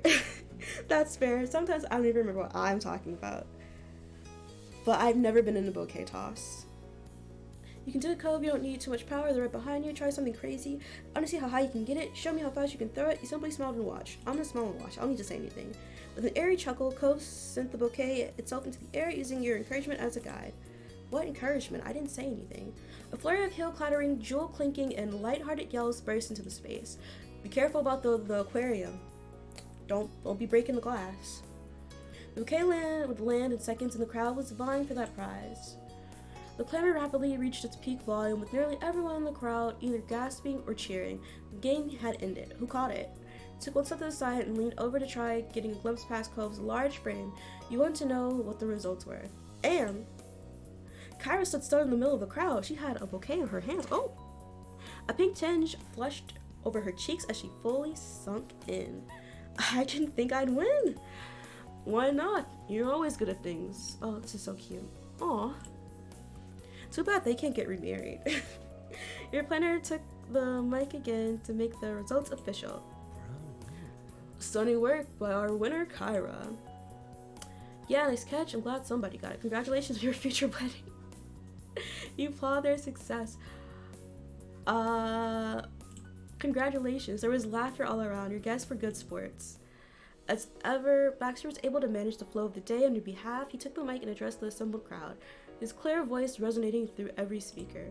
Please, could everyone return to their seating area for our next event? Our guests of honor have arranged to have a special dance between their parents and themselves. Your eyes and I made this wedding so fucking long. I regret, but I don't regret. Your eyes met Cove's aquamarine ones as you instinctively glanced towards each other. Your expressions brightened before you stepped apart, ready for the event. Cove's parents came over. Kyra was clearly excited, hurrying to join you, while Cliff loitered bashfully half a step behind her. Once they were beside you, Cliff held out his arm. You accepted, slipping your hand through as you offered your other arm to Kyra. She took it immediately. The three of you kept in a spot in the center of the dance space at the front of the reception area. In position, ready for the music to start, you had a chance to really notice their expressions. Both of them looked proud, but you could see that there were hints of tears threatening to fall. No. As the music began, Cliff released you so that Kyra could have the first dance. You flowed and swayed along to the tune. Kyra spoke up gently, her words only audible to you. I really am grateful that we were able to meet. You're an amazing person, princess. You smiled at her, at a loss for how to respond to such sweet praise. But it was soon Cliff's turn. Kyra handed you off to him, and the two of you got into the swing of things together. Excuse me, I'm so sorry about that. Once you'd fallen into an easy rhythm, he had his own thoughts to share. I know I've relied on you a lot over the years. That was one way of putting it. You smiled wryly, tempted to tease him, but decided to let him keep going without challenge. With everything we've been through together, it made it feel like we were kind of a team. So, well, I'm just trying to say that I'm glad that you're officially part of my family. The unexpected compliment struck you like a bullseye to your heart. Choked up, you only nodded by way of response, but you could tell Cliff got the message by the way he beamed at you. You truly did love both Cove's parents, and it meant a lot to you that they were both able to be there on this day. As you turned on the dance floor, is there a possibility that neither of them could show up? Interesting. That's something to ponder for future playthroughs. As you turned on the dance floor, you caught sight of Cove dancing hand in hand with your parents. Cove's brow was furrowed in concentration as he very carefully took each step. Despite his obvious nerves, your moms were elated and seemed to be encouraging him. The sight of it cheered you as you moved back towards Cliff and Kyra. Cliff made to bow out at that point, intending to make way for you to dance with Kyra again, but she had other plans. She grabbed his hand in yours, and you danced together as a group. Oh, that's so cute. After a little while, she released Cliff's hand, and you danced with her one-on-one again. Before long, you swapped back to dancing with Cliff. Cliff? What? What am I saying? Am I not able to read right now? Am I losing every ability to read? You took turns, dancing with them both individually, as well as dancing as a group, changing it up so that no one was left out in the cold for long.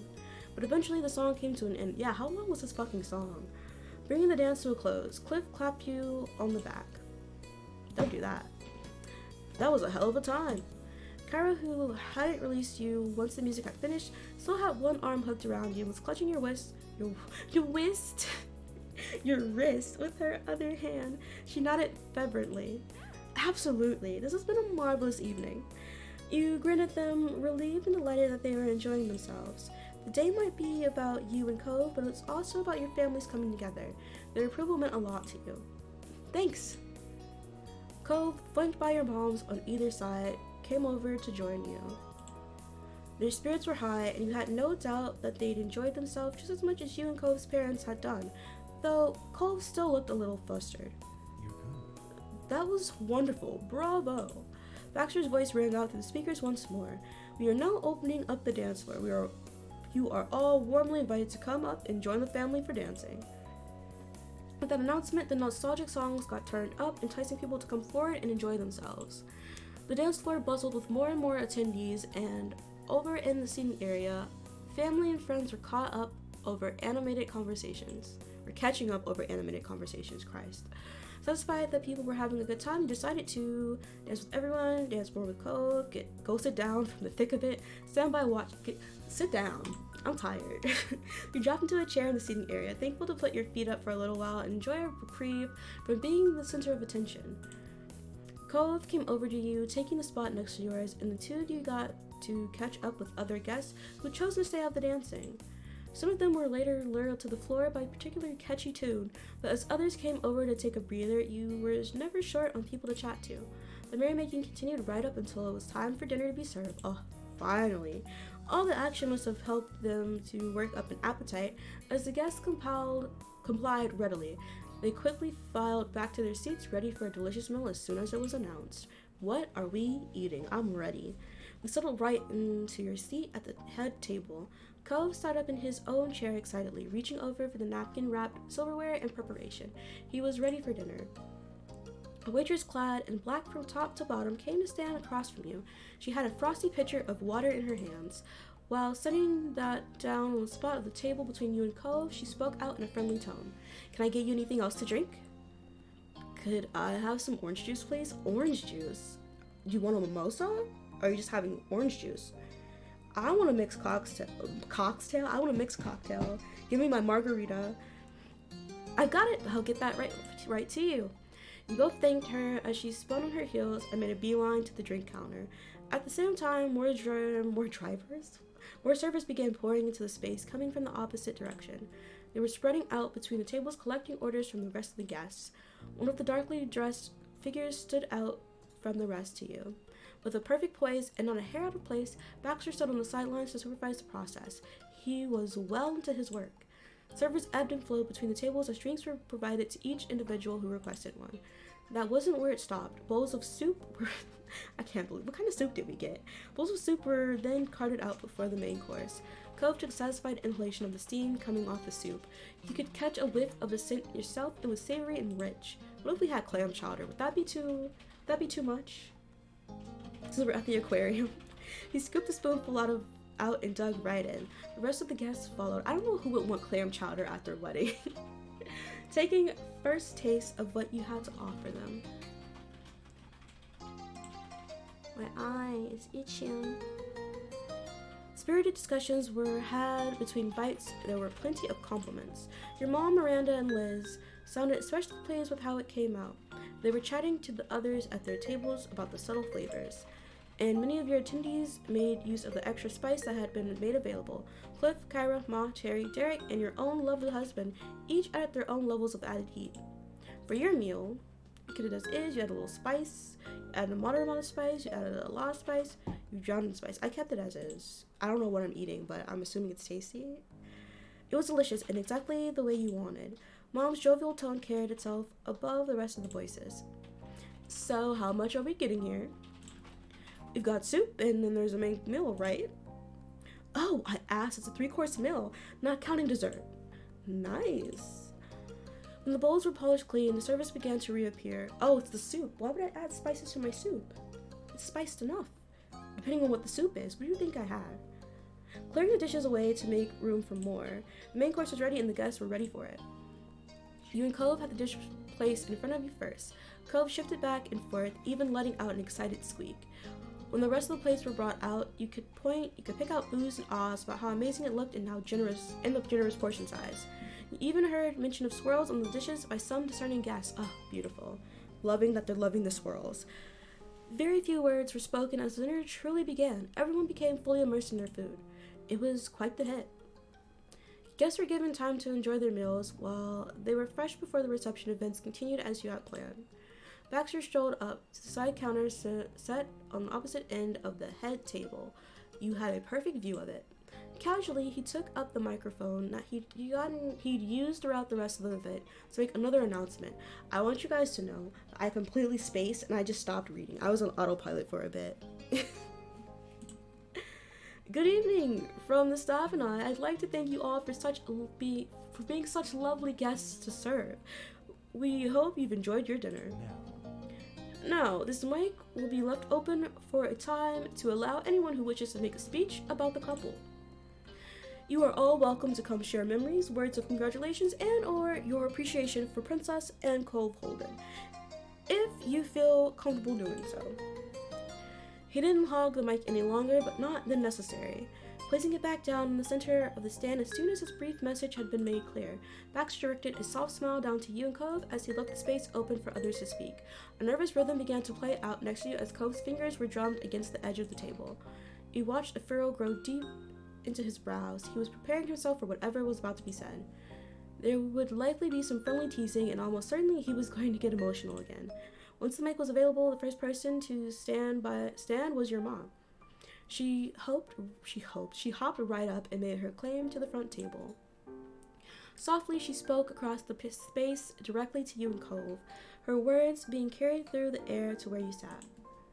Congratulations once more, my wonderful children. This wedding feels like a dream, as much as my own did when I was around your age.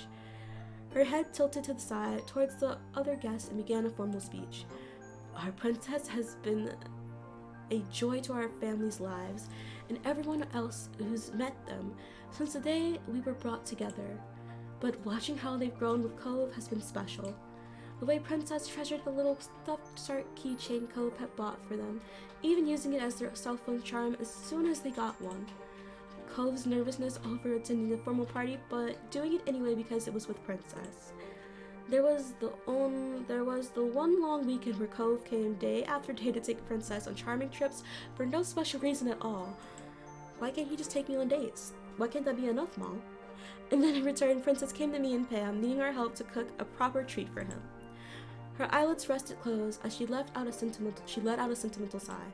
And I could keep going, there's so many memories. Princess can clear the tears from his eyes better than anyone else when they weren't the ones causing them. Happy tears, of course. It was beautiful, and it still is. Her tender gaze shifted to the two of you once more, signaling the end her talk had arrived. I can only hope you'll be able to continue growing together for many more years to come. I love both of you very much. Your husband's eyes had already began misting. After knowing her for all this time, Cove felt a deep affection for Ma, hearing that she cherished those important memories the same way you and him had an impact. She slipped the mic in its proper place, brushing at her bangs, and walked to her seat again on light steps.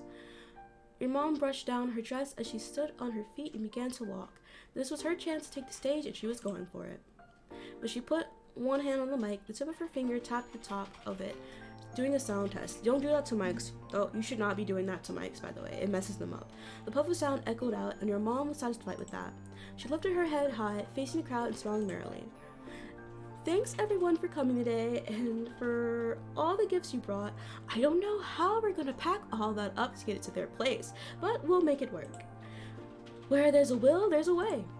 She had to lower the mic a bit, already snickering under her breath.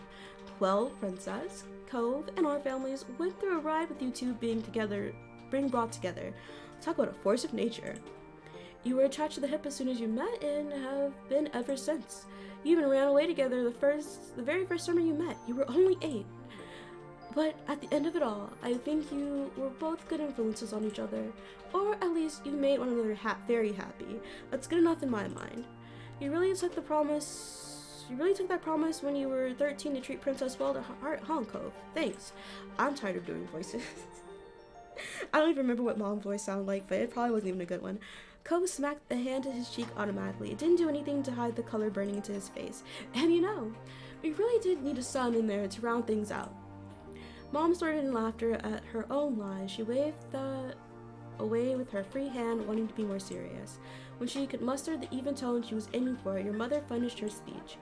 I love you, kiddos, and it's true that you're hardworking adults now, but don't ever forget that your ma and I are here if you need something. Your family will always be there. She had been able to coax out some chuckles from Cove throughout. He was mostly amused over her penchant for jokes than the actual jokes themselves, but the laughter had been shaky with emotion. He really had to come to love your mom. With a quite pleased grin, Mom left the mic behind to return to her spot right by her wife. Smooth as silk, Liz rose from her seat and glided across the floor to the speaker's stand. But Liz took her time before saying anything, evening out her bangs, clearing her throat, fiddling with the angle of the mic. When she did take hold of it, she didn't have a care in the world. Why was that there? Sorry, I was taking this heavy ass Snuggie off. It got real hot. Okay. There was like a hair clump on it. Very weird. Okay, let's continue. That couldn't be said for everyone. Cove tensed in apprehension of whatever she was going to say. He had to know what she was planning.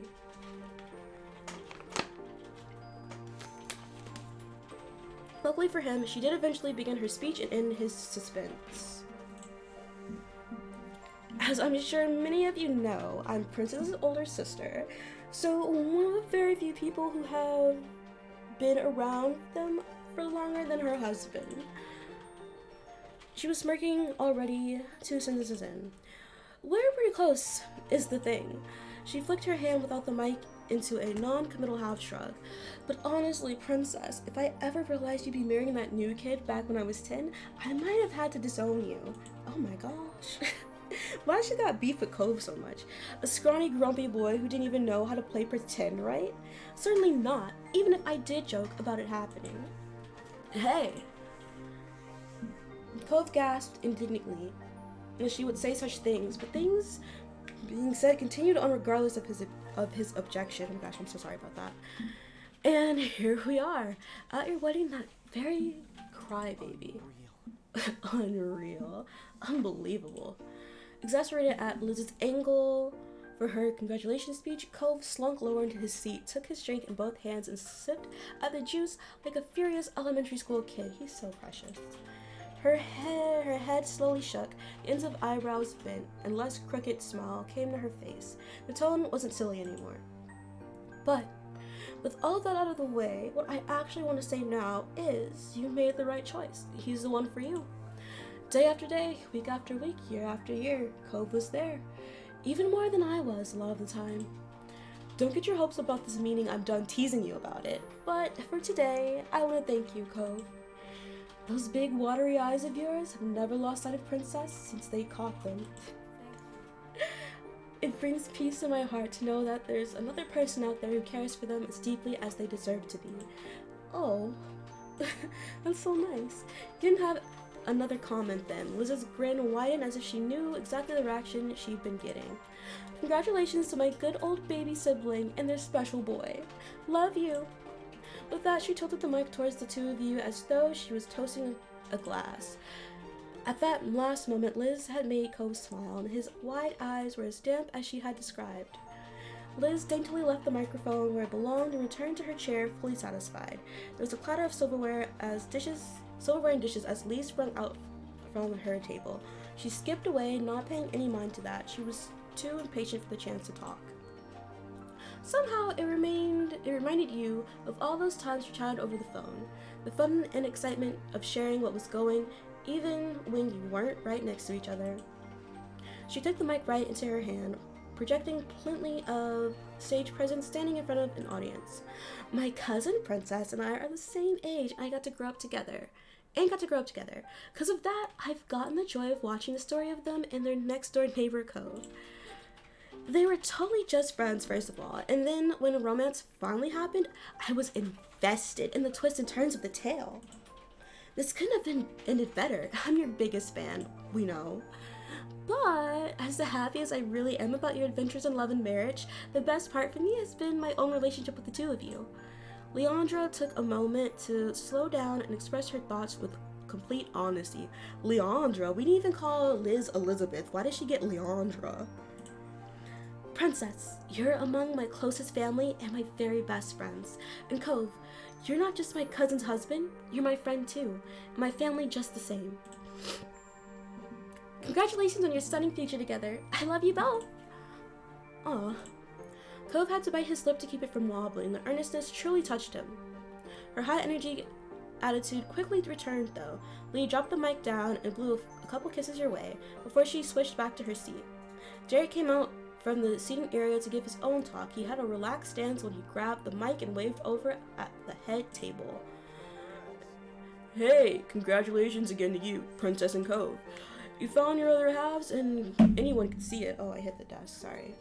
You're good for each other, you're good to each other. Whether you got married or not, no one would have questioned that commitment, though it's been a hell of an event too. Derek beamed with a boyish charm, looking just like he did the first time you met him. Thanks for being my friend. It's a pleasure to know you two. Derek's heartfelt appreciation had to awkwardly be interrupted with one quick amendum. Oh, but I'm not going anywhere. I'm getting that time management thing under control. Okay, dude. He took the chuckles from the crowd in good stride and wrapped things up for real. Thank you for letting me talk. Carefully, Derek hooked the microphone back into its stand. When he let go, he hovered his hands nearby for a second to catch it if it fell. Me. When he was sure all was well, he nodded confidently and lightly jogged to his seat. Cove watched the entire exit with a smile growing larger and larger on his face. A beat passed, and then Miranda stood. She gripped at the front of her flowing dress, pulling it from the ground as she walked over to the mic. Her shoulders were shyly hunched up, and her head was low.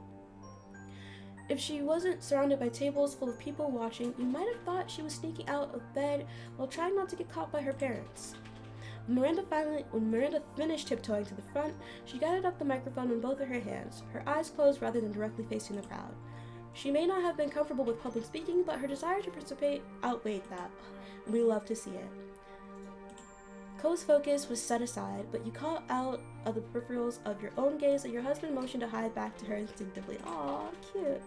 Thank you, Princess and Cole, for inviting me. It's been a wonderful day, and I'm so happy for you two. The stiffness of her presentation smoothed out the more she got to talking. She was even able to giggle as her affectionate feelings for her friends eclipsed the worries of saying them in public. It's been great attending a party of yours after you two were always nice enough to come to mine. Cove laughed along with her, warm for foregone days of bounce houses, noisemakers, and pin the tail on the donkey reflected in his jubilant face. You're both amazing! And I really appreciate the support you've given me. Being there when I needed someone to talk to, you've had such a positive impact on my life. I'm just really lucky to be your friend, and I hope we'll always be friends.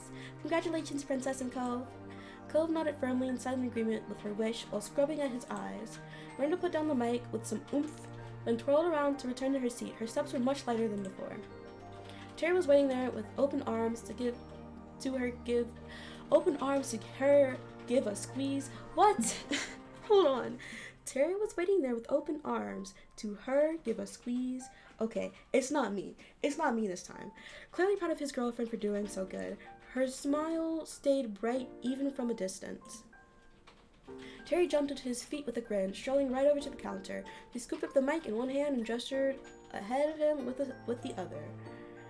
I met Cove and Princess in high school. I didn't know them the longest out of everybody, but I could tell they were some cool people right away. Them and Randy were my best group of buddies back then, and we've kept that friendship train going despite all the stuff that's happened. He tapped a finger against the tabletop in time with every specific he mentioned. Graduating school, moving to different places, me and Miranda dating, the two of them getting married, and things about us not being what other people thought they were. Also, we lived through that one summer when it wasn't just the four of us. Sometimes it was the five of us. Right, my pal Baxter? He brought the mic even closer to his grinning mouth for emphasis and dramatically pointed off to the side. Now we're all here again. You probably hadn't planned for that. And he was right. Having been quietly discussing his next steps with the server, Baxter's mouth hung open mid-word. Suddenly, being brought into focus outside of his expertly laid schedule knocked him completely off rhythm. Cove barked a gratified laugh, equally as shocked but far more amused. Baxter's head turned in the direction of the sound, his mouth finally closed with a wry smile. into a wry smile. It seemed Terry brought the gift of teasing someone other than you or Cove, and it was more than a welcome offer as far as Cove was concerned, especially since it was taken in good spirits. There was something remarkable about being able to include Baxter in your group's merrymaking the same way as anyone else. Terry nodded knowingly. They casually transitioned into his main point. And I graduated, and I guarantee our friendship is gonna stay on track. No matter what, there's no one who could take your place. From me to you, and from you two to each other. Good work tying the knot. Your catches. Terry left his speech in the mic there. He paused to applaud your union graciously, before flipping his hand out into a wave as he walked off. Cove gave a big, friendly wave in return. His eyes were glossy. Soon as Terry hit the chair again, Miranda took his arm and happily began whispering to him about the speech. Kyra pushed herself up from her seat and went right to the front without hesitation. I thought she gave a speech already. No, it was my mom. It was my mom who did that. Eagerly, she shifted the mic to her lips and said, I can't believe my babies are having a wedding right now! The unexpected declaration sent chuckles rumbling throughout the crowd. Kyra continued with a wink and a smile. It was such a treat getting to meet Princess in person for the first time. Though I already felt like I knew them thanks to all the stories Cove loved to recount about them. In a pouting whisper, Cove spoke out that description of events. Mom. Whenever I got to visit Sunset Bird or you visited me, I came to see firsthand more and more what marvelous individuals you were growing into. You bloomed right before my eyes, like perfect white poppies on a hill in your childhood neighborhood. Every moment I've been able to spend with each of you has been a gift. We had some pretty wild times over the years. I count my lucky stars that I got to be a mom to such an amazing boy. And, Princess? The buoyant tone of Kyra's words faded into something softer, sweeter. I'd like to thank you personally for helping my baby make himself at home again. I am truly grateful for that. There was a sniffling at your side after that. Cove tugged at the tablecloth in front of him, unconsciously needing to do something. Mom. Congratulations, both of you. I love you. I love you too. It didn't matter that she couldn't hear, she knew. Kyra used the bottom of her palm to wipe her eye, placing the mic on its stand with the other hand. She took an additional moment to look up at you and Cove gently, and then Kyra strode back to her table. Cliff leaned over towards her and gave 2 thumbs up for that speech. His zealousness made Kyra cover her mouth in amusement and embarrassment. Then Cliff raised from out of his seat, the most contentious figure in your husband's early life who grew to become his best man. Cliff took large strides to reach the speaker stand, but his fingers froze in place before they could grasp the mic. He stared down at it, collecting his thoughts, or his emotions, or both. When he was ready, his hand locked around the base of it, and as he lifted the mic up higher, a grin pulled across his face. There was a crinkle around the corner of his eyes. Hey, sport. Hi, Princess. Hi, Dad. Cove's reply was barely audible. He might not have realized he'd done it. Cove's irises were shaking as he looked ahead intently. Well, Cliff's expression turned distant. He was facing the crowd, but his gaze had drifted even further away to something in the past that was long gone.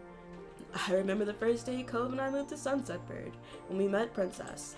I didn't know where my boy was then, and what was I doing, or what I was doing, or anything at all, really. As you'll soon be able to tell. Oh my gosh, why can't I read? Please, let me read. He chuckled weakly over the self-derisive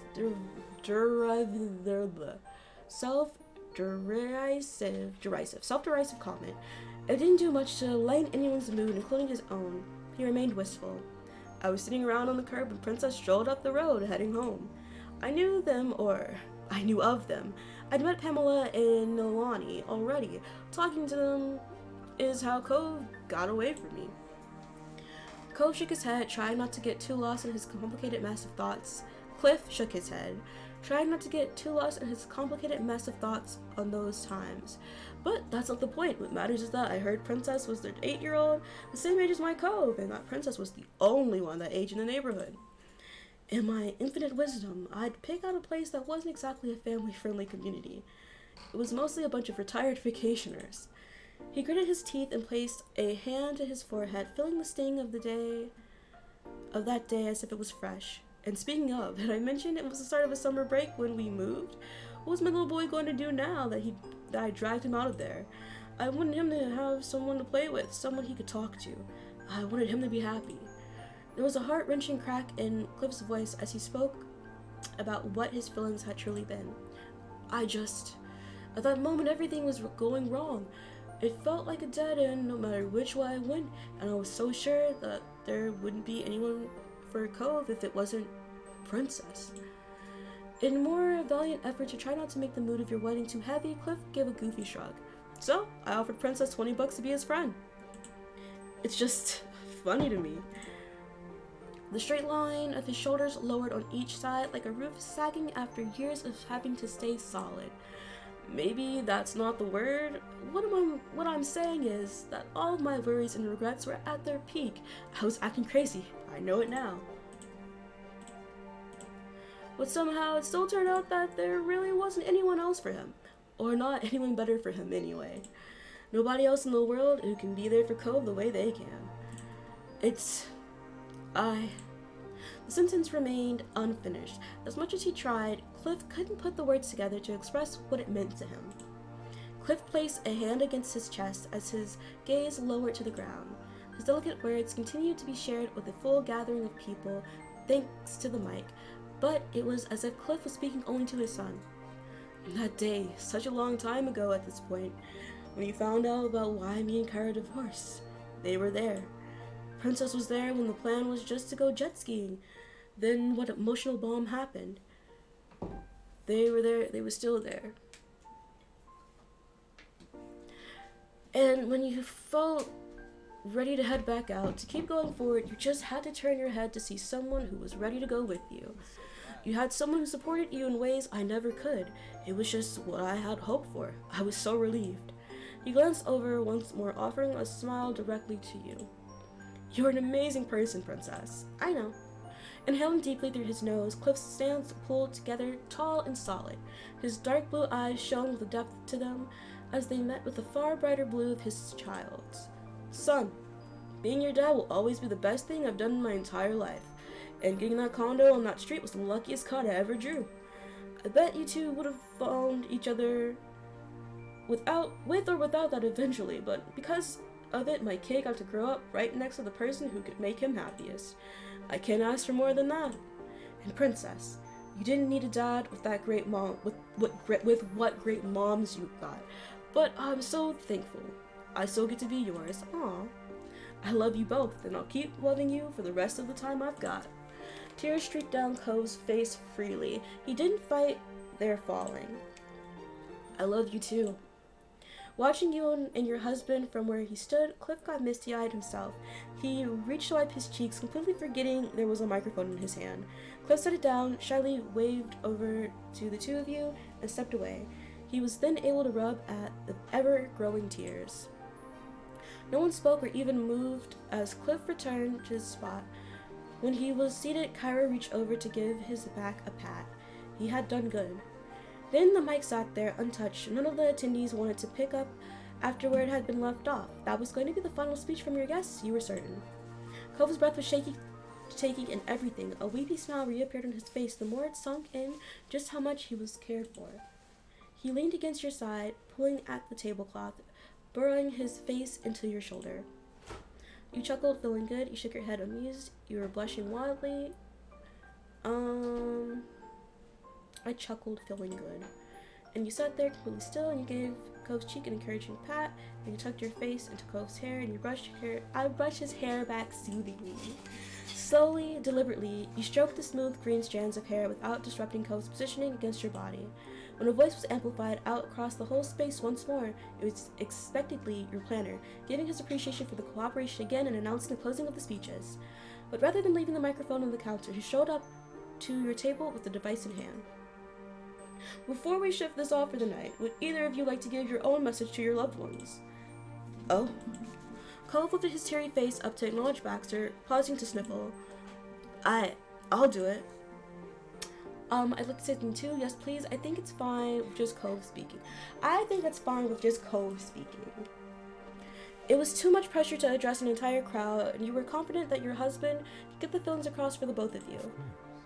Here you are.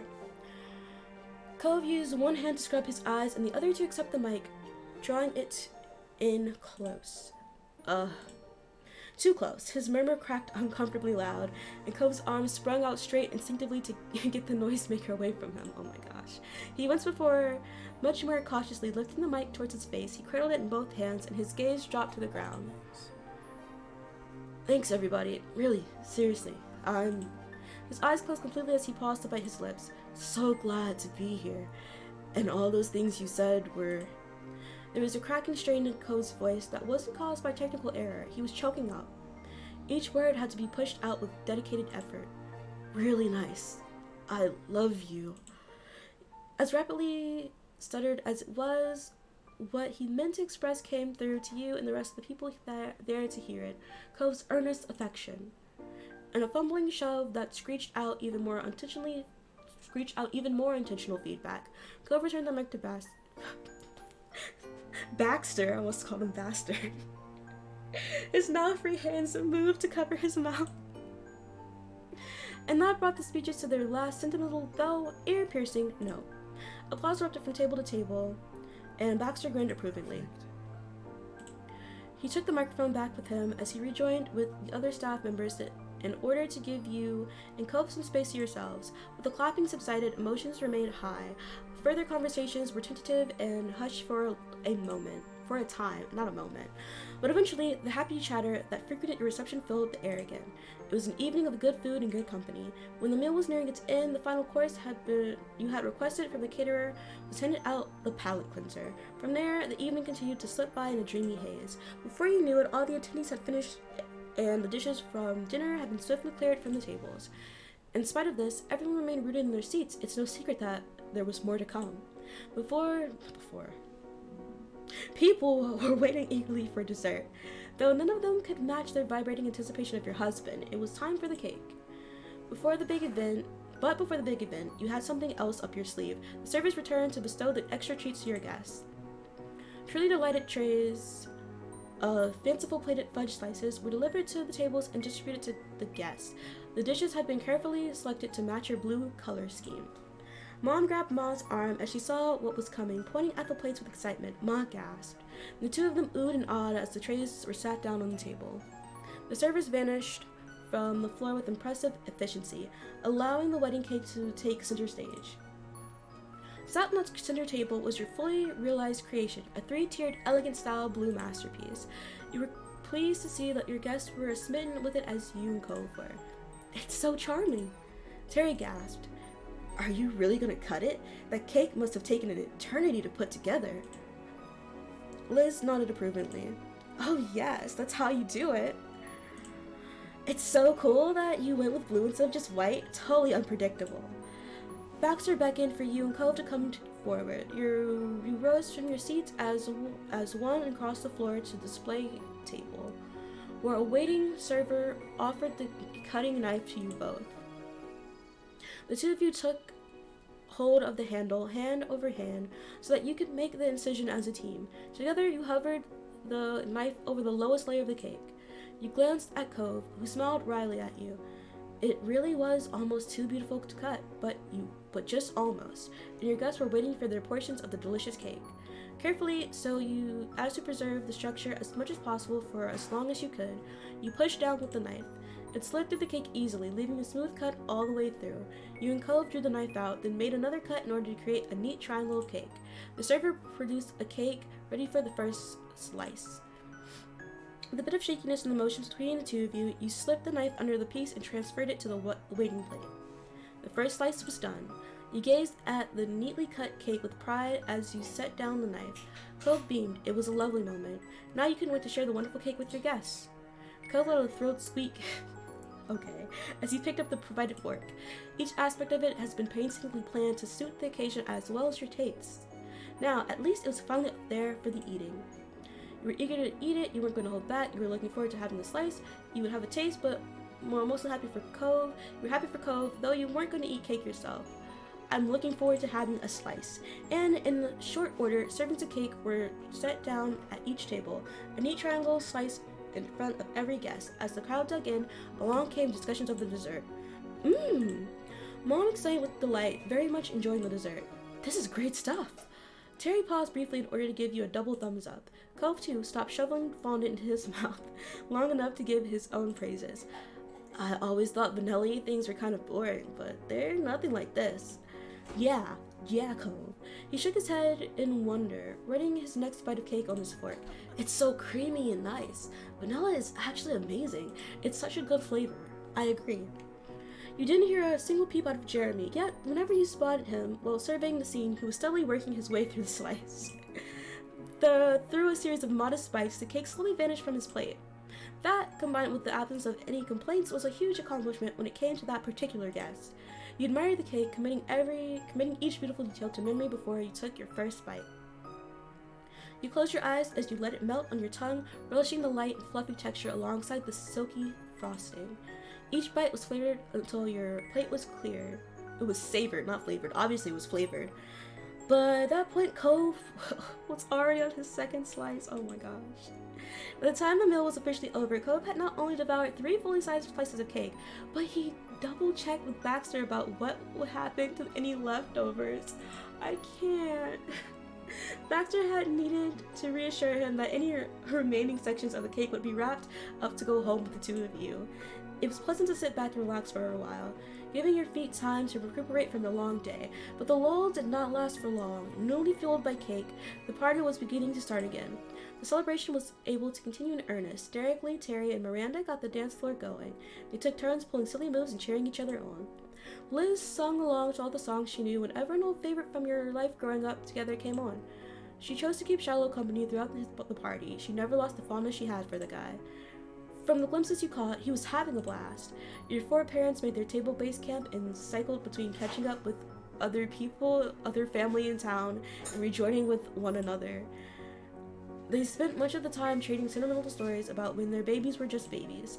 Cove's one uncle showed off his classic magic tricks to celebrate the day. Oh yeah, he did have an uncle that did magic tricks. Your husband was far more enthusiastic about the stunts as a 23-year-old than he was as an 8-year-old child. When he got the chance, Cove graciously offered Jeremy some of the leftover cake after how eagerly Jeremy had eaten his first slice. They truly were close for him to do that. And Jeremy accepted the kindness for a change. During the entire time, more casual photos were snapped of the best and funniest moments. One was when Miranda got Terry to hold up her dress so she could do a handstand. Miranda is so funny. You couldn't wait to see them fully developed. And many guests had been generous enough to bring presents that you and Cove might need. You'd finish opening each one and offering your thanks. Is that something you'd actually do at the wedding? I thought you'd do that like on your own time. Seafoam green towels, dishes, and a water purifier. A framed picture of the sea with the words "Life is a beach," where you just some of your takeaways for the day. Oh, these are some kind of lame ass gifts. The most common gift, however, was a safe bet of simply giving it cash. We love to see it. We love to see it. You'd never seen so many $20 bills in one place. Your families had a sense of humor. Of course, the relationship that began with someone offering money would reach its head with that repeating. Your husband got a glimpse of the silent amusement in your face. His mouth curved into a smirk as he watched you. You'd bet money that you bet money that he knew exactly what was on your mind. Christ. Good evening. The distinct voice of your planner caught your attention. He approached with a polite wave. The people you know are as welcome as you are. They've treated the staff, including myself, well throughout the reception. As pleasant as he kept the pleasantries, Baxter was starting to get to the point of the conversation quickly. I'm here to say that you've got the space for a few more hours, but there are no more planned events or responsibilities on your shoulders. The day went off exactly as intended. He pressed his hands against the bottom of his spine and leaned his torso back against them to stretch. For a single side word, Baxter let himself clock out of the work mindset. Hallelujah. But the metaphorical bell rang, and he returned promptly to providing his service. Sitting up perfectly straight and pointing his toes forward. You're free to simply enjoy yourselves however you want with the time that's left. Of course, I'll personally put out any fires if they do appear. You two don't need to worry about anything. Cool. Thank you for all of this. You really were the perfect guy to do it. Baxter's brows curved, his eyes softened, and even pausing to steady himself didn't hide the emotion rich in his voice. That means a lot to me. Cove is right, you did fantastic. I knew you pulled it off. You're not alone, Cove. Let's call him Coke. Thank you for all your help. You're getting a 5-star review from us. It's so wonderful putting this together. You're getting a 5-star review, buddy. The smile already prominent on his face warmed further. Baxter ran his hand down his shirt, smoothing it out in a casual, fluid motion. It's been a joy working with you two, truly. The mood was light all around until the feeling really hit Cove. He shifted in place uncomfortably, not knowing how to proceed from the point that was reached. So, does this mean we're friends? Oh? He blinked rapidly as his mouth closed into a tight line before saying a full thought. Baxter always needed a second to recover on the rare occasion that something knocked him off his game. In a flash of memories, you were transported to your childhood bedroom. 8 years old, your first sleepover with your now husband. In the tiny, dainty voice he used to have, Cove had asked nearly the same question to you then, if you were friends. Sweet and unsure, he'd always been the man you'd love and always would be. Well, that's your call, I'd say. Despite the prompting to talk, Cove couldn't put together an answer. We're definitely friends. I'd like to be friends. I think we're friends. We've always been friends since way back. It's so funny how you both still can barely talk to each other. We're friends. You gave Cove a confirming nod. We've always been friends since way back. Two pairs of eyes from two very different men set on you, though eventually moving to look at one another. Smiles returned to both their features. As Baxter would say, it was settled. To solidify the friendship, Baxter offered you his hand to shake once more. You shyly dipped your head, keeping your hands down. What? No. Shake his hand, weirdo. Your hands gripped together affectionately, lifting up and down once. Next, his hand went towards Cove. He held it out evenly with confidence, not from a want to be self-assured, but he was actually certain that they had a closer relationship now. Cove looked down at it, considering, but he ultimately raised his arms and shoulders in a motion that was both an awkward shrug and an invitation to hug instead. The lopsided grin he gave was contagious, and Baxter took hold of Cove while positively beaming. Baxter was only tall enough to bring his chin to Cove's shoulder, but he rested it there comfortably. He chuckled in amusement. Cove chuckled in amusement. It took a long time, but he had been won over to Baxter's side. He gave his new friend a pat on the back before they ended the embrace amicably. I hope you enjoy your post-wedding bliss as long as you can, but when life settles back down to normal, we should have dinner. I know some good places. I guess. That'd be nice. I guess we'll call you. Definitely. We'd love to get together again. Perfect. And congratulations on your lovely day. He then quite literally bowed out, tipping one foot back and inkling forward. He kept his head lifted up with that curled grin you'd become so used to featured prominently on his face. Baxter left the two of you there, disappearing into the crowd of figures all in black to help keep the event running as smoothly as possible. You thought back to the very start of the special day when Baxter promised he'd congratulate you when it was over. That gave his parting words an extra sense of finality. But it wouldn't be a real goodbye. This time, Baxter would be part of your lives for as long as he was welcome in it. You believed him in that. With the staff busy and the guests mingling with each other, you and Cove had a moment completely to yourself since the wedding first began that morning. You knew for certain that you could relax when you caught Cove pulling into a big stretch, his torso twisted to one side as his hands rose up as high as he could get them. He had to fight a bit against the crisp-fitted shirt he was buttoned into, but Cove was persistent. His eyes had been closed when he worked out the last of the jitters he carried throughout the day, but his gaze landed on you as soon as he finished. There was a radiant warmth in his expression as he spoke to you with an eased heart. If you don't mind, I want to dance with you again before it's over. Of course. Let's do it. He smiled openly and welcomely. It was more inviting than his direct words had been. As he had in the past, and as you were certain he'd do in the future, Cove lifted his hand for you to take. You accepted then, as you always would. You and your husband slipped away from the main seating area, out to the center of the space. By that late hour, the dance floor had mostly emptied. Your fingers remained linked as you both took hold of the other with your second hands, taking form for a dance. Cove brought his chest near enough to brush against yours, and rested his cheek on the edge of your forehead. He was careful not to mess up your hair. Slow, calming music drifted through the air. It enveloped you and kept out the buzz of distant conversation still happening. You began to sway to the sound, cozy and content. It felt as though you and he were in your own world. Well, Mix Holden, congratulations on your successful wedding. Congratulations to you, Mr. Holden. Yes, it was highly successful. I love hearing you call me by that name. Thank you. Your heart pounded a little. Congratulations to you, Mr. Holden. And if you're wondering, my plan is to be the last person who gets to congratulate you tonight. Oh. He wowed his wiggly eyebrows, being intentionally silly. I'm rooting for you. You're such a goofball, he said affectionately. In that case, I'll cover my ears if anyone tries to congratulate me again. You giggled. He was adorable. He is adorable. He sighed softly and his shoulders lowered comfortably. But Cove suddenly perked back to the attention when something struck him. Oh, I could just say it again when we get to the hotel room. I'd definitely be the last person to do it then. That's one of the perks of being married. I pretty much always get to be the first and the final with you. You for me too. It's good. I'm good with that. There's no one else I'd want to be my first and last for everything. Aw, me too. I guess I can manage it. You beamed agreeingly. I don't know. I could always call someone. I think it's wonderful. I'm going with this one. Thank you. In his glistening eyes, he could see how treasured you really were. You could see how treasured you really were. Cove whispered heartfelt words. Oh, and I also get to say this for sure. See you tomorrow, princess. I'll see you tomorrow too. Cove pressed himself into you more snugly and letting out a tiny throat squeak. He stays squeaking. Cove, is there anything you're hoping for in our lives after this? Now that we have a minute, I want to mention how you looked. Cove seemed like he had something in his mind and gave him an encouraging smile. So, did you notice that I'm wearing an anklet? He let out a genuine gasp. No? Are you serious? I had no idea you were wearing one. With the initial shock wearing off, Cove shamelessly craned his neck to try to get a peek at it. You could only laugh at the reaction. This man is so weird.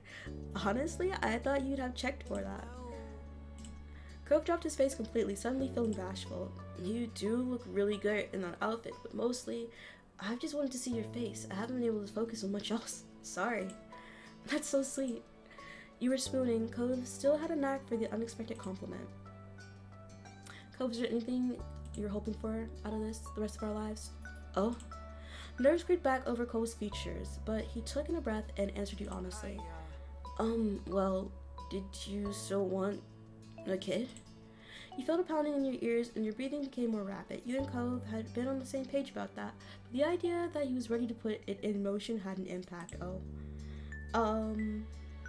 I'm not sure I want one anymore. You nodded seriously. I want to give birth, I want to adopt, I want to use a surrogate. Yes. I want to use a surrogate and to adopt. We're only getting one child. We're using a surrogate. I want to give birth and use a surrogate for our child. That's doing the most. I want to use a surrogate. For a second, he completely stalled. You winced as him potentially fainting became a real possibility once more. Instead of falling, he spoke. Okay. The words were so quiet and you needed to hear him so much you instinctively pulled closer to him. You regretted that choice immediately after because he reaffirmed himself in a shout. We can get a surrogate. Not right now. I mean, unless you want to do it right now. Bro, chill. Cope was panicking, bouncing up and down on his feet enough to shake both of your bodies. You knew his heart was in the right place though. It filled you with joy. Don't worry, we'll take our time. He panted out uneven breaths, but calmed enough to still himself. Good idea. Thanks, princess. Thank you too.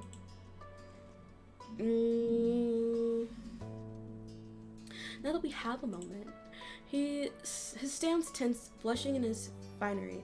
The spotlight had turned back on, and Cove was getting stage fright. Do you like it? Yes, you look incredible. I love it. It's flawless, perfection, unbelievable, glamorous. I'm tearing up how gorgeous it is. You know it, Shirley. I love it. He'd be drop dead gorgeous in every photo that had been taken. So glad. That's great. I'm really glad you think so.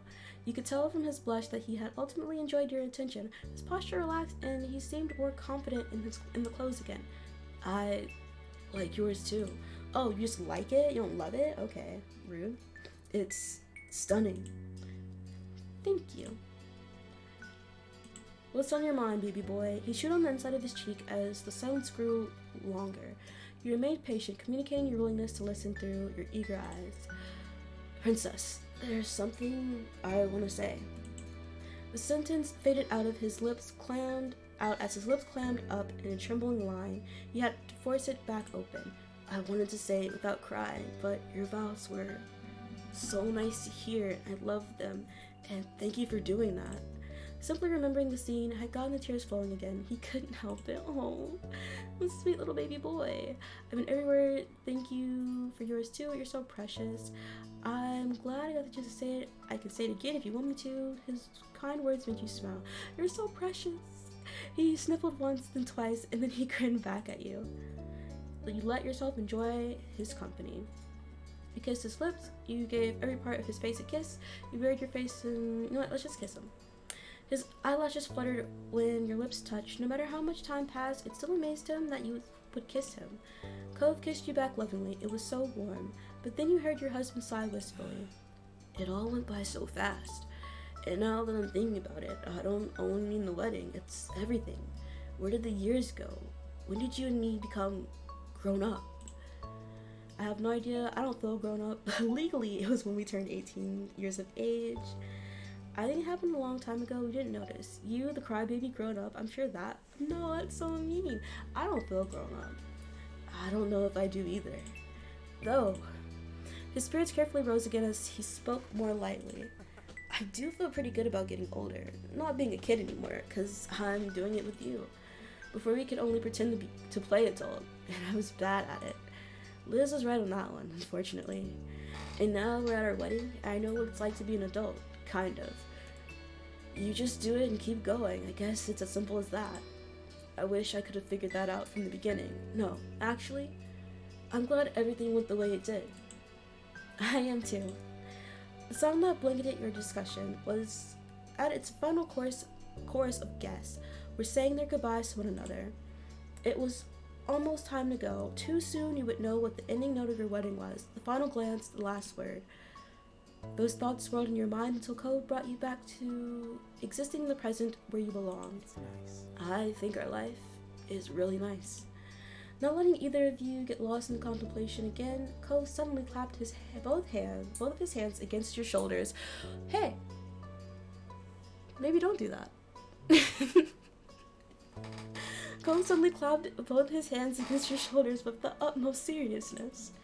You know, if you ever want to have another party like this, I'll do it. It can be every year, multiple times a year, whenever you feel like it.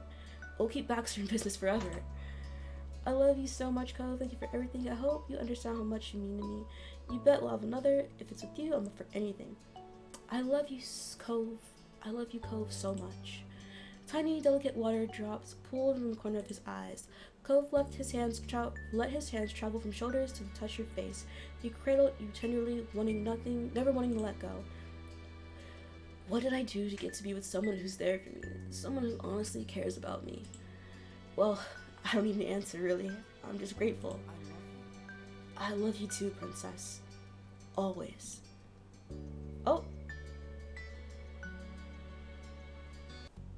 Oh, and that's the end of the game. Okay. Thank you guys so much for joining me. It's about that time that I need to be heading off too. So what are you doing? Why do I hear that clicking noise? I love you.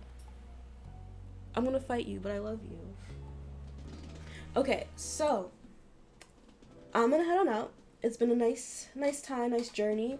Very cute. We're done with this game. Officially, we're not done officially because I want to go back and play the other DLC, but we're gonna take a break from this game for a bit. Tuesday I will be back and we'll be playing Animal Crossing.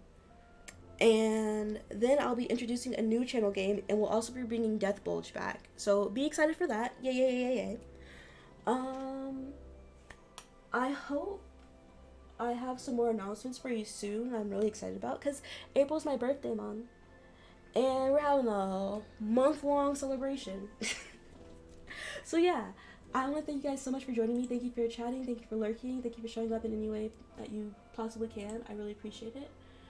We're gonna raid Blazette. She's playing Coral Island, and that could be fun. That could be fun for all of us involved. So, If you could ever so lovingly copy and paste the message that I'm about to put in chat, if you could copy and paste that into their chat when we get over there, that would be ever so lovely. That'd be ever so lovely. Okay, we're gonna get started on the raid now. Raid channel, Blaze at. She's playing Coral Island. I have no idea what that's like, but I think it's a nice little comfy game. Nice little Friday vibes. Chill out. No? Okay. So, yes. Again, thank you so much for being here. I will be back on Tuesday. I hope you have a nice rest of your day, week, month, year, and life. And I hope to see you in the next stream. Bye!